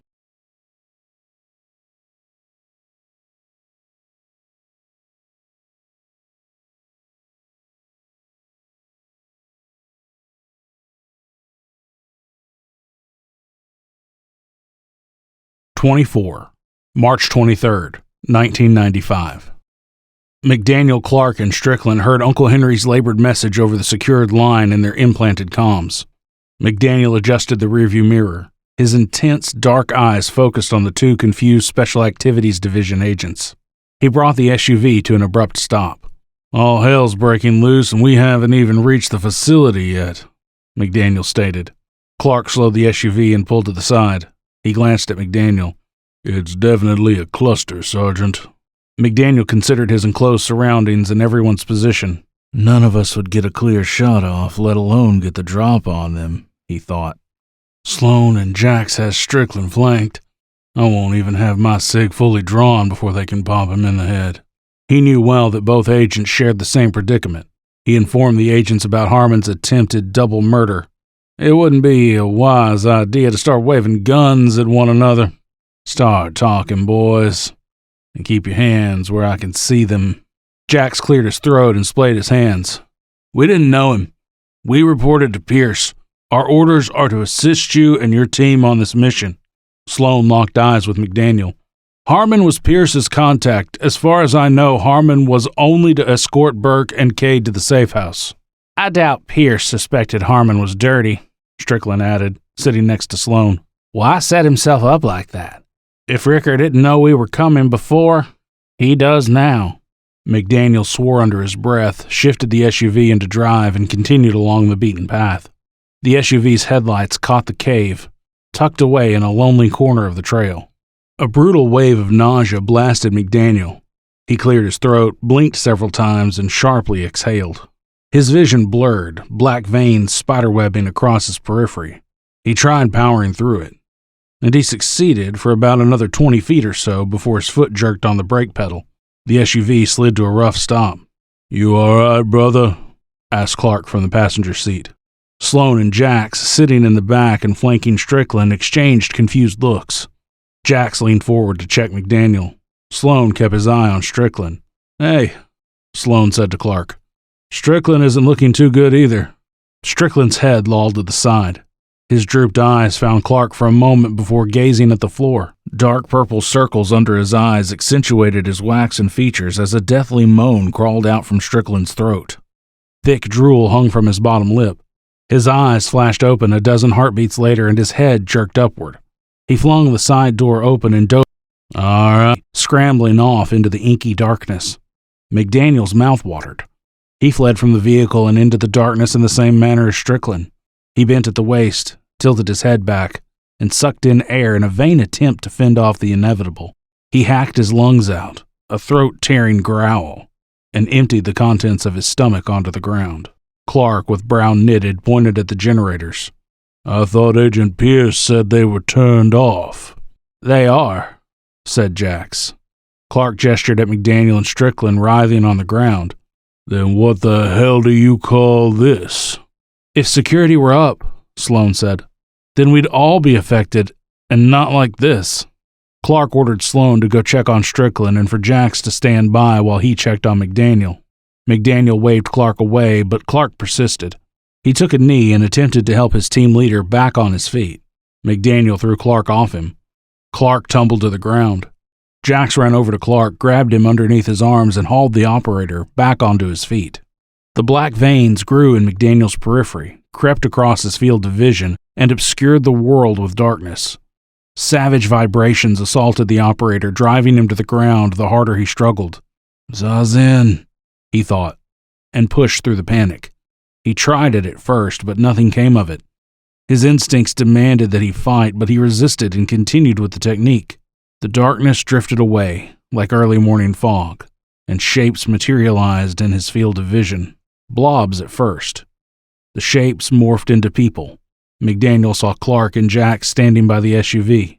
Their images flickered and overlapped with images of other people that he knew and did not know at the same time, while it changed from night to day and back to night as if reality could not decide which version it preferred.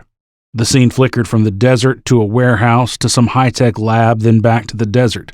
Once McDaniel stopped trying to rationalize the chaos, reality's true version emerged, and the paralyzing vibrations relented their hold on him. Strickland lay not too far from him, struggling to free himself from the grasp of an invisible attacker. Sloan tried pulling Strickland away, but the invisible attacker yanked Sloan down onto his knees. Their immediate space stretched and contorted. It wrapped around their wrists and snaked along their arms. The enraged, warped space consumed them whole like a python devouring its prey. Clark and Jax stood by the SUV, paralyzed by fear as McDaniel crawled back toward them. Sloane's and Strickland's inhuman cries of agony overlapped one another as reality devoured them. Two powerful ripples exploded from the space they occupied. The detonation launched Clark, Jax, and McDaniel off their feet and hurled them through the darkness. The trio crashed back down onto the jagged desert floor. The SUV flew like a sheet of paper caught in a windstorm, landed on its side, tumbled, and finally came to a stop near the cave entrance. Jax, first finding his footing, helped Clark, and then McDaniel. The agent winced and grabbed his shoulder. He rotated the socket, gritting his teeth. "Damn," he seethed. "I caught it good back there." He looked to the operators. "Anyone have any ideas just what in the hell happened?" Clark turned to McDaniel, looking as if he wanted to say something, but did not know where to start. McDaniel kept his eye on the shimmering section of space and waited. His right side burned and throbbed from where he landed. He waited for the crippling vibrations to return, waited for reality to resume its onslaught on his team. 5 minutes passed, and nothing else happened. Sloane and Strickland did not reappear. The space they occupied moments prior reverted to its natural state. McDaniel noticed a set of headlights sliding across the desert. He motioned for Clark and Jax to stand ready. McDaniel's quick visual check of the area did not reveal any concealed positions. "Great," he muttered. An SUV, like McDaniel's, approached them. Cade sat behind the wheel, and another, obscured from sight, sat in the back on the passenger side. McDaniel knew it was Burke. Cade turned off the engine, the headlights, and emerged from the vehicle. Her eyes widened at the sight of McDaniel's obliterated SUV. "You all right?" McDaniel asked Cade, noting the blood splatter on her face and clothes. Cade said, "I'm fine. Burke's the one who needs medical attention. He has a bullet lodged in his shoulder." McDaniel told Clark and Jax to stay by Cade. He went around to the passenger side, opened the door, and helped Burke onto his feet. He led the injured man over to the group and checked his wound. "It's deep," McDaniel said. "Can't get it out without making it worse." He frowned at the silvery flecks within the bullet wound. "Those fragments? What else was he hit with?" "I'll live," Burke remarked, and gently removed his arm from McDaniel's hold. He looked uneasy, fidgety, not wounded. "Listen, I can explain what happened to Strickland and Sloane." Jack shook his head. "I'm glad somebody can." Clark nodded but said nothing. He glanced at Cade, who stood close to his side, slender arms folded across her chest. Her body trembled, teeth chattered. McDaniel chuckled. "You're a wealth of info, a walking encyclopedia." Uncle Henry chuckled and immediately winced in pain. McDaniel unsheathed the shadow heart and looked from Jax to Burke to Cade. "Anyone got a lighter?" Jack shook his head, as did Burke. Cade shoved a hand into her jeans pocket and produced a Zippo. She handed it to McDaniel. McDaniel took the Zippo and quickly examined it. He motioned for Henry to lean in close. Henry complied. "If you got something to bite on, I'd suggest you use it. This'll hurt." Henry frowned. "Sorry, I don't have anything." McDaniel unsnapped the leather sheath from his belt. He handed it to his uncle. "Use this." Burke took the sheath and brought it to his lips. He hesitated. McDaniel nodded at the leather and arched a brow. Burke clamped his teeth onto it. McDaniel flicked open the Zippo and thumbed its wheel. It caught flame quick, but a wind gust snuffed it out. "Come on, man," he thought. He tried again and ran the flame underneath the blade, sterilizing it. Another wind gust extinguished the flame. "All right, screw this." He looked up at the group and waved his hand for them to join him. "Come on, kids, let's have a moment, gather round." They formed a tight circle around McDaniel. The operator tried the Zippo one last time. "Finally," he grumbled. He ran the flame underneath the blade and set to work. The tip of the blade slipped into the exposed muscle and caught the end of the bullet. He carefully extracted the bullet. Blood seeped from the wound and streamed down Burke's chest. McDaniel withdrew the blade. "Luckily, it didn't punch too far into the meat." Burke mumbled something that sounded like, "That's a relief." McDaniel wiped the blade on his pant leg, flicked open the Zippo, and moved its flame underneath the blade until it faintly glowed orange. He applied the heated blade directly to the wound. Burke sucked in air around the sheath, still in his teeth. McDaniel firmly pressed the hot metal into the bloody flesh. He rocked the blade back and forth, searing the skin. McDaniel repeated the process 2 more times, completely cauterizing the wound. Henry removed the sheath from his mouth and handed it back to McDaniel, who fastened it back onto his belt. He sucked in ragged breaths and went to the SUV and leaned against its hood. "Thank you," he croaked. McDaniel examined his handiwork. "Sloppy, but it'll do for now. You're still gonna need a doctor," he told Burke. "But at least the bleeding will slow a bit." He gave the injured man a few moments to collect himself. "Okay, what's going on? What the hell happened to Strickland?" Henry propped himself into a comfortable leaning position. "The transfer process that sent you and your team here wasn't pure. It's by no fault of anybody at 11th hour. Time itself is fractured. Every time a person or an object is sent backward or forward, it aggravates the fracture, causing instability in the temporal stream. There's really no way around it. Originally, knowledge of the fracture didn't come until about 2155. "What caused this fracture?" asked Jax. "The original 1943 Nazi experiment. When the bell traveled forward in time, it did with such force that it disrupted time's natural flow. And with each subsequent experiment, the fracture worsened. Sergeant Strickland and Agent Sloan fell victim to one of those disruptions." "But Sloan wasn't a time traveler," said Clark. "If he was caught in the wake of the disturbance, then he would have suffered all the same." A frigid silence descended upon the group. Henry did not look away from McDaniel. Jax and Clark exchanged confused frowns while Cade briskly rubbed at her goose-pimpled forearms. McDaniel stared at his uncle. "Well?" "What?" Henry asked, shifting uncomfortably against the SUV. McDaniel glanced at Cade. "Just waiting for you to tell me the rest of the story before the good doctor there turns into a popsicle." Henry forced a smile through his pain. "I experienced the same episode as you did during that last disruption. Our unnatural lineage makes us sensitive to shifts and aberrations in the temporal stream. These shifts were probably the root cause of your childhood nightmares. Uncle Henry had more meaning than just a cute nickname, Blake."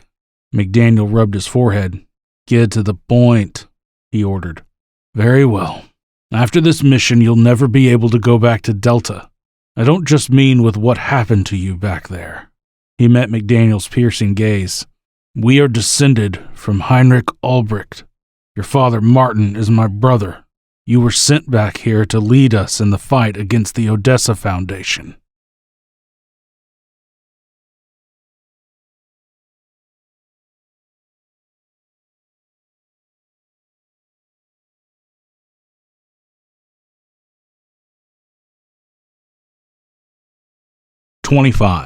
March 23rd, 1995. The reps working within the Department of Advanced Research Projects Agency bypassed Everett Murdoch's encryption and accessed Tunnel 1A. Ricker checked his watch. It read 0100 hours. He attempted contact with Eichmann 3 more times to no avail. He checked with Rep Teams 3 and 78, and none of them had heard from Eichmann either. The possibility of Eichmann abandoning Ricker existed, forcing the ex-Navy SEAL to consider his options. "Max murder left quite a few Rep Teams nervous," he thought. "Some are already looking for ways out. They're without direction. They'll need a leader." Beckett's gravelly voice broke through the mercenaries' repose. "Sir, we're in." Ricker nodded. "Move out." The team entered the black van parked near the guard shack. Beckett got behind the wheel. Ricker sat in the front seat and Dunn sat in the back, next to the 2 utility crates that stored the Slingshot and their gear.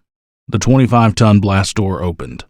Thin showers of dust and grit rained onto the ground. The rust-stained concrete and wood access tunnel stretched for 24 miles. Ricker's intel showed only one security camera situated above the door leading to the central lab. The secretary, the cute redhead back at Barnett, remotely accessed the security camera and looped footage from 10 hours prior. Ricker sniffed the air. Damp earth seasoned with rotting wood and mold filtered through the van's air conditioning vents in dense waves. No one said a word during the drive. Ricker did not mind. In fact, he preferred the silence. He thought about his earlier conversation with Team 3. Until the mission, he did not know that Eichmann stood to inherit the Odessa Foundation. He agreed with the old lady. If you've already got the power, why go behind their backs and risk losing it all? The calming silence lulled him further into his reflective repose, to his last conversation with Eichmann. October 12th, 2032. Alois Eichmann sat at his desk with his slender hands folded in front of him. His impeccably combed blonde hair parted on the side. "This mission won't be like any other you've taken part in, David." Ricker said nothing. "We aren't the only ones with operatives stationed across the timeline. There's this group who call themselves Exiles. They'll give you trouble, but I trust that you're more than capable of handling them." "Any identifying marks, uniforms? How'll I know who they are?" "You won't. They're just as good blending in with the crowds as the reps are. There's this one, though. His name's Henry Albrecht. I don't know what he goes by anymore, but he'll be back there. If you see him, kill him." Eichmann retrieved an image on his computer of a thin man with a fair complexion, brown hair, and dark eyes. "This photo was taken right before he fled to 1993. He's their leader, and his little operation has caused me more headaches and setbacks than I care to admit. His removal will give me much goodwill with Odessa." "And what about the others?" "Odessa's chairwoman has deemed Allison Cade and Everett Murdoch critical to the integrity of our timeline." Eichmann met Ricker's steely gaze. "Regardless, your priority will be procuring the bell." "Sounds like you haven't really thought this thing through," Ricker said. Eichmann leaned forward in his seat. "And I'm not interested in your opinion." He jabbed a bony finger at the war criminal. "Don't forget who runs the show. To us, you're just Asset X001. Ricker smirked at the rage flashing in Eichmann's blue eyes. "I don't get you, Alois. You're loyal to Odessa, yet you're willing to go behind their backs, abuse their assets, and violate nearly every protocol. For what?" Silence gripped Eichmann, and after a few moments he shook his head. "Just get it done, David. I need that bell, and I will have it." "You think the chairwoman is going to ignore all this cloak and dagger business?" Again, Eichmann fell silent. He broke eye contact, lowered his head, and stared at the scuffed linoleum floor. His voice, right above a whisper, cracked. "I can't let Henry Albrecht win." Eichmann replaced Albrecht's holographic image with that of another, younger man with wavy reddish-brown hair and possessing an innocence reminding Ricker of his own younger brother. "He'll help you once you reach Evolution's main lab." March 23rd, 1995. The tunnel ended and Beckett brought the van to a stop near a white-painted metal door. Ricker bookmarked his musings. He opened the door, got out, and walked over to the side. Dunn opened the side door and handed Ricker and Beckett their submachine guns. Dunn lifted the utility crate's lid and removed the duffel bag containing the slingshot. He hefted it over his shoulder and adjusted its weight. He slammed the van's side door shut, the hollow echo rolling along the cracked and stained tunnel walls. Ricker checked the time. 01:15 hours. "All right, boys, let's get this over with." He walked to the panel and input the code provided to him by the Defense Science Offices. The blast door opened with a heavy mechanical groan. They descended a flight of stairs, reached a landing, and descended another flight. They reached the bottom of the third flight of stairs, and bold red markings, Sub-Basement 3B, greeted them. They occupied one of the 4 hallways connecting the main lab and the corridor housing the caretaker's living quarters. Ricker, taking point with submachine gun at the ready, approached the first door. "Let's keep it tidy," he told his team.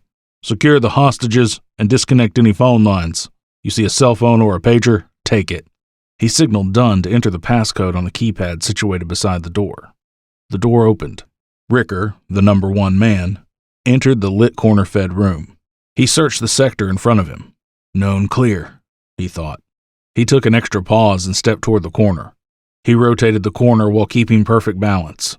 Dunn, number 2 man, simultaneously covered the front sector or the fatal front. Beckett, 3rd man, cleared the door and moved near Ricker, weapon aimed. They encountered 3 caretakers moving about, but they surrendered without provocation. Beckett and Dunn bound them at the wrists and ankles, covered their mouths with duct tape, and placed them in a utility closet. Beckett secured 2 blocky Motorola cell phones and 2 pagers.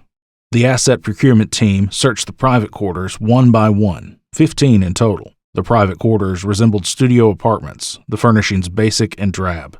Most of the caretakers slept in their beds, and before they could wake up, Dunn and Beckett bound their feet and wrists with cable ties and covered their mouths with duct tape. Ricker adjusted the tape on some of them, so it did not cover their nostrils. He confiscated several more cellular phones and pagers. Beckett disabled the intercom system. Ricker took a final look and nodded in satisfaction. Beckett moved to a table, grabbed a wrapped chocolate bar, and stuck it in his pocket. Dunn laughed. Ricker smirked and signaled for them to exit the room. He led his team to the main lab. Caretakers worked on the bell, one of them Eichmann's mole. The door slid open and the odor of hot metal and oil washed over Ricker in noxious waves. Beckett and Dunn closed in on the caretakers, weapons leveled. One immediately raised his trembling hands, legs locked at the knees. The other, however, did not feign submission. Ricker looked this man in the eye. The other caretaker, his hands raised, blankly stared at Ricker. "Got a key?" Ricker asked the caretaker, recognizing him as Eichmann's mole. Samuel Spencer smirked. "Yes." "Good. Lock up before you leave." Spencer said nothing as Ricker escorted him over to the U-shaped console at gunpoint. He leaned over the keyboard and navigated through the security system. He located a corridor, highlighted and labeled Caretaker Quarters. He input the code XL51J5 and tapped the Enter key. Below the map, an indicator switched from unsecured to secured. Spencer looked at Ricker, waiting for further instructions. "Go on," Ricker said. "Get out of here." Spencer left through a back door. Ricker turned to the other caretaker. "What's your name?" Ricker said. Fulbright? "Okay, Fulbright. I know Murdoch's here. Page him. Tell him," he gestured at the bell, "you need his help." Okay." Fulbright picked up the phone next to the control console and dialed a number. This is Fulbright," he said into the phone. "I need your help in the lab." He paused, listening to Murdoch, nodding. "Well, yes, sir, but the field's latest output readings are cause for great concern. You wanted me to let you know if anything changed. Please, come to the lab." Fulbright hung up the phone and looked at Ricker. "He's on his way." Ricker, pointing at the Nazi bell, said to Dunn, "Stand by. Keep the bag closed until I give you the word to open it." Dunn went over to the bell, slipped the duffel bag off his shoulder, and set it on the ground next to the bell's containment field. The bell looked just as it did in the old surveillance pictures and grainy videos Ricker viewed during his last briefing. The two counter-rotating cylinders fastened, one on either side, the painted red band across the top with the swastika emblazoned on the front. Every detail a sobering reminder of who owned him. The bell hovered a few feet above the ground, suspended by an energy field Ricker knew to be the reason for its presence in this time. 2 minutes later, Everett Murdoch arrived, standing near the control console. "I'm here, Ricker. I know what you want, and I'm not giving it to you." Ricker's brow twitched in surprise. "So he knows my name," he thought. "I wonder what else he knows. Tell me how to get past that field." Murdoch hesitated. "I'm afraid I can't. Please, Doctor, don't jerk me around. Just tell me how to get past the anchor, so I can get what I came for and leave. Nobody else has to die over this." Murdoch took a defensive step back. "I'm willing to bet you're the one who killed Liz Mack, the one who tried killing Dr. Cade." "Release the anchor." Murdoch remained defiant. "I know who you are. I know who you work for. You don't strike me as an ignorant man, so you'll understand why I'm not giving you the bell." Ricker shoved Murdoch onto the cold, hard concrete floor.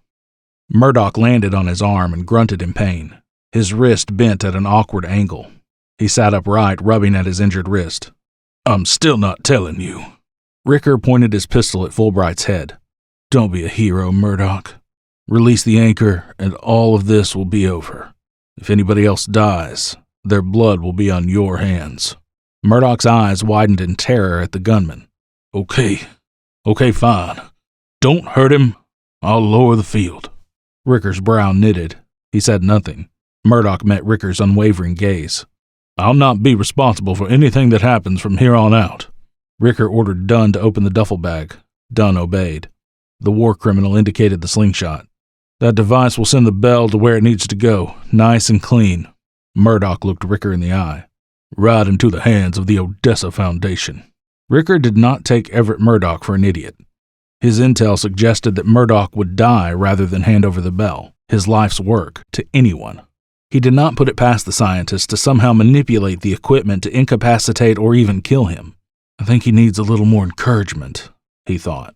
Ricker aimed the pistol at Fulbright and fired a single round.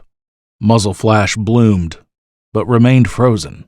The bullet slowed the closer it traveled to Fulbright's forehead, its trail of kinetic energy dragging behind it. The gun's report echoed, slow and hollow. The bullet touched Fulbright's sweat-beaded forehead and vanished. The muzzle flash disappeared, as did the kinetic energy trail. Ricker took a defensive step back. He kept the pistol aimed at the terrified scientist. "What in the hell just happened?" Beckett and Dunn, horrified, remained still. Their hands gripped the handles of their weapons. Murdoch swallowed hard. I think the anchor, it's time dilation," he explained. "Throughout the day, the anchor's been experiencing random fluctuations. Those fluctuations must have disrupted time's flow." Ricker did not pretend to understand the mechanics of time manipulation or anything of the sort. He ordered Murdoch to the console. Murdoch took his seat at the data displays. Fulbright stayed close and sat down in the seat next to Murdoch. The scientists input the anchor's release command sequence. "I'm going to need your associate to stand over there." Murdoch pointed at the left-hand corner of the Bell's metallic base without looking up from the controls. "I can't deactivate the system entirely, but I can weaken it enough for him to safely reach through and detach the device." "No chance in hell," Ricker spat. Murdoch stopped typing, turned, and gave Ricker his full attention. "If I lose the Bell, we're all dead, and you know it. You already know the effect the energy fluctuations are having on time, so keep in mind that I could very well be killing us all by dropping the anchor. The choice is yours, Ricker." Ricker glared at Murdoch.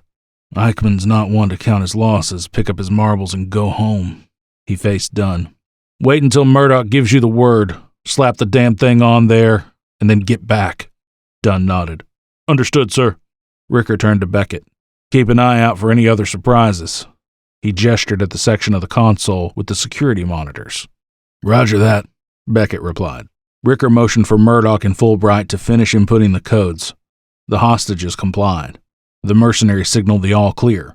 Dunn hefted the slingshot, turned it over so its magnetic base faced the Bell, and hesitantly stuck his arms inside the field. Dunn placed the slingshot on the Bell. "It's on." He pulled his arms back. Dunn's forearms remained within the swirling violet anchor. Ricker focused on Dunn. Murdoch and Fulbright focused on the console. Dunn jerked his arms back. They did not budge. "Damn it!" His eyes, wide as saucers, locked onto the field as it shimmered and fluttered. Panic rose in his voice. "Shut it off, man! Shut it off!" Ricker turned to Murdoch. "What's happening?" he asked, calm and collected. Murdoch sighed. "Exactly what I worried about. The decreased power resulted in an output instability." "Shut it off," Ricker ordered Murdoch. "I can't. It's too late." Ricker looked back at Dunn.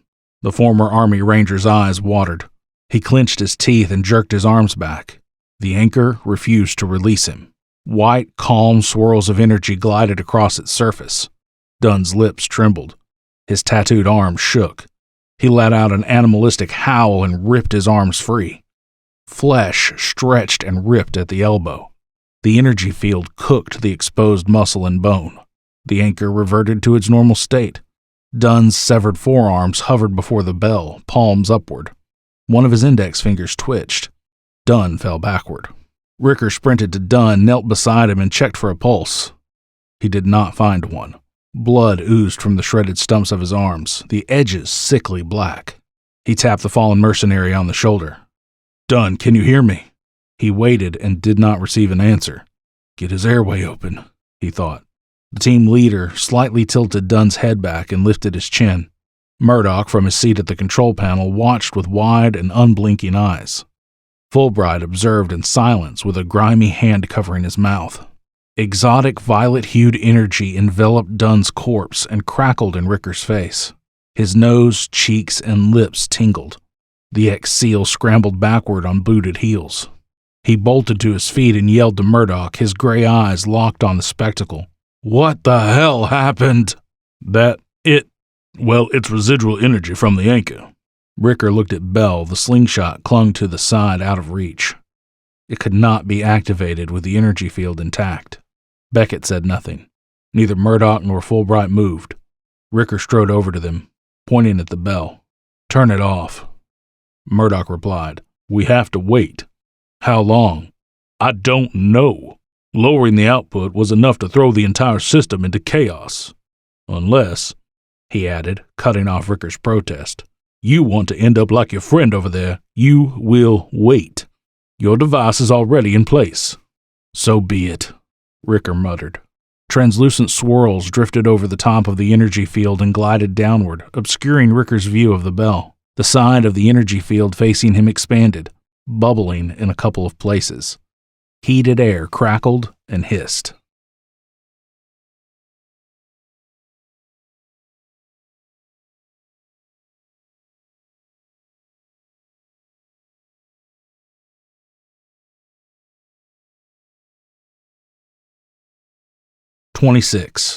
March 23rd, 1995. McDaniel reflected on the past hour's events en route to Evolution's subbasement 2B. Images of Strickland's sweat-soaked face, contorted in terror as reality devoured him, flashed through his mind. The team leader closed his eyes for a moment and slowly exhaled. Strickland's fear-gripped voice echoed through his nightmare. Grief churned in the pit of his stomach, mixed with soul-deep rage and seeped unbridled fury through his veins. Burke's words echoed in his mind. Your father, Martin, is my brother. You were sent back here to lead us in the fight against the Odessa Foundation. You okay, Sergeant? Asked Clark. He and McDaniel flanked Cade in the back seat. McDaniel flashed a thumbs up. Frank was a true American, and my brother, he thought. He kept his eyes forward and spoke his mind. When we get back home, I will repay Alois Eichmann with interest. Clark grinned. Damn right, Sergeant. Cade gazed through the window, her head bobbed with the road's rough terrain. Her bony shoulder bumped Clark. He did not respond. Burke, in the passenger seat, stopped his work on his tablet. He lifted his head and took several relaxing breaths. He fought fatigue and blood loss. His head dropped and snapped back up, his eyes wide and glassy. Burke's injured shoulder, wrapped in gauze after McDaniel cauterized it, continued to ooze blood. The tablet slipped from his fingers and fell at his feet. His head dropped, eyes closed. His chest slowly rose and fell. The SUV's front end dropped and lurched forward. Everyone shot forward in their seats, but their seatbelts kept them restrained. Burke's head flopped down and snapped back. His watery eyes flashed open. McDaniel's heart raced. His body tensed. He gripped the MP5 that, until that moment, sat across his chest, secured by its harness. His fingers rested above the trigger. A glance revealed Clark responded in the exact same manner. Cade, alert, bit her lower lip. Jack slapped the steering wheel. Damn road, he spat. He looked in the rearview mirror and saw Cade, her arms folded across her chest, shook. It's okay, Doc. This road's riddled with holes. Caught it good back there. Burke leaned forward and retrieved his dropped tablet. Oh, great, he grumbled. Now I get to add whiplash to my impressive list of injuries. He activated the device with a finger swipe and continued his work. Cade's blood-crusted hands trembled. A worn smile fluttered across her cracked lips. I'm... Clark looked to her and tipped his head. This will all be over soon, ma'am. For what it's worth, I'm sorry you're having to go through all this. McDaniel relaxed but remained alert. He cracked his knuckles and his neck. Cade glanced at him, but he ignored her. The loss of Frank Strickland gripped McDaniel's heart. He and Strickland served together in the 1st Battalion, 75th Ranger Regiment, and joined Delta at the same time. A great American, he thought, swallowing the pain lodged in his throat. From the bottom of my heart, I love you, brother. McDaniel focused on the tunnel ahead, his dark, narrative eyes communicating his intentions. Bring in the hellfire. The rest of the drive passed in silence. The door they needed to access did not connect to a specific floor, but to a stairwell leading to subbasement 3B. Burke remained alert, much to everyone's surprise. Sweat beaded on his forehead and streamed down his temples, mixing with the dirt and blood smudging his ashen features. Jax frowned at Burke. Hey, I don't think you're in good enough shape to be going in there with us. Maybe you and Cade ought to stay here. Clark turned to McDaniel. You think that's a good idea, Sergeant? Someone's already tried twice with Cade. Almost got her and Burke this last time. Look at them, McDaniel. Cade is a heartbeat away from shutting down, and Burke, it's too risky. They'll be slowing us down. We don't need them to complete the mission." "I'm fine, really." Burke wiped at his sweaty brow. He slowly blinked his eyes, his head drooped, but he maintained his focus and composure. He glanced at Jax. "Yes, you do need us for the mission. It's obvious the only ones we can trust are sitting in this vehicle. In the event something happens to the Bell, one of us," indicating Cade and himself, "needs to act accordingly. We will know the proper procedures." "Your call," Clark said to McDaniel. All eyes fell onto McDaniel.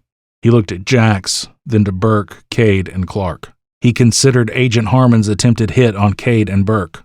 "I leave them here," he thought, "and they're vulnerable to attack." For all McDaniel knew, Odessa's reinforcements could already be on the way. "This op is already screwed 9 ways from Sunday." He adjusted the MP5 sling on his shoulder. "We all go." They passed through 3 secured doors before reaching Sub-Basement 3B. A stairwell descended into a narrow cinder block corridor and stopped at another door. Cade used her skeleton key to gain access. She input a bypass code capable of overriding any active security protocol, a security measure known only to herself and Murdoch. McDaniel took point, with Clark and Jax stacking on him, sweeping the room with their weapons leveled. Burke and Cade maintained a safe distance that allowed, in the event of an attack, an opportunity to seek cover. The team followed the narrow concrete corridor, pale fluorescent lighting marking the ceiling. The passage led to a set of double doors that opened onto the room housing the temporal anchor's monitoring equipment. The dark room twinkled with electronic twilight. A cart with a laptop stood at the end of each row. Cade stopped at the console closest to the door facing the main testing area. Their position provided a clear view of Murdoch and another, whom Cade identified as a guy named Fulbright, sitting at the control console at gunpoint.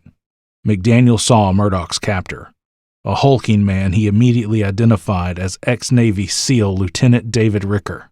Powerful, tattooed arms connected to stone-crushing hands made his 9mm look like a derringer. McDaniel moved into a concealed position while maintaining a clear view. He signaled for Clark and Jax to move so they could see the testing area. McDaniel formulated a plan. Create a diversion, divide and conquer, lure Ricker's guy back here. He looked behind him for the nearest cart with a laptop. He nudged Cade on the shoulder, got her to look at the laptop and mouth the words, "False alarm." Cade crept to the cart, stayed low, and reached for the console. Her fingers glided over the keys. Burke stood behind her, wiping his sweaty brow, and taking quick, shallow breaths. She finished working and motioned for McDaniel to look at the laptop.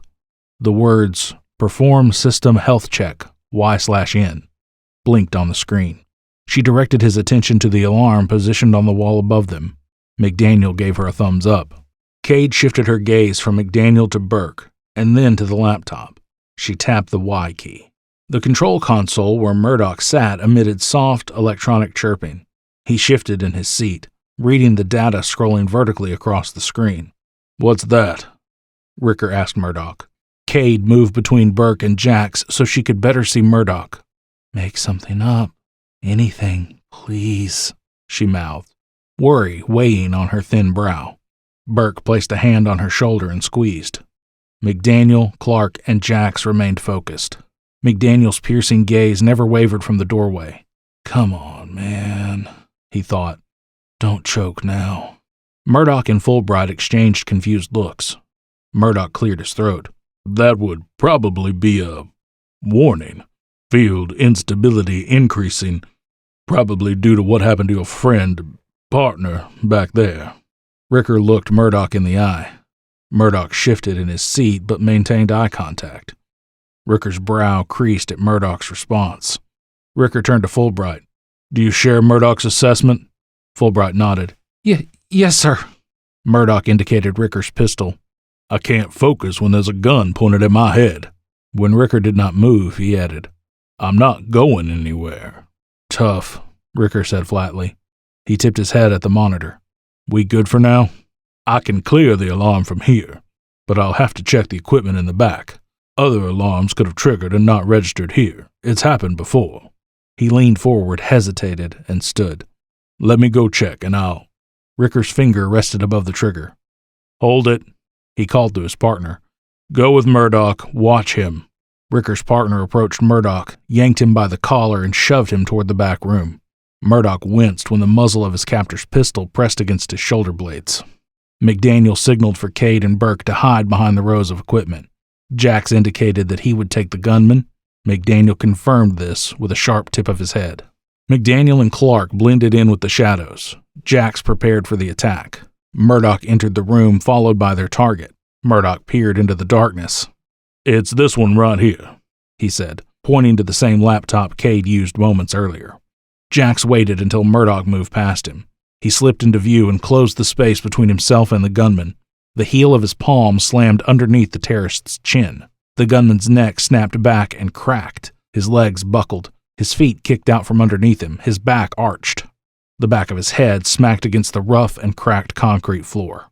Jax knelt beside the gunman. A pool of crimson streamed from beneath his prone form. He looked up at McDaniel and made a swiping motion across his throat. Cade's throat hitched at the sight of the battered man. Burke looked away. Murdoch saw Cade, a smile drifting across his lips. "I thought I'd lost you," he whispered. Cade smiled and tears streamed down her puffy cheeks. McDaniel indicated they move further back into the room to continue the conversation. The rumbling machinery drowned any noise they made. He stole a glance at Ricker. The invader stood by the console, foot-tapping impatiently. Murdoch told McDaniel about Spencer's betrayal and how one of Ricker's men lost his life after placing the slingshot onto the bell. "Spencer's not a traitor," Burke said. "He did what he had to. He's one of my most trusted men." Cade and Murdoch exchanged confused looks. McDaniel reminded himself of Agent Harmon's attempted hit on Cade and Burke. "We trusted him, and looked where that nearly got us," he thought. "You sure about that?" he said. Burke met McDaniel's piercing gaze. "Positive." McDaniel faced the group. "Here's what's going to happen.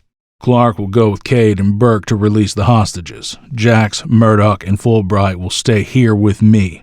I'll take care of Ricker." He turned to Clark. "Make sure they all get out safely." He indicated Burke and Cade. "And then get back here." Clark gave a sharp nod. Murdoch turned to Cade and gave her one last kiss on the forehead.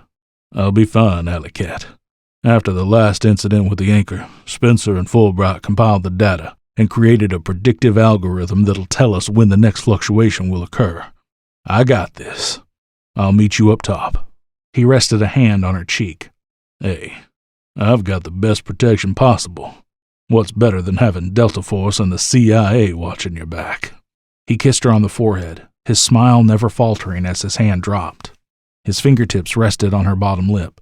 He gazed into her eyes, mouthed the words, "I love you," and let his hand drop. Cade's eyes watered, and this time a couple of tears rolled down her cheek. Reluctantly, she went with Burke and Clark. Murdoch turned his attention to McDaniel. Sergeant, a word of caution. Your weapons will be useless in there. The unstable fluctuations in the temporal anchor has inadvertently warped the fabric of time." McDaniel looked to Jax and then back to Murdoch. "Well, that sucks," he deadpanned. "What are we supposed to do now? Hash it out over a pillow fight?" "How far does this disturbance reach?" Jax asked. "Just in the lab, I think," Murdoch responded. "Any other surprises we should know about?" McDaniel asked Murdoch. Murdoch shook his head. McDaniel gave the signal to proceed to the main lab. McDaniel and Jax closed in on Ricker, weapons aimed at the terrorist. Despite Murdoch's warning, he would not allow himself or his team to blindly enter a room occupied by a hostile unarmed.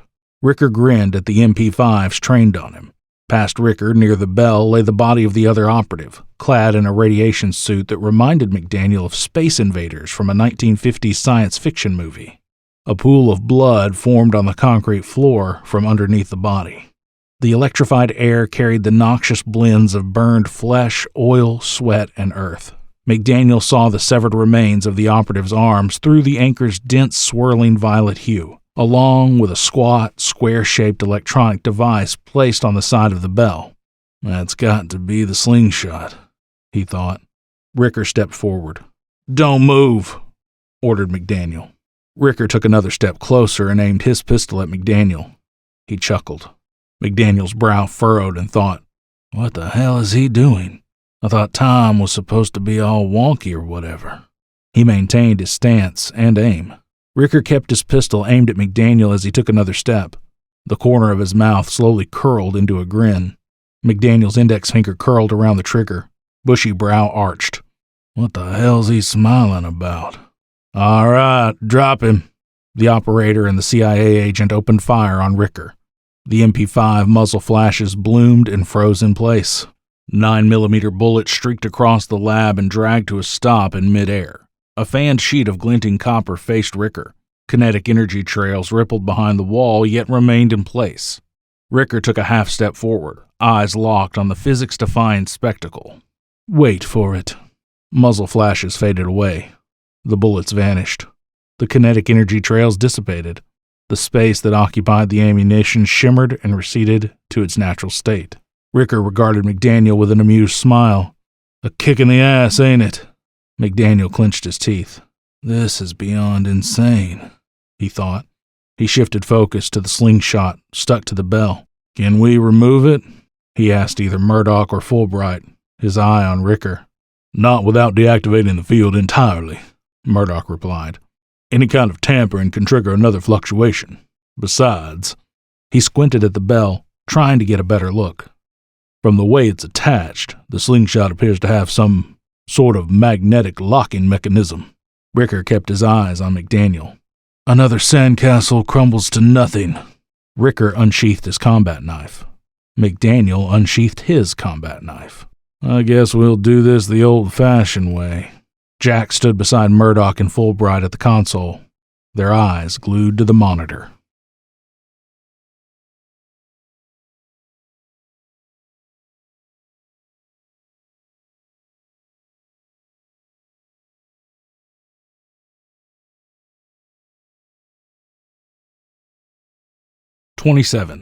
March 23rd, 1995.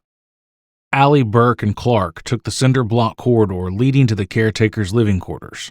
The hollowed echoes of hurried footfalls against the tinny flickering of fluorescent track lighting exacerbated her fears. Burke, a few steps behind her, struggled to maintain pace. Several times along the way he staggered, stopped for a moment, and caught his breath. Clark, taking point with his weapon leveled, did not stop for Burke. Allie thought of Everett at the main lab facing life-threatening danger alone. It isn't right. We shouldn't have left them there like that. She kept glancing over her shoulder at Burke, making sure he did not fall far behind. She moved to help him a couple of times, but he waved her away. I'm right there with you, Clark responded, without looking back at her. My brother is back there, but my orders are to get you, the caretakers, and Burke to safety. Burke hissed air through clenched teeth. Then what? What do you mean? Clark asked, without breaking stride. They rounded a corner and approached the first set of living quarters. Burke said, The slingshot is already in place. We have nothing on hand to remove it. The only way it'll work is if the anchor is released. Clark stayed focused and said nothing. Allie stole a glance and noticed Clark's knitted brow. Her compulsory need to explain temporarily overriding her fear-heightened awareness. Stabilization requires a process known as time dilation, where time for the bell moves at a slower pace than for the rest of us. Its original, erratic trajectory created the fracture. At least that's the theory. My guess is the slingshot needs to harness that energy to send the bell to the future. They arrived at their destination. Allie input the skeleton key and the door unlocked. Clark faced the scientists. You two wait here until I give the signal. What's the signal? Allie asked. Clark said nothing. He readied his weapon and entered the room. She and Burke watched from the doorway. Clark entered the first apartment, MP5 aimed. Allie watched his imposing form disappear into the shadows and around a corner. Moments slowed to a snail's crawl. Her heart thumped in her chest. She chewed her lower lip. She squinted her eyes and stuck out her neck to hear as much as possible. Burke's faint wheezing filled her ears and pained her soul. Faint shuffling floated from somewhere in the pitch-black room. She looked to Burke and back to the hallway. Come on, she breathed. Clark's deep voice boomed from somewhere inside the room. Clear. The living room's lights flickered to life. Allie rushed into the room with Burke a few steps behind her. She rushed to Dr. Katrina Waters, lying on the floor with duct tape covering her mouth and wrists and legs bound with zip ties. Clark carefully removed the duct tape. Ma'am, I'm going to need you to hold your wrists out. He opened a pouch fastened to his waist and pulled out a compact multi-tool. He readied his needle-nose pliers and clamped it to the zip-tie strap. You'll feel some pressure, but you'll be okay. The operator rotated the pliers and twisted. The binding tightened on Waters' wrist, and then left a reddened indentation on her skin. Clark smiled in apology. Sorry, ma'am. The binding snapped and released. He released her ankle bindings in the same manner. Allie helped Katrina to her feet and embraced her. "Are you okay, Kat?" Katrina nodded. "They didn't hurt us." Did they take anything from you? Clark asked. Katrina shrugged. "Just our cellular phones and pagers. I think they cut the phone lines too." Allie pulled back from the embrace, gently took Katrina's wrist, and placed 2 fingers over her radial artery. She felt the pulse and mentally counted the beats in 15 seconds. Katrina sighed but remained still. Her eyes widened at Clark's MP5. Allie finished taking Katrina's pulse. "Too many good people already lost their lives," she thought. "I'll be damned if one more person gets hurt or killed. I'm just making sure you're safe." Clark gave Katrina a quick look over. Can you move on your own? Clark searched and secured the apartments. He gathered the caretakers in the hall. Allie checked each person's pulse for injuries. She approached Clark. "Everyone's fine but scared. I'll make sure they all get to a hospital once this nightmare is over." Clark nodded. As a matter of fact, Doctor, you and Burke need to take the hostages and get them somewhere secure. Allie's eyes widened. "What about the Slingshot? Protecting the Bell is your mission priority, isn't it?" We have Murdoch and Fulbright, Clark replied. They can help us with that. You, on the other hand, are supposedly vital to the timeline. He looked Burke in the eye. Isn't that right? Burke nodded. Good, Clark said. Once we secure the Bell, Murdoch and Fulbright will be released, and they'll link up with you. And what if you can't stop Ricker? Clark said nothing. Burke placed a hand on Allie's shoulder. I still have a few friends in the SOG. I can arrange for them to set up a safe house for the caretakers. I'm not completely sold on that idea, Clark told Burke. Weren't you and Cade nearly killed by someone you trusted? One of the caretakers, a tall man with a slender face and sharp features, casually approached Burke and stood behind him. Burke glanced over his shoulder. Allie said to Clark, I'm going back with you. I will not leave Everett behind. No, you won't, Doctor. That's tactically dangerous, Clark said. Hell, just your being here is tactically dangerous. What'll happen to Everett or McDaniel if Ricker cannot be stopped? Again, Clark said nothing. I'm going with you. I already told you. And I'm telling you, Sergeant. I'm not one of your soldiers. If something happens to Everett, then who'll help you? Clark shook his head. Forget it. You, Burke, and the caretakers are to leave the facility. Murdoch will contact you when it's all said and done. I refuse to roll the dice with Everett's life. You can't guarantee me his safety. Allie, Burke interjected, please listen to Sergeant Clark. He's right. It's not safe for us to be here. I won't risk putting you in harm's way. Allie glared at Burke, the one person she thought for sure would be on her side. Is he more concerned for my safety or for the integrity of the timeline? She faced Burke. If anything happens to me, there's enough research for DARPA to continue the project. I can handle it. Burke's eyes widened, his nostrils flared. Absolutely not. Besides, that's not the point. Odessa's already manipulated the timeline. I'd like to keep the casualties to a minimum. Good people have died when they weren't meant to. I'm not adding your name to the list. I'm not leaving Everett. Burke turned to Clark. Sergeant, you all know what my orders are. I will stay here until everyone has left the facility. Burke smiled. Allie dropped her head, biting her lower lip. All right, Clark said to the caretakers. Listen up. The van's not big enough to take everyone in one trip, so we'll do this in groups. We still have the other SUV parked near the entrance. Cade will shuttle each group topside, and from there she and Burke will escort you all to a safe area. He paused and surveyed the timid caretakers. Let's move out. He did not acknowledge the 3 caretakers who flinched at his commanding tone. Allie held up a hand. "Give me a minute, please." Clark knitted his brow and said nothing. The frightened and confused caretakers spoke amongst themselves. Clark stood motionless and watched the group. 3 scared scientists paced near the operator, their heads down and hands shoved in their pockets. Allie and Burke broke from the group but kept everyone within their sights. She folded her arms across her chest. "Damn it, Burke, I don't want to go. Those reps nearly killed me twice. We're safer here."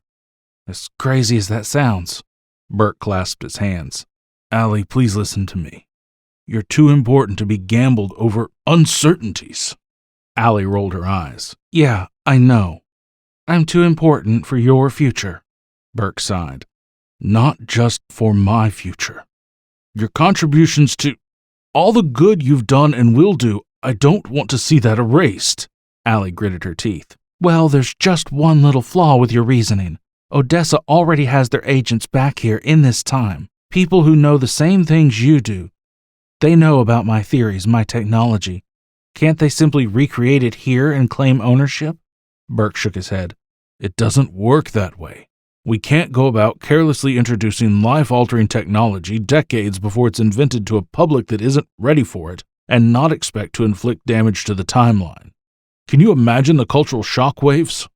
Anger flashed in her emerald eyes. Her battle-worn body trembled, her hands balled into fists. The gall of this man, she thought. The hypocrite! Venom drenched her words. Arrogant prick! How dare you stand there and preach to me about the need for secrecy when good people have lost their lives because of it? Liz was most likely killed by one of those fanatics. Sergeant Strickland and Agent Sloan. Those poor men were killed because of some fracture in time that your family created. Burke held up a hand and took a half step backward. You need to calm down. Strickland and Sloan knew the risks. They knew what was at stake. Hey, Clark called out to them. Everything okay? Allie ignored Clark. She zeroed in on Burke. She jabbed a shaky finger at him. So what?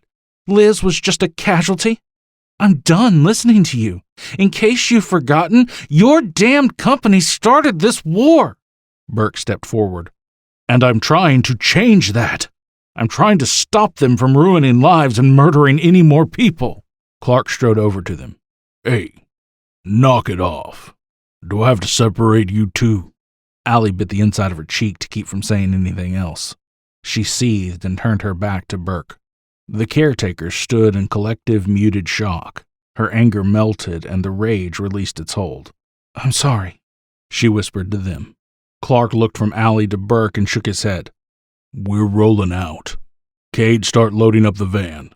Allie approached the caretakers and started dividing them into smaller groups. Okay, everyone. I'm going to be taking 5 of you at a time. She picked the closest 5 people to her and helped them get into the van. She shuttled the scientists to the surface, and on her 3rd trip she waited for the last person. The caretaker, a tall man with a thin mustache and parted salt and pepper hair, stood behind Burke, refused to get into the SUV. This is all just a little too much. How do I know this isn't some elaborate setup? He looked at Allie. How do I know you're not working for them, Dr. Cade? Allie's brow perked at his words. Them? Allie smiled. I can assure you, Dr. Hayward, everything is fine. She licked her lips. Who do you think I'm working for? Dr. Hayward tilted his head to the side. The ones who attacked us earlier. The ones who tied us up. Allie shook her head. We're here to get everyone to safety. Hayward looked from Allie to Burke, took a step toward Burke, and stopped when he saw Clark. I can't, he said, shaking his head. Can't what? Clark asked. Hayward opened his mouth to speak, but snapped it shut. He leaned his head back against Clark's glare. I can't go, not yet. I have to do it, but I don't want to. I don't have time for this garbage, Clark grumbled. You need to start making sense, Hayward. Hayward looked to Burke. The reps will have me killed if I don't. Allie's heart raced. If I keep going at this rate, I'll be 2 beats away from a heart attack, she thought. If you don't, she glanced back at Burke. Have us killed? Hayward shook his head. Not you, Dr. Cade. He indicated Burke. I don't think Ricker knew I was a rep. My mission was to keep an eye on you, to make sure that things here at Evolution played out the way Odessa wanted them to. I am not allowed to harm you. My secondary orders were to have Henry Albrecht eliminated, should our paths cross." Burke turned to Clark. "Even then, I doubt they will stop." Hayward's voice rose an octave. "They threatened to kill my wife and son if I didn't do what they asked. I had no choice, I'm sorry." "I don't blame you. How long have you been a rep?" Burke asked. "About a year." Hayward ran a hand through his hair. "I don't know what to do, okay? I won't kill anybody. But if I don't, the reps will kill my family. Maybe if they think you killed me," he said to Burke, his eyes gleaming with hope. "They won't go after them." "I'm not going to hurt you," Burke told him. He placed a hand on Hayward's shoulder and led him toward the van. "We'll figure out some other way." Clark watched the exchange in silence. Allie noticed how his index finger, right above the trigger of his submachine gun, slightly curled. He kept his eye on Hayward. Hayward stopped in his tracks and shook his head. "I can't. Leave me here. Let me take my chances with those terrorists." "Get in the vehicle," Clark ordered Hayward. Hayward's knees buckled. "No!" He twisted his shoulders. The scientist stepped back and stomped on Burke's foot. Burke screamed. Hayward wrapped his arm around Burke's throat and guided his hostage toward Clark. "Either you kill me now or I'll report all of you to the reps." Clark, MP5 raised the moment Hayward moved, kept steady aim, his finger hovering above the trigger. Burke's head weaved in and out of his shot. Hayward's voice cracked. Tears streamed down his unshaven cheeks. "Have to shoot through Albrecht to get to me. Maybe I should let you. 2 birds with 1 stone." Hayward nearly stumbled over his own words. "I refuse to live as one of their puppets. You listen good, Sergeant. Either you kill me now or I swear I'll lead the reps right to you. It doesn't matter where in the timeline you'll be. They'll find you." Allie watched Clark get into position where he could fire. "Please," she breathed. "Don't hurt him. He's a desperate man. He doesn't want to hurt anybody." Hayward trembled. His eyes sported heavy dark circles. His face reddened. "Do what needs to be done." Hayward stared at Clark. "If you don't, we're all dead. Our blood will be on your hands." He jerked back, still using Burke as a shield. He grabbed Burke's knife from the sheath fastened to his side. He leaned his head to the side so he could see Clark and pushed the knife toward Burke's throat. He saw Clark, flashed a grin, and shoved Burke back with his free arm. He lunged with his knife hand. Clark fired a single shot. Allie screamed.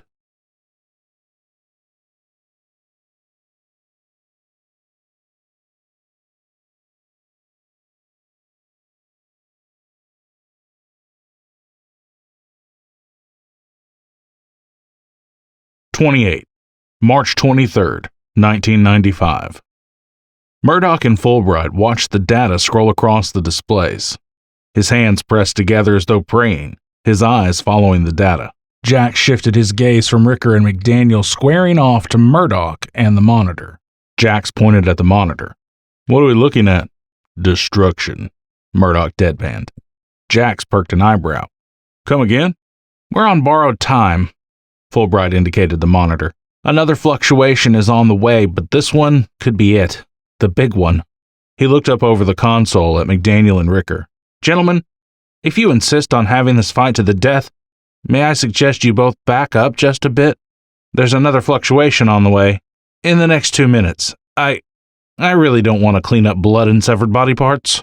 The Bell loomed behind the combatants as a grand observer, watching from the strained confines of its temporal anchor. The unstable anchor pulsed and vibrated. Its low rhythmic hum drifted through the lab and blended with the rumbling of ancient machinery. Translucent swirls of energy raged across its fragile surface, the fabric of reality surrounding Ricker and McDaniel.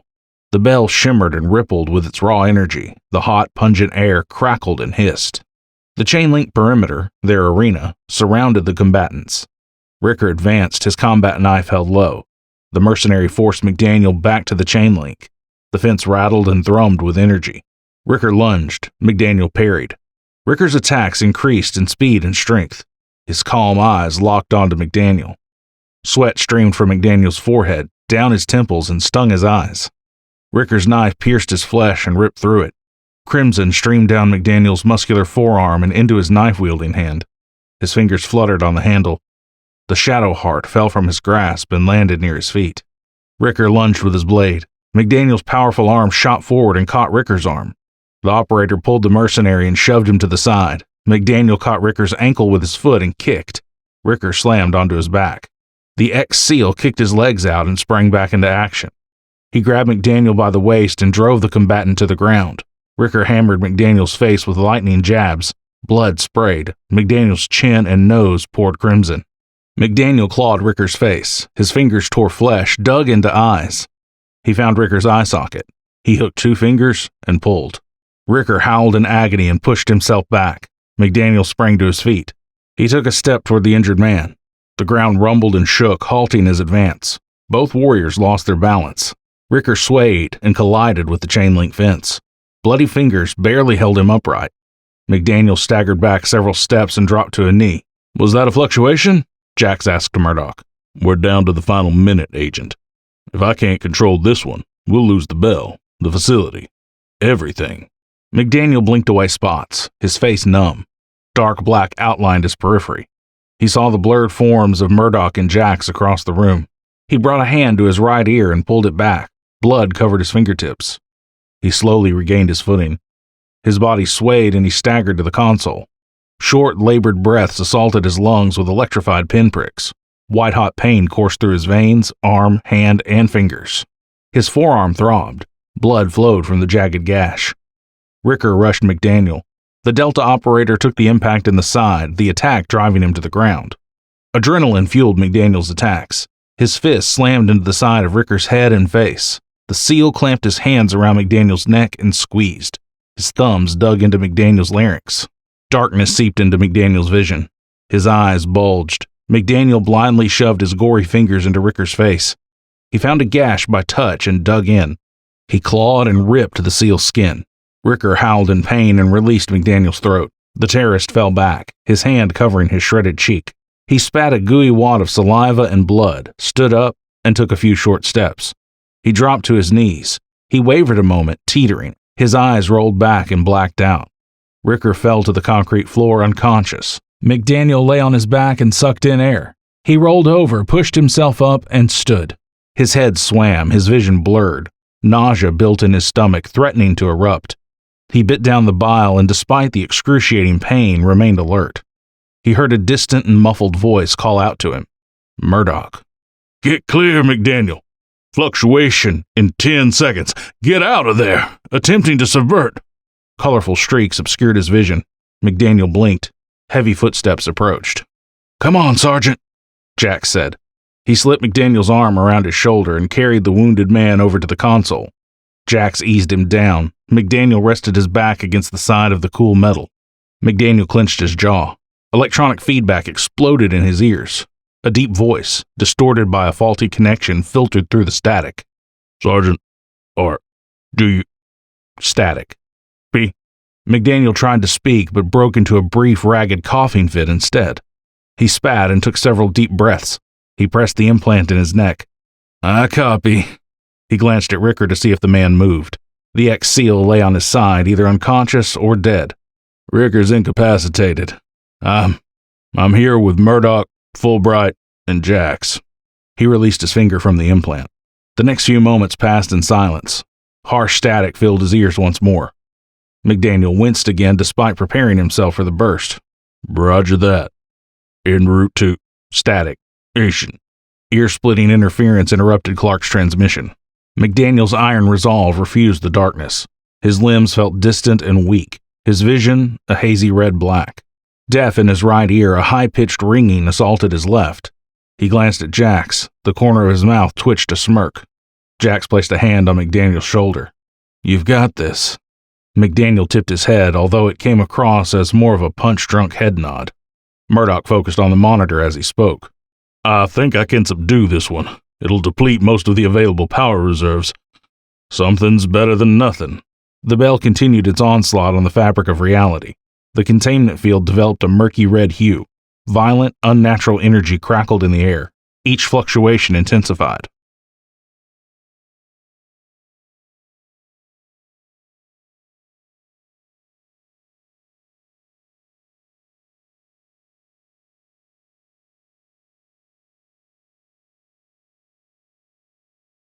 29. March 23rd, 1995. The echo of a shot reverberated throughout the corridor. Clark slipped his pistol back into his holster. Burke confronted Allie. Dr. Hayward dropped to the cold concrete floor onto his side. Blood flowed from the neat and clean wound right between his eyes. His glassy, sightless eyes gazed at Allie. Clark tried contacting McDaniel on his comm to no avail. He tapped at it a few times, frowned, and then looked at Burke. I can't reach Sergeant McDaniel. I'm not sure if it's my comm or his that isn't working. It's probably McDaniel's, Burke said. If he sustained any injuries to his head or neck, it could interrupt the signal. Allie approached Hayward's corpse and knelt. She tilted his head to either side, carefully avoiding the gruesome wound. She pulled on the collar of his shirt, checking the back of his head and neck. She ran her index finger along where an implant could be, the surrounding area, and then traced her finger along the back of his neck. What are you doing? Asked Clark. Allie, engrossed in her search, did not answer him. She's checking for any marks, implants, anything allowing Odessa to keep tabs on him, Burke said. Which, Allie said, glancing up at Burke. There is. Right here. Burke took a knee and examined the hard lump at the base of Hayward's neck, no wider than the tip of a ballpoint pen. Clark took a step towards Allie and Burke. What'd you find? Implant, Burke replied. He stood and helped Allie to her feet. Clark arched an eyebrow. Are you sure? Maybe that's a cyst or something. Could be, Burke replied, but it's exactly where Odessa used to put their trackers on their employees. If you touch it just right, you can feel 3 ridges on the top. You think the reps will still go after his family? Asked Burke. Hard telling, but, he added, cutting off Allie's protest. If I were to make an educated guess, I'd say no. Implants not only allow the reps to listen in, but they can record too. Then let's remove the chip, said Clark. Burke shook his head. We can't. When the reps find him and see that his tracker has been removed, they'll become suspicious and double their efforts. No, we have to let them think that Hayward died trying to apprehend me. Clark nodded. Better odds for his family. Okay then. I still need to get you and Cade out of here. Allie said. The others are waiting at the main entrance. I gave one of them my gun. She looked at Clark. I feel like crap for leaving them alone like that, but they're a lot safer inside the tunnel than outside. Something's better than nothing. Burke moved to the passenger side of the SUV, opened the door and rummaged through the back. He hefted his blue satchel, walked over to Allie, and handed it to her. Inside is a portable shielding unit, Burke said. It's one of the pieces of technology from 2316 that I've replicated. Due to the technological limitations of the 20th century, it's a one-time use unit. Allie unzipped the bag and peered inside. The sleek, flat black device, like a futuristic VCR, pulsed a light blue. Ridged edges gave it an imposing presence. A silver band ran across its top from either side, joining to form an open circle in the middle. Martin and I developed 3 of them after we arrived in the 20th. The PSUs were based on your research that, from your point of view, you have yet to conduct. It allows you to release the Slingshot's magnetic lock without disrupting the anchor. Clark looked at Allie, and then the satchel. Hand it over, Doctor. I'll take it to Murdoch. You and Burke need to get going. Burke held up a hand and took a hesitant step forward. Forgive me here, Sergeant, but if you're going to use the PSU, which if you want to ensure mission success you will, then it's going to be a 2-man job. One to monitor the anchor, the other to safely place the PSU at the edge of the anchor and remove the slingshot. He looked at Allie and smiled while addressing Clark. Agent Jax seems like a fine man, but I'd rather someone more adept at temporal physics handle the PSU. Allie's brow twitched, and then she understood. He's got a plan, she thought. I just wish I knew what it was. She needed to trust him, which meant going along with it while improvising. Thank you, she said, as she slung the satchel over her shoulder. Burke gave her one last hug, shook Clark's hand, and then went to the SUV. I'll make sure the caretakers are taken somewhere safe. A few unaccounted caretakers won't make much of a blip on Odessa's radar. Allie, it'll be okay. We'll meet again. He opened the driver's side door and sat behind the wheel. He slammed the door shut. Its echo rolled along the tunnel's walls.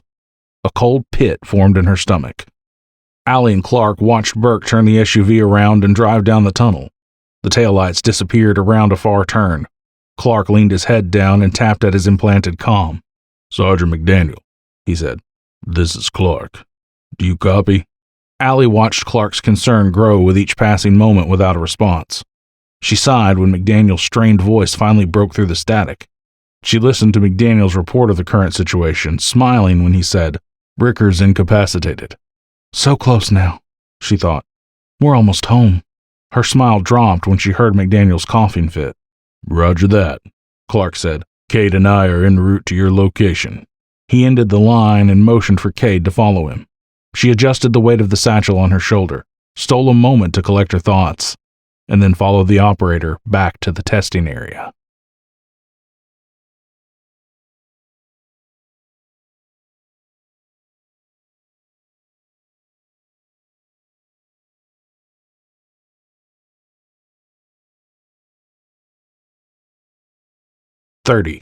March 23rd, 1995. Fresh waves of nausea and pain washed over Ricker, pulsing through the gaping knife wounds that ravaged his arms and chest. Blood streamed alongside his blackened and swollen eyes, filling his ears and mouth. Dark shades of skilled violence marked his muscular body. The world spun away. The once dominating rumbling of the machinery and turbines reduced to hesitant whispers. Oblivion teased his freedom by keeping him conscious, slipping the veil down a little at a time. Ricker imagined the horrified look on Alois Eichmann's face when his half-baked covert op crumbled in his hands. How the exquisite fear would choke the life out of him when the Odessa Foundation caught on and came looking for him. During his mission, Ricker raised awareness with Rep Team 3, certain that they would, in turn, notify other rep teams. His final middle finger to Eichmann and Odessa. Oblivion lowered the veil some more, and Liz Mack appeared to him. Her cold, dead eyes locked onto him, unblinking. I did the right thing, he thought, ignoring the lurking shadows of regret and shame. Odessa would have made her suffer, gone after her loved ones. I made it easy for her. A child's laughter floated in the distance. He knew that laugh well. His 5-year-old daughter, Melissa, caught in the crossfire during a botched convenience store robbery involving 2 masked thugs and the police. The veil finally dropped and darkness stole his thoughts. He did not fear or welcome death. Be the favor, did.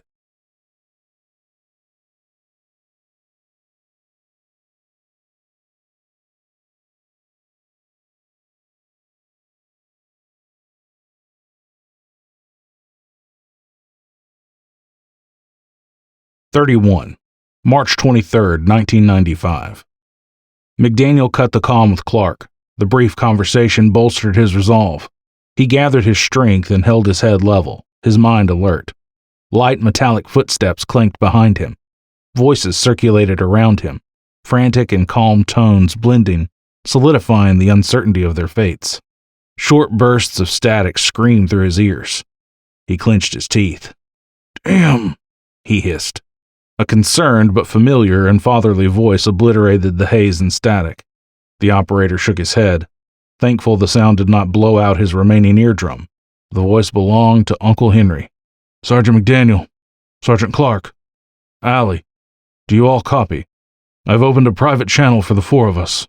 McDaniel thought he lifted his hand to press his comm and grinned when he saw Jax kneeling beside him. "Thanks," McDaniel croaked. Clark's voice promptly followed Burke's message. "This is Clark. I copy." McDaniel smiled. "McDaniel, copy." Allie joined in on the conversation. "I'm here." A brief pause followed. Burke continued. "Made it topside with no issues. The caretakers are here with me. No one's injured. They're scared, but otherwise fine." Clark responded. "Glad to hear you're all safe. Watch your 6, Burke. Appreciate the assist." Burke said, "Will do, Sergeant. I'll notify Murdoch and Cade once the caretakers are dropped off in a secured location. Evolution is going to have to close their doors for a short while as we sort through this mess. Shouldn't have much of an impact on the timeline. DARPA already has the data they need to advance with 11th Hour at this point." Cade responded. "I'm not nearly as worried about the project as I am for my staff. Please take care of them." "Of course," Burke responded. Gentle static followed. "For what it's worth, I'm truly sorry to have dragged all of you into this mess. I want everyone to know that what we've accomplished tonight is a major strike against the Odessa Foundation. Their grip on this timeline is slipping. They'll come after us, so keep your guard up. Murdoch, I'll be in touch with you and Agent Jack soon. Sergeant Clark, it's been an honor. Truly.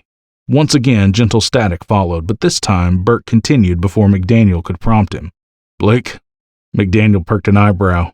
We're on a first-name basis now? Go ahead, Uncle Henry. I was thinking, your father would be damn proud of you. The fight is far from over, but we're family. We need to stick together.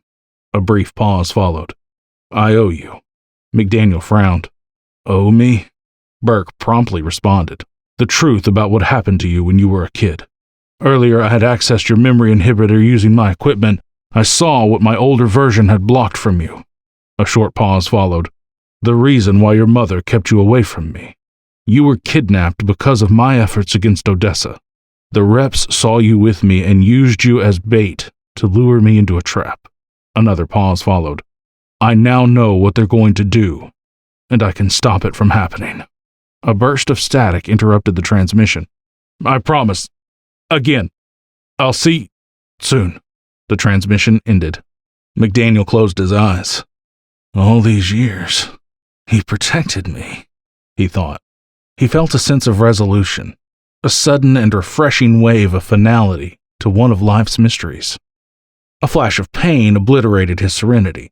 He snapped his head up and focused on the rotating fans on the other side of the lab.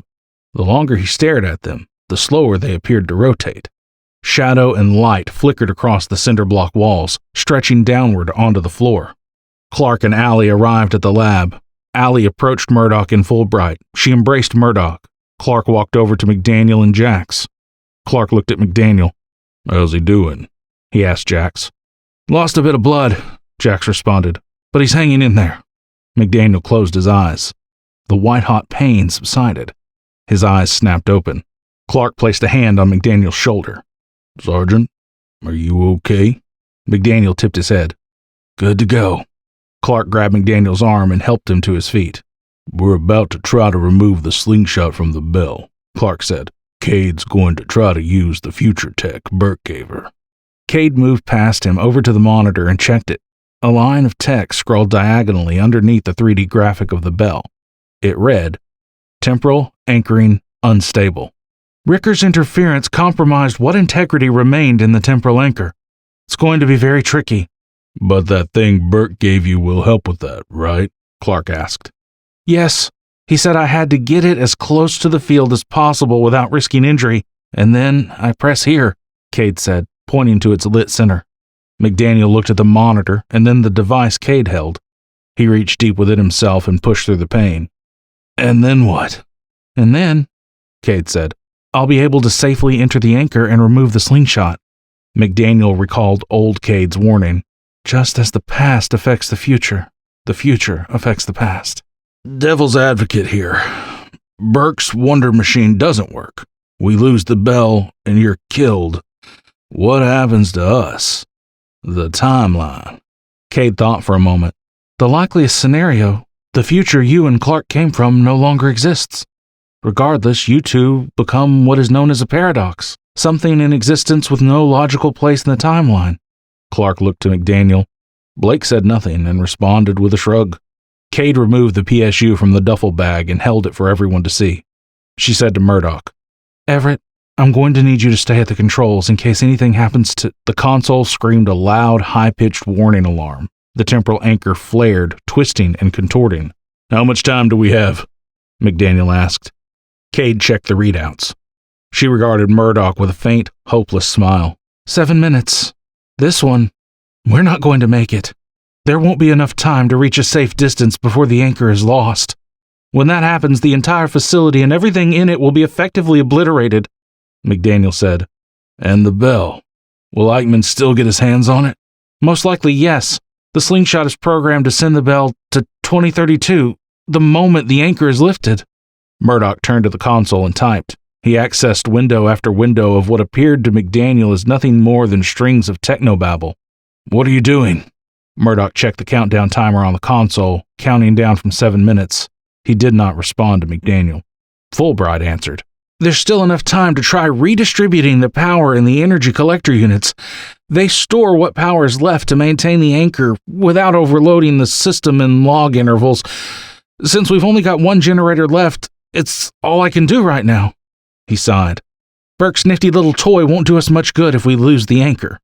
Murdoch finished entering the command program. The monitor displayed, "Time remaining, 5 minutes, 3 seconds. Attempting to reroute power to energy collector unit. Attempt failed." Murdoch input a prompt asking why it failed. The system responded less than a second later. "Energy collector units sustained substantial damage. Collector units 1, 2, 4, offline. Collector 3, capacity, 22%. Murdoch slammed his hand on the console. "No good, guys. There's too much temporal displacement energy for only one collector to handle," McDaniel said. "So the bell is now a ticking time bomb?" No pun intended. Fulbright shrugged. "That's one way of looking at it, I suppose." Murdoch ran the program one last time. "There's no way to know how far the blast radius will reach. We're far enough underground. The blast doors throughout the access tunnels will contain the explosion." McDaniel shook his head. "This entire operation is screwed 9 ways from Sunday," he thought. "Planned for years, but put together in a matter of hours. Does home exist anymore?" His implant pulsed, causing the hairs on his neck to stand on end. He jerked back on his feet, but maintained his balance. A glance at Clark told him that whatever just happened to him happened to Clark as well. "The hell was that?" Clark asked McDaniel. "It felt like something just tried pulling me onto the ground." "Same here," McDaniel replied. He rubbed at the soft lump on the base of his skull. Jax went over to McDaniel and motioned for him to lower his head. McDaniel complied. Jax checked his neck, and then took a half step back. McDaniel looked up at him. Sergeant, your neck. It's glowing orange." "Check mine," Clark requested. Jax did. "Same." "What's going on here?" Clark asked, running a thumb over the glowing spot. Cade checked Clark's implant and then McDaniel's, comparing them with the data on the monitor. "They're pulsing in sync with the anchor's fluctuations." McDaniel frowned. "That good or bad?" "I don't know," Cade replied. McDaniel chuckled. "Guess we'll find out soon enough. What's next? This thing gonna beam us to the moon or what?" High-pitched beeps pulled Cade back over to the monitor. Her eyes widened. She watched Murdoch input a command telling the generators to decrease electromagnetic output. He checked the status of the remaining collector unit. "Remaining energy collectors down to 5% capacity." Cade held the PSU and walked toward the anchor. "This is all we've got left." Murdoch stood from the chair and turned to Fulbright. "Stay here and keep rerouting the power." "Of course," Fulbright said. He continued to check the displays while inputting the necessary codes. Murdoch called to Cade. She stopped and turned around. He gently took the PSU from her grasp. "I'm project director. It's my job. You stay here with them." He leaned forward and kissed her. He tilted his head to the side so the corner of his mouth brushed up against hers. McDaniel could not hear what Murdoch said to her, but he knew. He stepped to the side, walked toward the bell, and stopped at the yellow hazard line painted on the concrete floor. Minimum safe distance, 150 feet. He looked down at the PSU in his hands and pressed its illuminated center. Murdoch's image shimmered, engulfed in a strange blue halo. He hesitated before passing through the energy barrier. His phasing form approached the bell and bent forward. Fulbright watched in absolute amazement from the control console. The energy field flexed. McDaniel, Clark, Cade, and Jax could not see everything he did, but heard him say, "Slingshot is off. We're good. Allie, The anchor flared and roared once again. A shockwave accompanied the fluctuation, sweeping all 4 onlookers off their feet and slamming them onto their backs. McDaniel rolled onto his side and brought up a hand to shield his eyes against the anchor's radiance. A ghostly blue-white light flickered within the maelstrom. Thin light beams pierced the anchor and scattered across the walls. Murdoch emerged from the anchor moments later, Slingshot in one hand and the PSU in the other, still surrounded by the PSU's blue energy field. He staggered his way back to the yellow hazard line and dropped the Slingshot, the device clattering on the concrete at his feet. Murdoch looked around at his surroundings as if seeing them for the first time. He doubled over and pressed both hands against his stomach. "Everett!" Fulbright shouted. He pushed himself from the console and bolted upright. "Stay there," Jax ordered Fulbright. He sprinted across the lab and grabbed Murdoch's shoulders to free him from the PSU's energy field. Murdoch pulled back from the agent. His eyes widened and his hand dissolved, starting at the elbow and spreading in either direction. His body rippled in gray-white energy. Murdoch stood motionless in a state of confused horror, watching himself turn into fine, misty granules. Jax, mouth locked in an open, silent scream, tried throwing himself back from Murdoch. The energy field snagged him and fused his body in its pale blue aura. He froze, vaporizing into the same fine mist. The energy field pulled into itself. The edges of space lining the field stretched like plastic wrap. It bulged, contracted, and exploded in a flash of brilliant light. No trace of Murdoch and Jax remained. The Slingshot and PSU disappeared as well. Cade scrambled to her feet and managed a half-step toward the field when Clark grabbed her arm, yanking her back down onto her haunches. "It's not safe," he told her. Tears streamed down Cade's dirt-smudged cheeks. She stared at the spot where Murdoch stood moments prior. She mouthed the words, "No more." The anchor swelled. One of the offline generators exploded. Scraps of flaming machinery flew in all directions. McDaniel dropped to the floor as a chunk of shrapnel flew over his head and crashed into a nearby wall. The remaining offline generators exploded, one after the other, shaking the facility to its foundation. The Nazi bell, hovering 3 feet above the floor, violently rocked back and forth within its invisible cradle. Sparks flew from Fulbright's console. He yelled to the group over his shoulder, "All collector units are gone!" Klaxons bleated over the facility security system. "Temporal anchor stability compromised. Facility destruction imminent. Evacuate immediately." Rotating red lights flashed throughout the lab and melded with the anchor's flickering violet hues. Clark yanked McDaniel to his feet. He led his team leader and Cade back into the computer room for cover. Cade stopped briefly to check the monitor. Cade said, "We've got less than 2 minutes before we lose the anchor, the facility, everything." The temporal anchor expanded. Its sides bulged and twisted. A pulse of translucent energy exploded from one of the bulges and vaporized everything in its path and silenced Fulbright's horrified cries.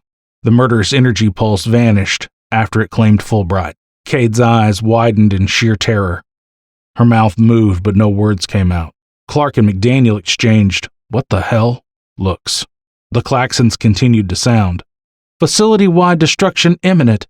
Vacate premises immediately," the security system droned. "What do we do with Cade?" Clark asked McDaniel. McDaniel assessed the situation. Per General Sikorsky's orders, the security of the Nazi bell is priority. All other considerations secondary. Take them with us, and we don't know what will happen to the future.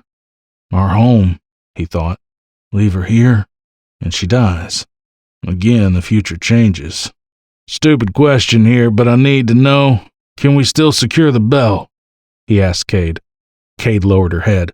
"It's gone." McDaniel looked to Clark. "Screw it. She comes with us." Clark's brow furrowed. "But she doesn't have return modules. Will you be able to piggyback off us?" McDaniel asked Cade. Cade shrugged. "We'll find out." Dark violet electricity arced across the outer shielding of Energy Collector Unit 4. The collector spewed fat sparks onto the concrete floor. One of the shielding plates burst from its side, flew across the lab, smacked against a wall, and skidded to a stop near the yellow caution line. The anchor pitched and wobbled. It expanded, consuming the entire testing area. It slithered toward the computer room like a python ready to devour its prey. Ricker's corpse vanished, like the bullets fired from the submachine guns. McDaniel's and Clark's implants continued their rhythmic pulsing, increasing in pitch and intensity. McDaniel felt the distinct pull once again. The sensation triggered severe waves of nausea. His wounds ached. The space surrounding McDaniel, Clark, and Cade shimmered and rippled. "One thing I'm curious about," Clark said, keeping his eyes on the approaching ravenous anchor, "is how did they know back home to time our return so perfectly?" "That's a damn good question," McDaniel thought. He shrugged. "Not a clue." The trio huddled together. Soft orange light glowed from their implants, encompassed their bodies, and morphed into a blinding light that blended with the chaotic violet of the anchor. Chaotic temporal distortion energy swirled around the Nazi bell. The anchor devoured everything in its path, smothering the facility into oblivion. McDaniel, Clark, and Cade had front row seats for time's destruction. The anchor glided over them. Within the sphere of distorted time, McDaniel observed the overlapping of various timelines, an amalgamation of every possible outcome. Events intertwined with one another, weaved themselves through the fabric of reality. He closed his eyes, as he did in the desert, and relaxed his mind. His eyes flashed open when unnatural pain nearly tore his mind asunder. "Can't focus," he thought. "Why?" The answer dawned on him moments later. "I am focused. That's the problem. In the anchor, every version is the correct one." McDaniel experienced another internal pull, far more intense and brutal than the last, shocking every raw nerve in his ravaged body. Blood streamed from his opened wounds. White-hot pain flowed through his veins, intensifying the longer they remained within the anchor. "The Traverse could kill you," Cade told McDaniel, wincing at the sight of his blood-coated arms and face. The corners of McDaniel's blackened eyes stung, tears mingling with blood, sweat, and grime. "We shall see." He grabbed Cade and held her in a vice grip. Clark looked up at the anchor's swirling, murky surface. "Hey, Doc," he called to her over the roaring of the enraged temporal anchor. "Didn't you say that if we got close to the anchor, it'd kill us?" "Yes," Cade furrowed her brow. "I mean, it should have killed us by now. Maybe the displacement field emitting from your implanted TNR modules is somehow interfering with negating the lethal effects of the anchor?" McDaniel's dark eyes opened wide, to the point where his eyelids disappeared. He tilted his head back and slowly opened his mouth. No scream came out, not even a croak. Darkness arrived the same moment time claimed him, returning him to an uncertain existence.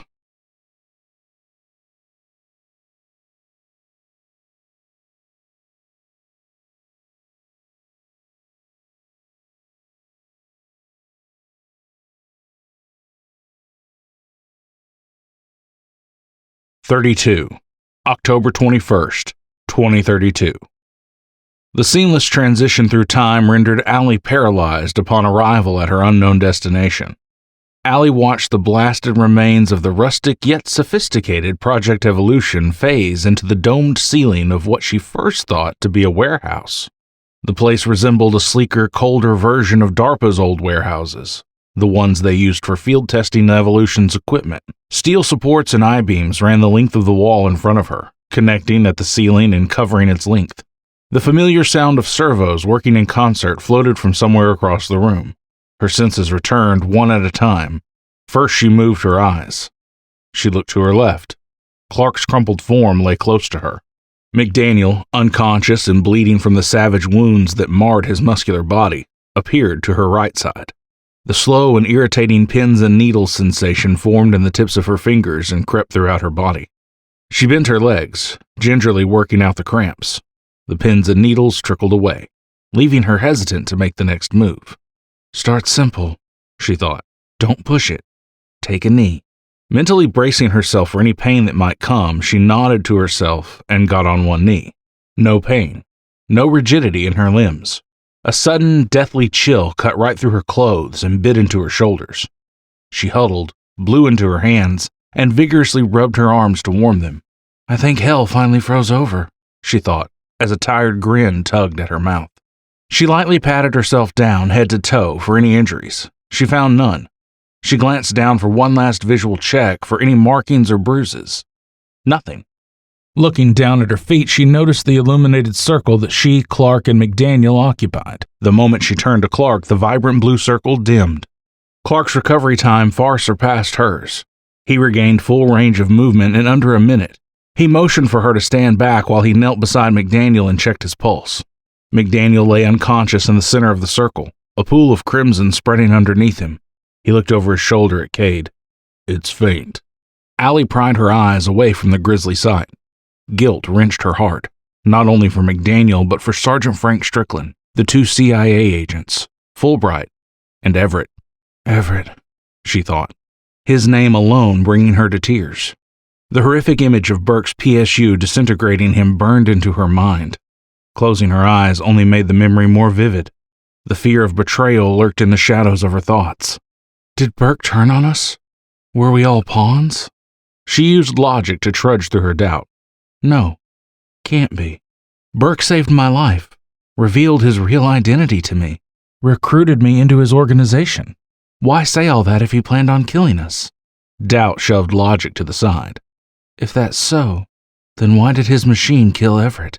Allie swept her gaze across the vast and cold room, studying the hexagonal hole in the middle of the wall facing them. Wires and cables emerged from the hole, scattering in all directions across the wall to either side, and then disappearing back up into the ceiling. Did we make it back to your time? Is this Project 11th Hour? Clark surveyed the room. I think so. Everything looks the same as it did when we left. Allie indicated McDaniel as she spoke. Is he going to make it? The distinct hiss of a hydraulic door opening sounded behind them before Clark could respond. An emergency medical team rushed in to examine them. They placed McDaniel on a gurney and hurried him away. Clark waved off a medic, and Allie assured another that she felt well. Flanked by 4 guards armed with submachine guns, a man with sharp features, icy blue eyes, and neat blonde hair greeted them with a slow burned scowl. His voice dripped venom. Welcome home, Sergeant Clark. Clark said nothing. The man did not seem perturbed by this, and turned his attention to her. And who are you? Dr. Allison Cade. He perked an eyebrow. Intrigue cleansed the venom from his tone. Is that so? He reached into his pocket, produced a silver case, popped it open, and took a toothpick. Slipping the case back into his pocket, he put the toothpick in his mouth, biting down on it as he continued to study her. She watched the toothpick twirling between his lips and teeth, wondering, no, fearing, what would follow. She figured the man to be no other than Alois Eichmann, the one who controlled 11th Hour with an iron fist. She recoiled mentally as he stared at her with what she perceived to be the perfect balance of interest and fury. The tilt of the head and a perk of the eyebrow, hints of rage in his eye, and the twitch of the corner of his mouth. Eichmann addressed 2 of the guards while gazing at Allie. Take Sergeant Clark to Detention Area 1C. I will take Dr. Cade to where she needs to go. Yes, sir, said one of the guards. Clark did not look back as the guards escorted him out of the launch room. Allie expected him to at least give her a passing glance, some subtle indication that everything would turn out fine. Nothing. He strode past her, head up, eyes locked straight ahead. The other 2 guards stayed with Eichmann. He turned to one and said, This is certainly a mess I didn't expect to have to clean up. Allie went to speak, but her throat locked. Clearing her throat, she tried again. How so? Eichmann turned back to her and paced, hands clasped, fingertips resting against his mouth. Not 20 minutes ago I had you, well, the older you anyhow, placed under armed guard for acts of treason and espionage. Right before your grand arrival, she vanishes from the timeline. I don't know what to tell you. Eichmann lowered his hands and stopped pacing. Well, she is gone, yet I now have you. Allie weighed her options. Speak or remain silent, she thought. Those are my 2 choices, but I must know the truth. Why do you want to kill me? I don't. Anger overpowered her focus. Bullshit! You tried twice! Once at my home, and the other in the desert near the entrance to Evolution's back door. Those reps weren't acting on my orders, Eichmann explained. All I wanted was the bell, my history, heritage, originally destroyed by your government. I wanted all that back, but now it's lost. Destroyed because of your interference. Logic refused her mind to consider Eichmann's plight. Nobody else but him would know to go after me, she thought. He wants us all dead. Eichmann's voice possessed an eerie, almost haunting quality. Listening to him speak, Allie sensed the unbridled rage straining his calm bearing. Although, Eichmann said as he took a step back, standing between the 2 guards, I am curious to see what further develops from this new timeline. Should be quite interesting. He moved past her, heading towards the door. The guards motioned for her to keep pace. Yes, sir, said one of the guards. He removed a thin black device from his shirt pocket and spoke into it, relating Eichmann's orders to the next subordinate. Project 11th Hour, from Allie's point of view, existed only as a network of concrete and steel-reinforced tunnels below the Utah desert floor. Under other circumstances, seeing the sum of their achievements 37 years in advance would be a once-in-a-lifetime opportunity. She tried retreating to her thoughts, but her mind refused to cooperate until she gained a firmer grasp of the situation. Eichmann led her down a narrow walkway that ran right through the center of the sleek control center. She stole glances to glean as much information about the future as possible without making herself obvious. Logic prevailed this time. "I'm not going to learn much when a madman wants me dead," she thought. "Now that I've seen Eichmann's face, he won't simply let me go about my merry way." She felt like a specimen underneath a microscope. Technicians eyed her every movement, then looked to the guards. But when their eyes landed on Eichmann, they immediately ducked their heads and returned to their duties. The fast and skilled clacking of keys on a keyboard, the whirring of nearby machinery, and muffled footsteps on thinly carpeted flooring were all as jolting as an air horn blaring right in her ears. They reached an elevator door situated at the end of the room. Eichmann pressed the call button while speaking with his back turned. "While I sort through this mess, you'll be staying in one of our holding areas." Allie kept her mouth shut. A soft ping announced the arrival of the elevator. The door slid open and Eichmann stepped to the side. He turned to face Allie and motioned for her to enter. She stepped inside without regarding him. Eichmann entered next, promptly followed by the guards. The ride passed in silence. Neither Eichmann nor Allie made eye contact. The elevator pinged and the door slid open, revealing a nondescript corridor. The guard stepped out first. Dread churned in the pit of Allie's stomach as she exited the elevator. Nausea crawled up her throat and coated her mouth. Eichmann moved around her and walked ahead of the group. The guards dutifully followed. One kept pace in front of her, with the other guard bringing up the rear. The megalomaniac glanced over his shoulder while speaking to Allie. "You and your friends caused me quite a bit of trouble, Dr. Cade. If Odessa hadn't deemed you off limits, I would have audited you myself."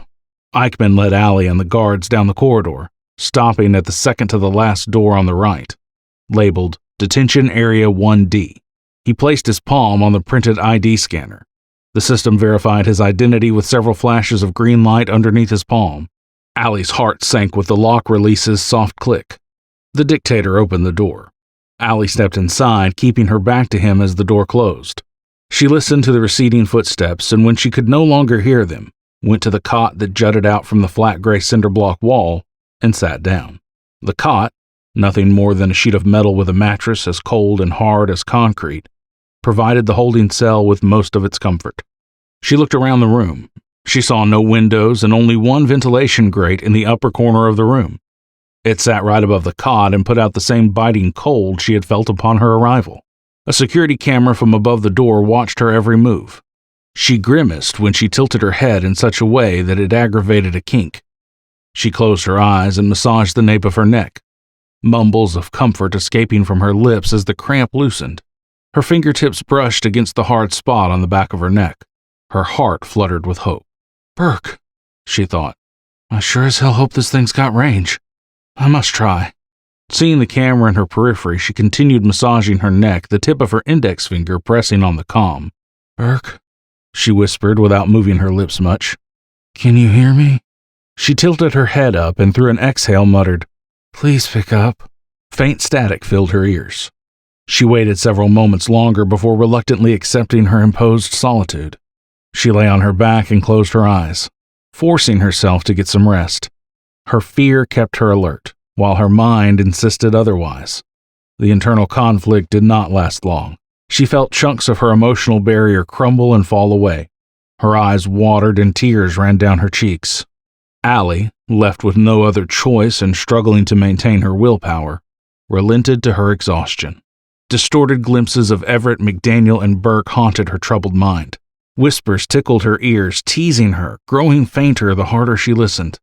Inky blackness with growing swirls of violet surrounded her.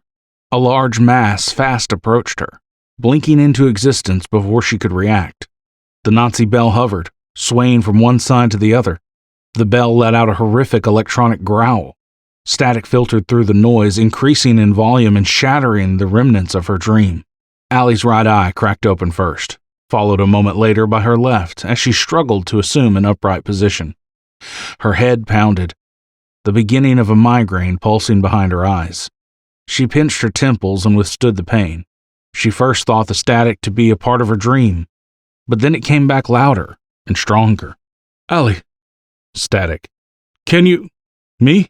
Allie, excitement clouding her judgment, pressed the calm and clear view of the security camera. The voice came in garbled. Male or female, she could not tell. Yes, I can hear you. Burke, is that you? Static followed, decreasing in volume. She thought she heard the voice again, but for all she knew, it could have been imagined or the result of a faulty connection. Silence fell upon her.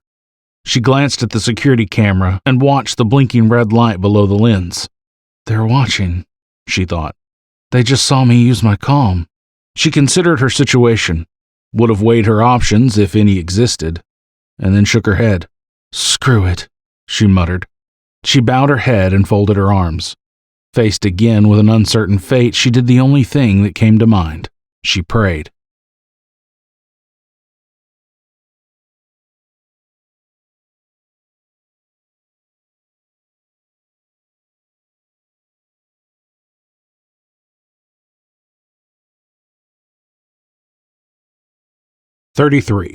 October 21st, 2032. Eichmann sat at his desk replaying the audio files he extracted from Clark's track and return module. His advisor, Ethan Wells, watched in silence from a chair across the desk. Portions of the audio suffered corruption during temporal displacement, yet enough survived to learn more about Henry Albrecht. The quick and painless extraction process involved remote accessing Clark's module from his terminal over a secured network and without the operator's knowledge. They thought they were so damned clever, he thought as the recording ended. The bell may be lost, but I've got you, Albrecht. Wells cleared his throat. Excuse me, sir, but what do you plan on doing with our unexpected visitor? Eichmann accessed the ATCT personal database on his terminal. He justified his paranoia and checked one last time to verify that no file on Allison Cade existed. He regarded Wells with a thoughtful gaze. I'd be lying if I said I wasn't in the slightest bit worried. He swiped a finger on his paper-thin translucent monitor, minimized Clark's file, and replaced it with one that read, Master Sergeant McDaniel, Blake M. The younger Allison Cade's presence here is cause for great alarm. Her older self has been erased. In this new timeline, she never worked for us. Knowing the before and after, it's plenty to make someone go mad if they don't know how to control it. Right now, I'm more worried about the board. We can send her back when the TDU generates enough power, Wells suggested. But Murdoch put a biometric lock on the system. I can't access it for another 6 hours, let alone wait another 2.5 days for the TDU to generate the needed power. Before you ask, he added before Wells could utter a single word, threatening him doesn't work. He'd rather take a bullet than help me. I can't touch him because Odessa says he's off limits. Sir, didn't Cade already mention that someone tried having her killed twice? Eichmann slowly nodded. I want to know who ordered the reps to have her audited. If Odessa thinks it was me, I'll be next. Eichmann focused his troubled mind on McDaniel's audio files. He tapped the play icon, leaned back in his seat and listened. He covered his mouth with his hand. Despite the poor quality, he easily identified Albrecht's voice. We are descended from Heinrich Albrecht. Your father, Martin, is my brother. You were selected for this mission to lead us in the fight against Odessa. Eichmann could not hear McDaniel's reply, but he did not need to know anything else. His elation of knowing Albrecht's location could not dilute the acidic fury flowing through his veins. His hands trembled upon learning about Martin's betrayal. Martin swore his allegiance to me, he thought. The ATCT director reflected on the days at Odessa leading to their implementation of the chairwoman's plan to rewrite the timeline. Fury eroded his focus. Rep Team 36 will meet you upon arrival, Eichmann told his nervous friend. Your identity is already filed in the historical records. Martin nodded. Dr. Samuel Spencer, he recited. Correct. Our reps within the 20th century government have you assigned to Project Evolution. Dr. Allison Cade and her team conducted all the important experiments with the bell. Your mission is to observe and report. Under no circumstances are you to influence any events unless instructed by myself, the board, or the chairwoman. Understood. Eichmann refused to blame himself for trusting the wrong person. He planned his next move instead. McDaniel's name flashed on the monitor and interrupted his musings. Eichmann stood up from his chair and smiled at Wells.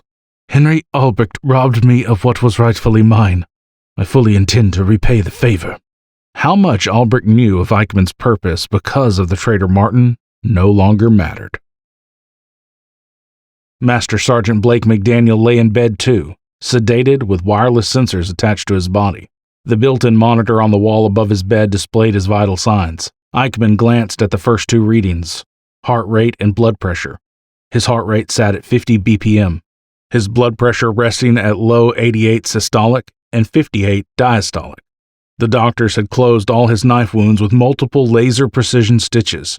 The stitching, swollen and red, would recede within a day or two, should he survive. The stress of the traverse proved to be more than McDaniel's body could handle. Wells approached the only two nurses working in the med bay with a placating smile. He gestured toward the double doors. Ladies, I'm going to need you to leave for a while. One of the nurses, a young woman with dark brown hair, tilted her head. I don't understand, sir. This patient is in critical condition. He needs... Wells stood tall. Leave now. The confused nurses obeyed and left without provocation. Wells stood near the door, making sure no one else could enter.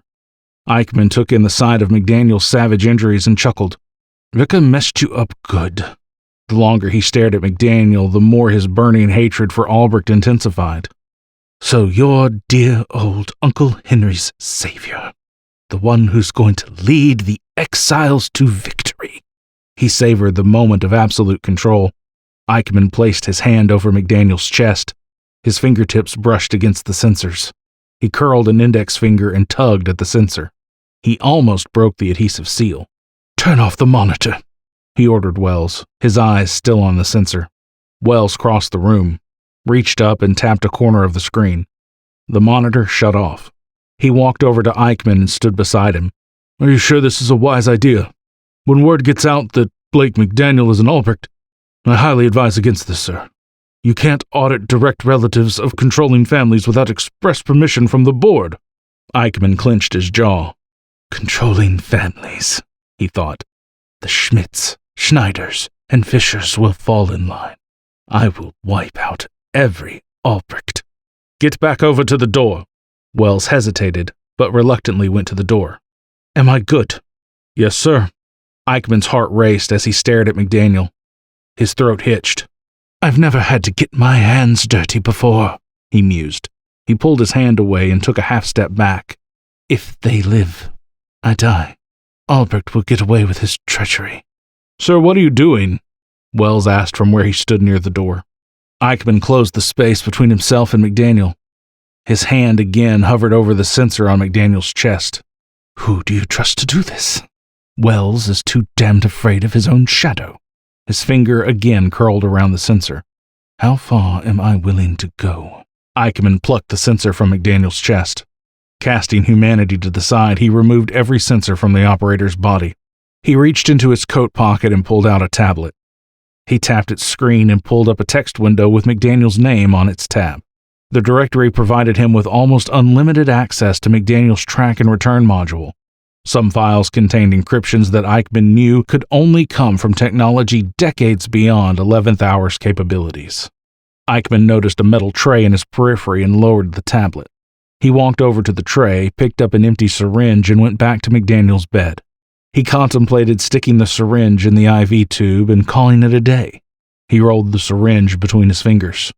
There must be more to deciding a man's fate than this, he thought. He placed the syringe next to the health monitor.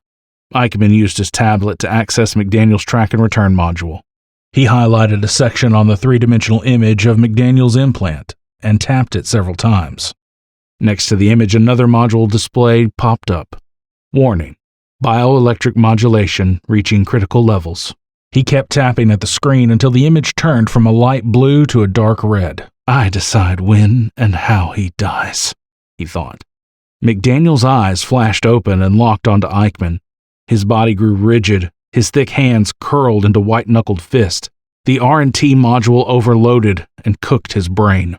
Eichmann watched McDaniel struggle to ride out the episode, licking his lower lip and then biting it. Regret played with the exhilaration of striking back at his enemy. Fear of repercussion threatened to spoil the satisfaction of demonstrating his power. McDaniel's jaw unclenched. His hands relaxed, slumping to his sides. Hollow eyes, once dark, fierce, and intense, gazed upon Eichmann. Bulging veins branched across his temples and receded to either side of his waxen face. Eichmann stared at the corpse and slipped the tablet back into his coat pocket. He replaced the sensors. Turn the monitor back on, Wells. We're done here. Wells kept his head turned away from McDaniel as he crossed the room. He pressed a button and the monitor flickered on right. The alarm for a flat line immediately sounded. The nurses rushed in moments later along with a doctor. Eichmann slipped to the back as the doctor examined McDaniel, his mouth dropping some at the sight of the receding veins in McDaniel's temples. Eichmann left the medbay with Wells in tow. Reflecting upon his actions on the way back to his office, unveiled the unexpected and shocking revelation of emptiness. No longer did he feel the power of absolute control. The adrenaline-fueled rush of victory, all of that gone, void of all emotion. Damn, he whispered to himself. James Markham and Jeanette Stanton, along with 4 security guards, greeted Eichmann and Wells upon their return.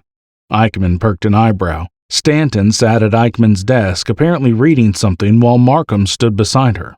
I wasn't notified of any rep team meetings for today. Stanton leaned back in her chair, peering at Eichmann over the monitor. When were you going to tell the board about these files? I hadn't gotten around to that yet. Eichmann glanced over at Wells. The assistant grew pale and bit his lower lip, doing his best to maintain his composure. Markham shook his head, a satisfied grin pulling at his mouth. You made the trust look foolish. Biting the hand that feeds you won't get you what you want, Alois. Stanton brushed a few strands of blonde hair from her brow and frowned. You know how we do business, so I won't insult your intelligence. We'll report this to the board. The chairwoman will be wanting a meeting with Master Sergeant Blake McDaniel. Where is he? Eichmann cleared his throat. He's dead. He smirked at their collective shock. Okay, I killed him. He came from the traitorous Albrecht family. I did Odessa a favor. Markham stepped around the desk and got right in Eichmann's face. That wasn't your call to make. This goes way beyond your authority, Eichmann. We've got strict protocols in place, and now we're down 3 assets. Rage boiled in Eichmann's blood. Who the hell are you to question my methods? In case you've forgotten, Markham, you and Stanton are assigned to me. Markham's acidic laugh eroded the last of Eichmann's self-control. The last time I checked, your responsibilities didn't allow you to abuse company assets to conduct an unsanctioned mission.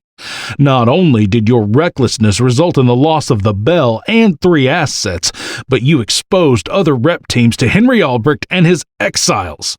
The slingshot you sent back with Ricker is now lost as well, in enemy hands for all we know.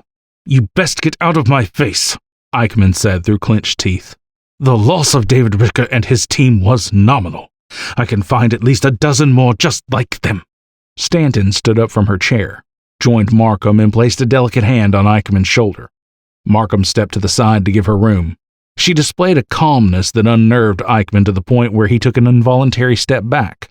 The Odessa Foundation has worked tirelessly for over 100 years to craft the ideal timeline. The damage caused far extends the loss of the Bell. Excuse me, ma'am, Wells interjected, but what exactly do you mean by that? According to official documents from the previous timeline, the Bell was lost when Project 11th Hour entered Phase 2 in 1997, presumably destroyed. Eichmann said nothing. It surprised him to see Wells join in on the conversation. About time, he thought. Stanton answered Wells while she kept her eye on Eichmann. We didn't have the specifics of the nature of its loss in the previous timeline, but based on what we do know and what has changed, its loss did not originally appear to aggravate the fracture. And now, I selected the date for Ricker and his team to travel back to because Allison Cade's influence already ensured 11th Hour's creation. Eichmann's senses did not pick up on any significant changes in the timeline, other than Cade's disappearance. His focus remained stable and clear. While Markham and myself do not share the unique gifts that you and your family possess, Stanton replied. I do know enough to realize that the violent nature in which the bell was lost is bound to cause further corruption to the fracture. Stanton and Markham both tilted their heads to the side, listening to a voice that no one else heard. Markham looked to Stanton, tipped his head, and flashed a knowing grin. The chairwoman wishes to conduct a hearing with you, Alois, Markham said. To be held in ATC. Her senses were 1 hour.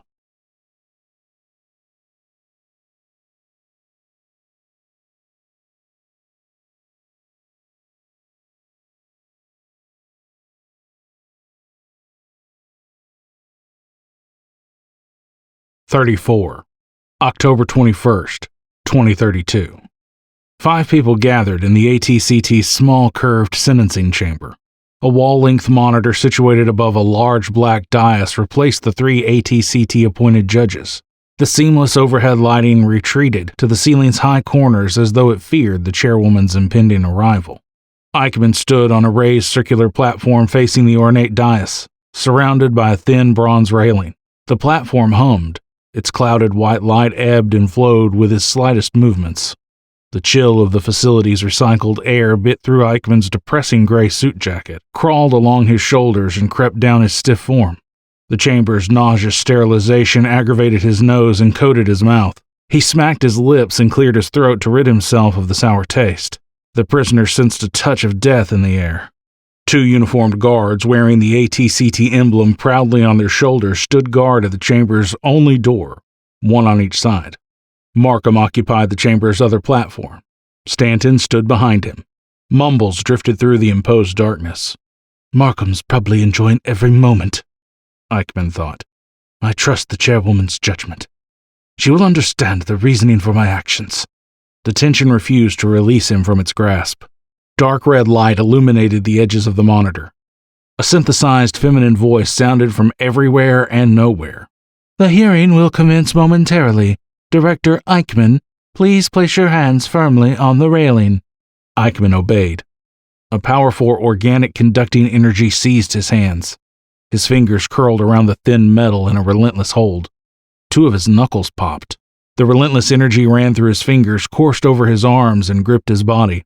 A pale spotlight shot from the ceiling over Eichmann. He looked to his left and could not see Markham or Stanton. The synthesized female voice returned. The hearing will now commence. Representative Markham, open communication channel 7C. Eichmann glanced over his shoulder and noticed a flicker of movement. Markham emerged from the darkness. The clacking of keys on the podium's integrated keyboard followed. Markham looked to Eichmann, grinned, and retreated to the artificial darkness. Eichmann grimaced. The temporal communication system utilized for the hearing had come from his own research team.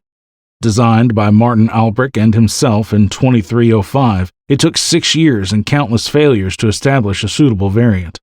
The chairwoman will understand the reasons for my actions, he thought. She will have no choice but to acknowledge my invaluable contributions to Odessa. The monitor dimmed while a minuscule dot of light situated at its base blinked from red to green. The status, establishing signal, marched across the screen, 1 letter at a time. The alert flashed and disappeared, replaced with the stern, angular face of the 72-year-old chairwoman. She gazed upon everyone in silent judgment. Her dark hair, fashioned in a tight bun, accentuated her crow's feet. Cold, calculating gray eyes bore into Eichmann. 2 people sat behind her in the boardroom, and despite their blurred images, Eichmann knew them to be the heads of the Fisher and Schneider families. The connection froze for a moment, skipped a few frames, and then cut out. Concerned mutters floated through the chamber. The connection returned, for the most part. Peculiar interference threatened to drop the signal again at any given moment. Everyone, I don't have much time before this connection is lost. Time exists now in a fragile state, one in which any further travels could cause it to degrade completely.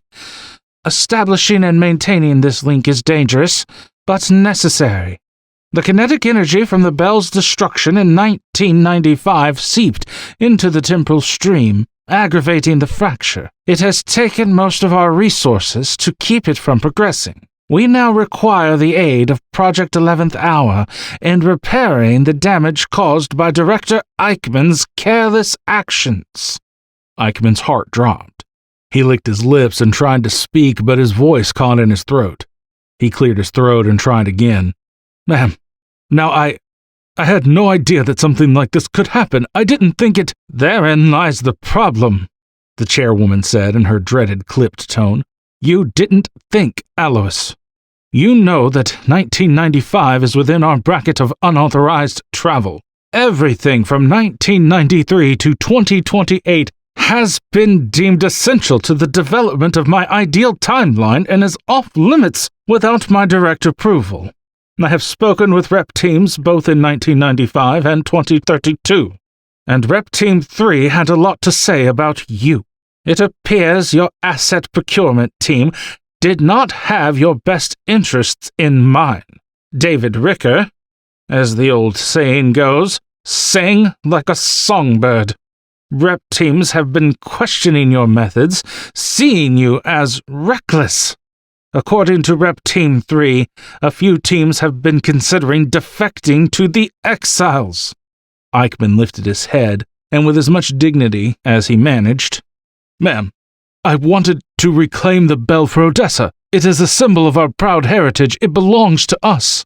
The signal dropped, and for the next minute everyone in the chamber stood in near darkness staring at a blank screen.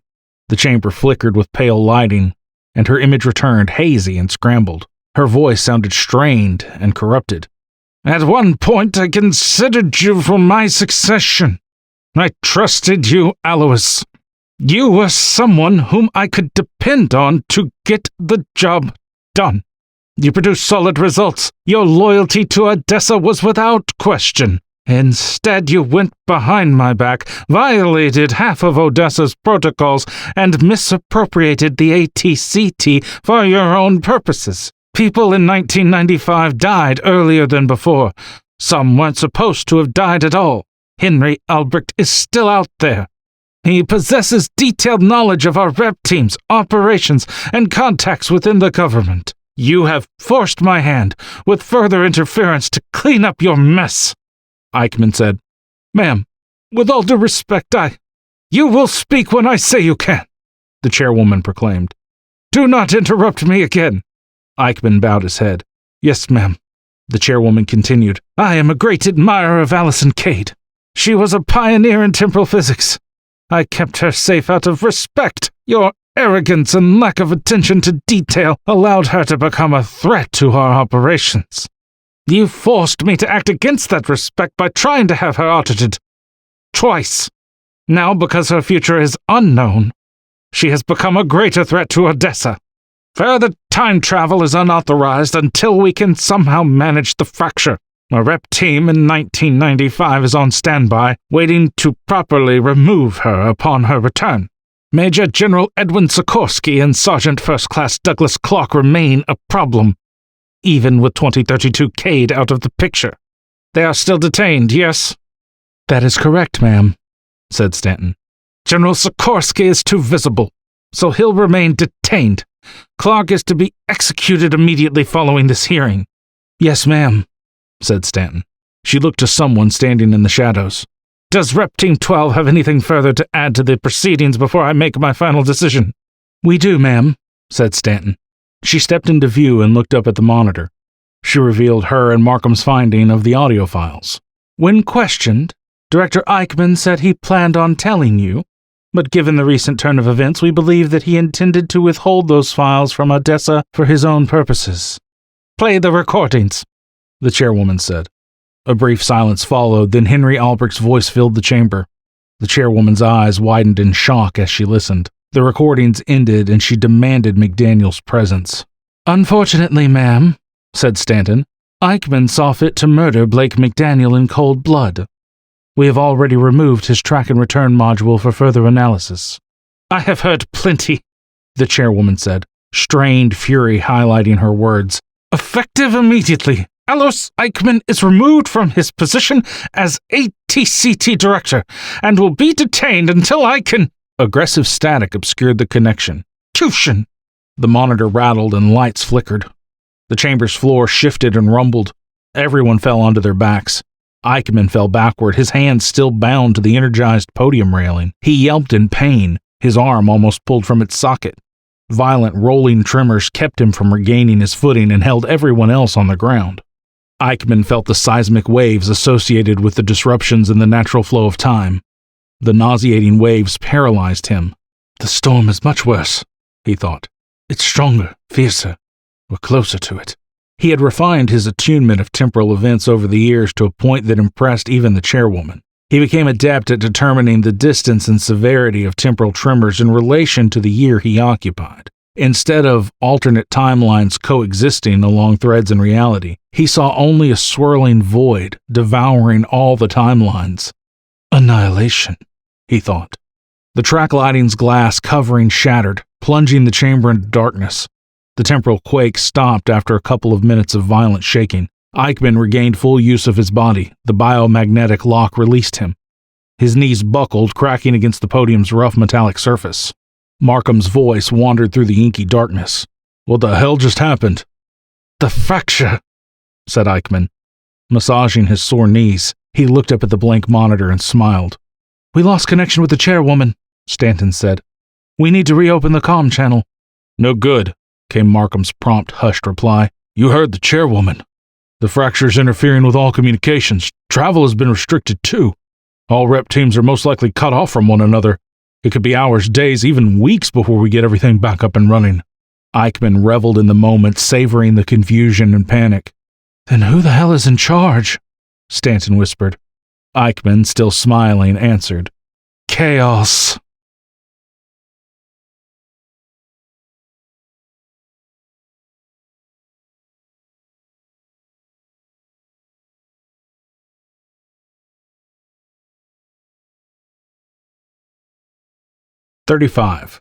March 24th, 1995.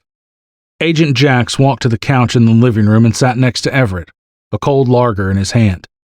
He glanced at Everett, took a sip, and regarded the bottle with a satisfied smirk. "At least they gave us some good stuff, right? There was only a six-pack in there, but still." Everett chuckled. "Beer's not my thing." "Oh yeah? What is?"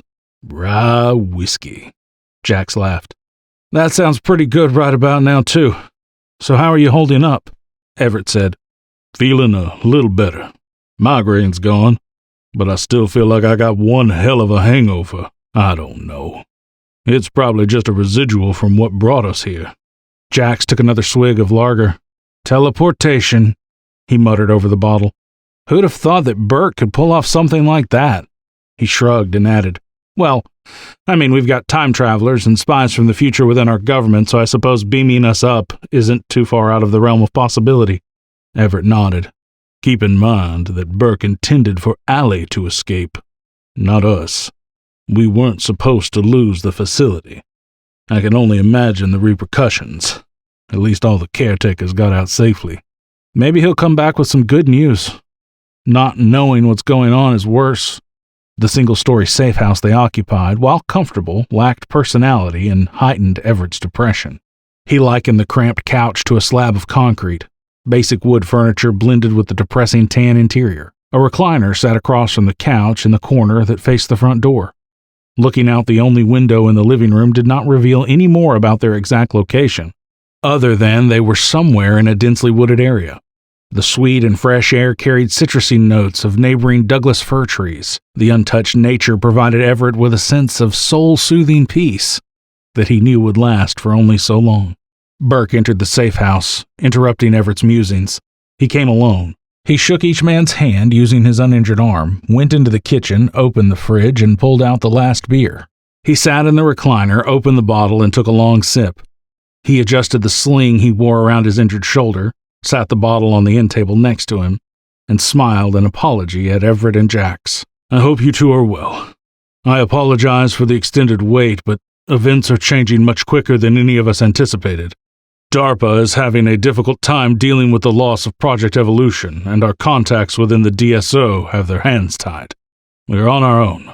Everett cut to the chase. "How is Allie?" Burke hedged on his answer. Reluctantly, he said, "She made it out safely with McDaniel and Clark. Beyond that, I don't know." Everett frowned. "That would mean she was sent to the future." "Yes." "Well, if that's true, then they can send her right back." "That depends." On what?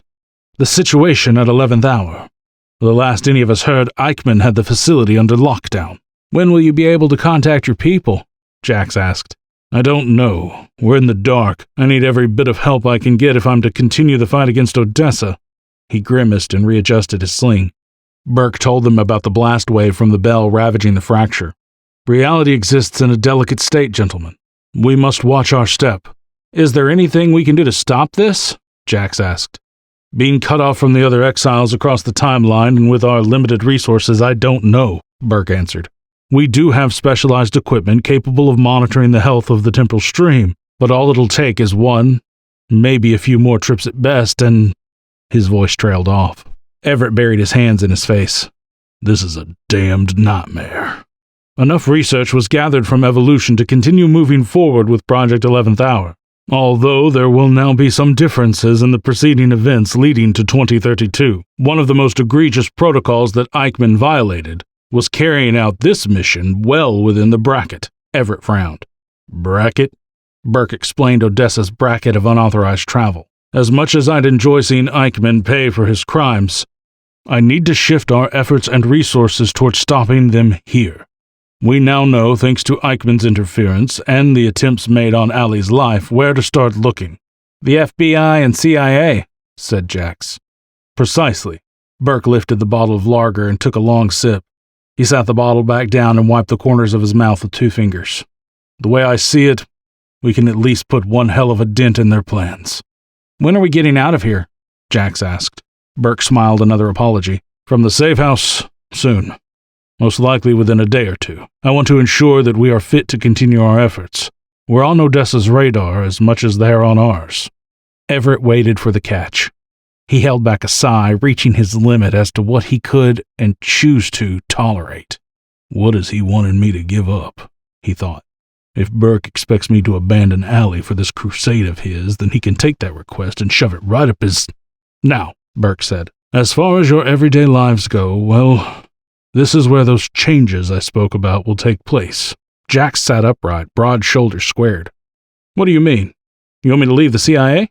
Burke held up a hand. No. Let me clarify. Agent Jax, your life will hardly see any professional change.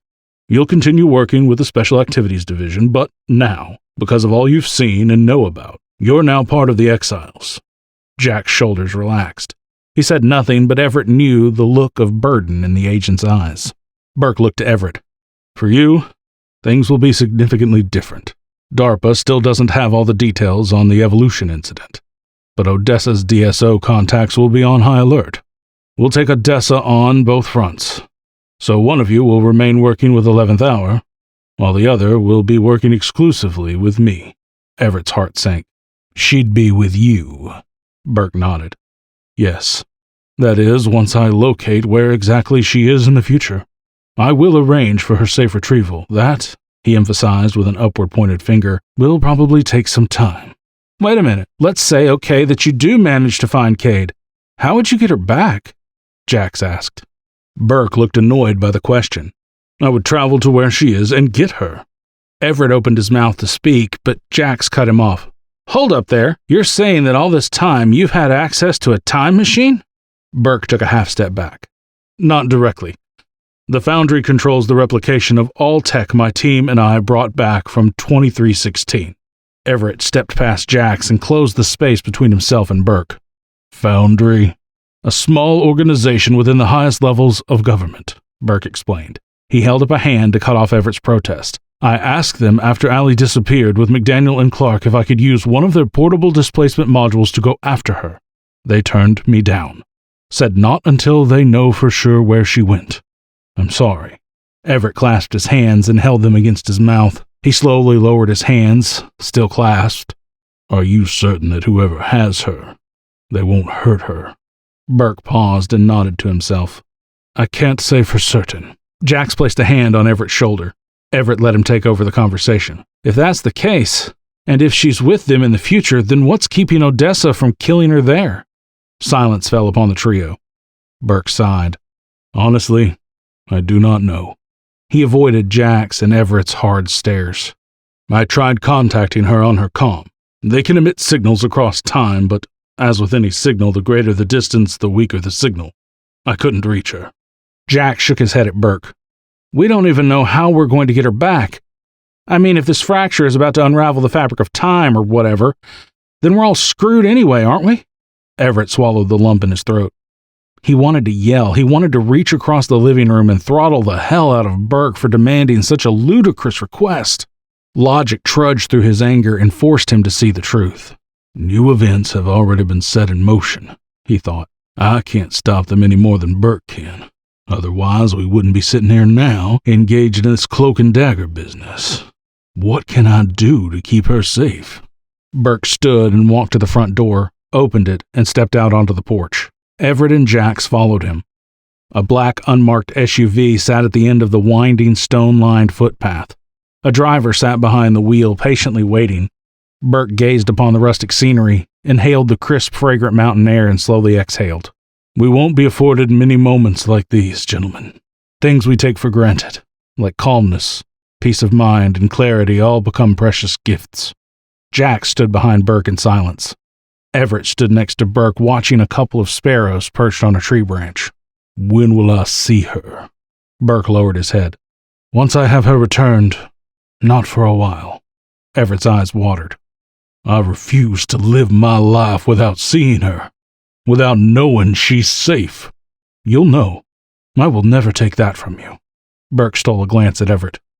Look, once we can get back on our feet, I can arrange meetings here and there in our safe houses, but only sparingly. Burke looked to Everett. Everett, I care about Allie too. I want her to be safe as much as you do. You know, at first, protecting her was all about preserving the timeline. I couldn't afford to get attached to anyone. I made that mistake before. The only woman I ever loved risked her life for our cause. It was either have her stay behind and have the chairwoman order her execution, or bring her along and give her a shot at freedom. Everett lowered his head some and said, I'm sorry. It's easy getting caught up in all the anger, the subterfuge and revenge. We lose sight of our purpose. Allie helped me to remember what we're fighting for. We want to live our lives as we see fit. So many lives have been hijacked, manipulated, or ruined by Odessa's oppressive shadow. Come hell or high water, I intend to put an end to all that. He patted Everett on the shoulder. I promise that Allie and the baby will be safe. Baby? Everett asked, dumbstruck. Burke pinched the bridge of his nose and closed his eyes. Damn, he whispered. He tilted his head back and looked up at the sky. I thought you knew. Everett's head swam, his mouth dry. The emotional sucker punch knocked him back a step. Damn you, Burke, he muttered. Burke placed a hand on Everett's shoulder. I'm sorry, Everett, he said. I truly am. I'll do everything in my power to make this right. He followed the footpath to the SUV and opened the passenger door. He paused and regarded Jax and Everett with a lopsided smile. He got into the SUV and slammed the door shut. Jax and Everett watched the SUV drive down the steep hill until it disappeared around a turn. They stood there on the porch, letting the silence speak for them. They watched the sunset through the tree-dotted horizon until the last of the pale orange light receded into the shapeless night. The unsettling evening chill cut through his shirt and bit his shoulders, reminding Everett of the uncertainty of his newly forged destiny.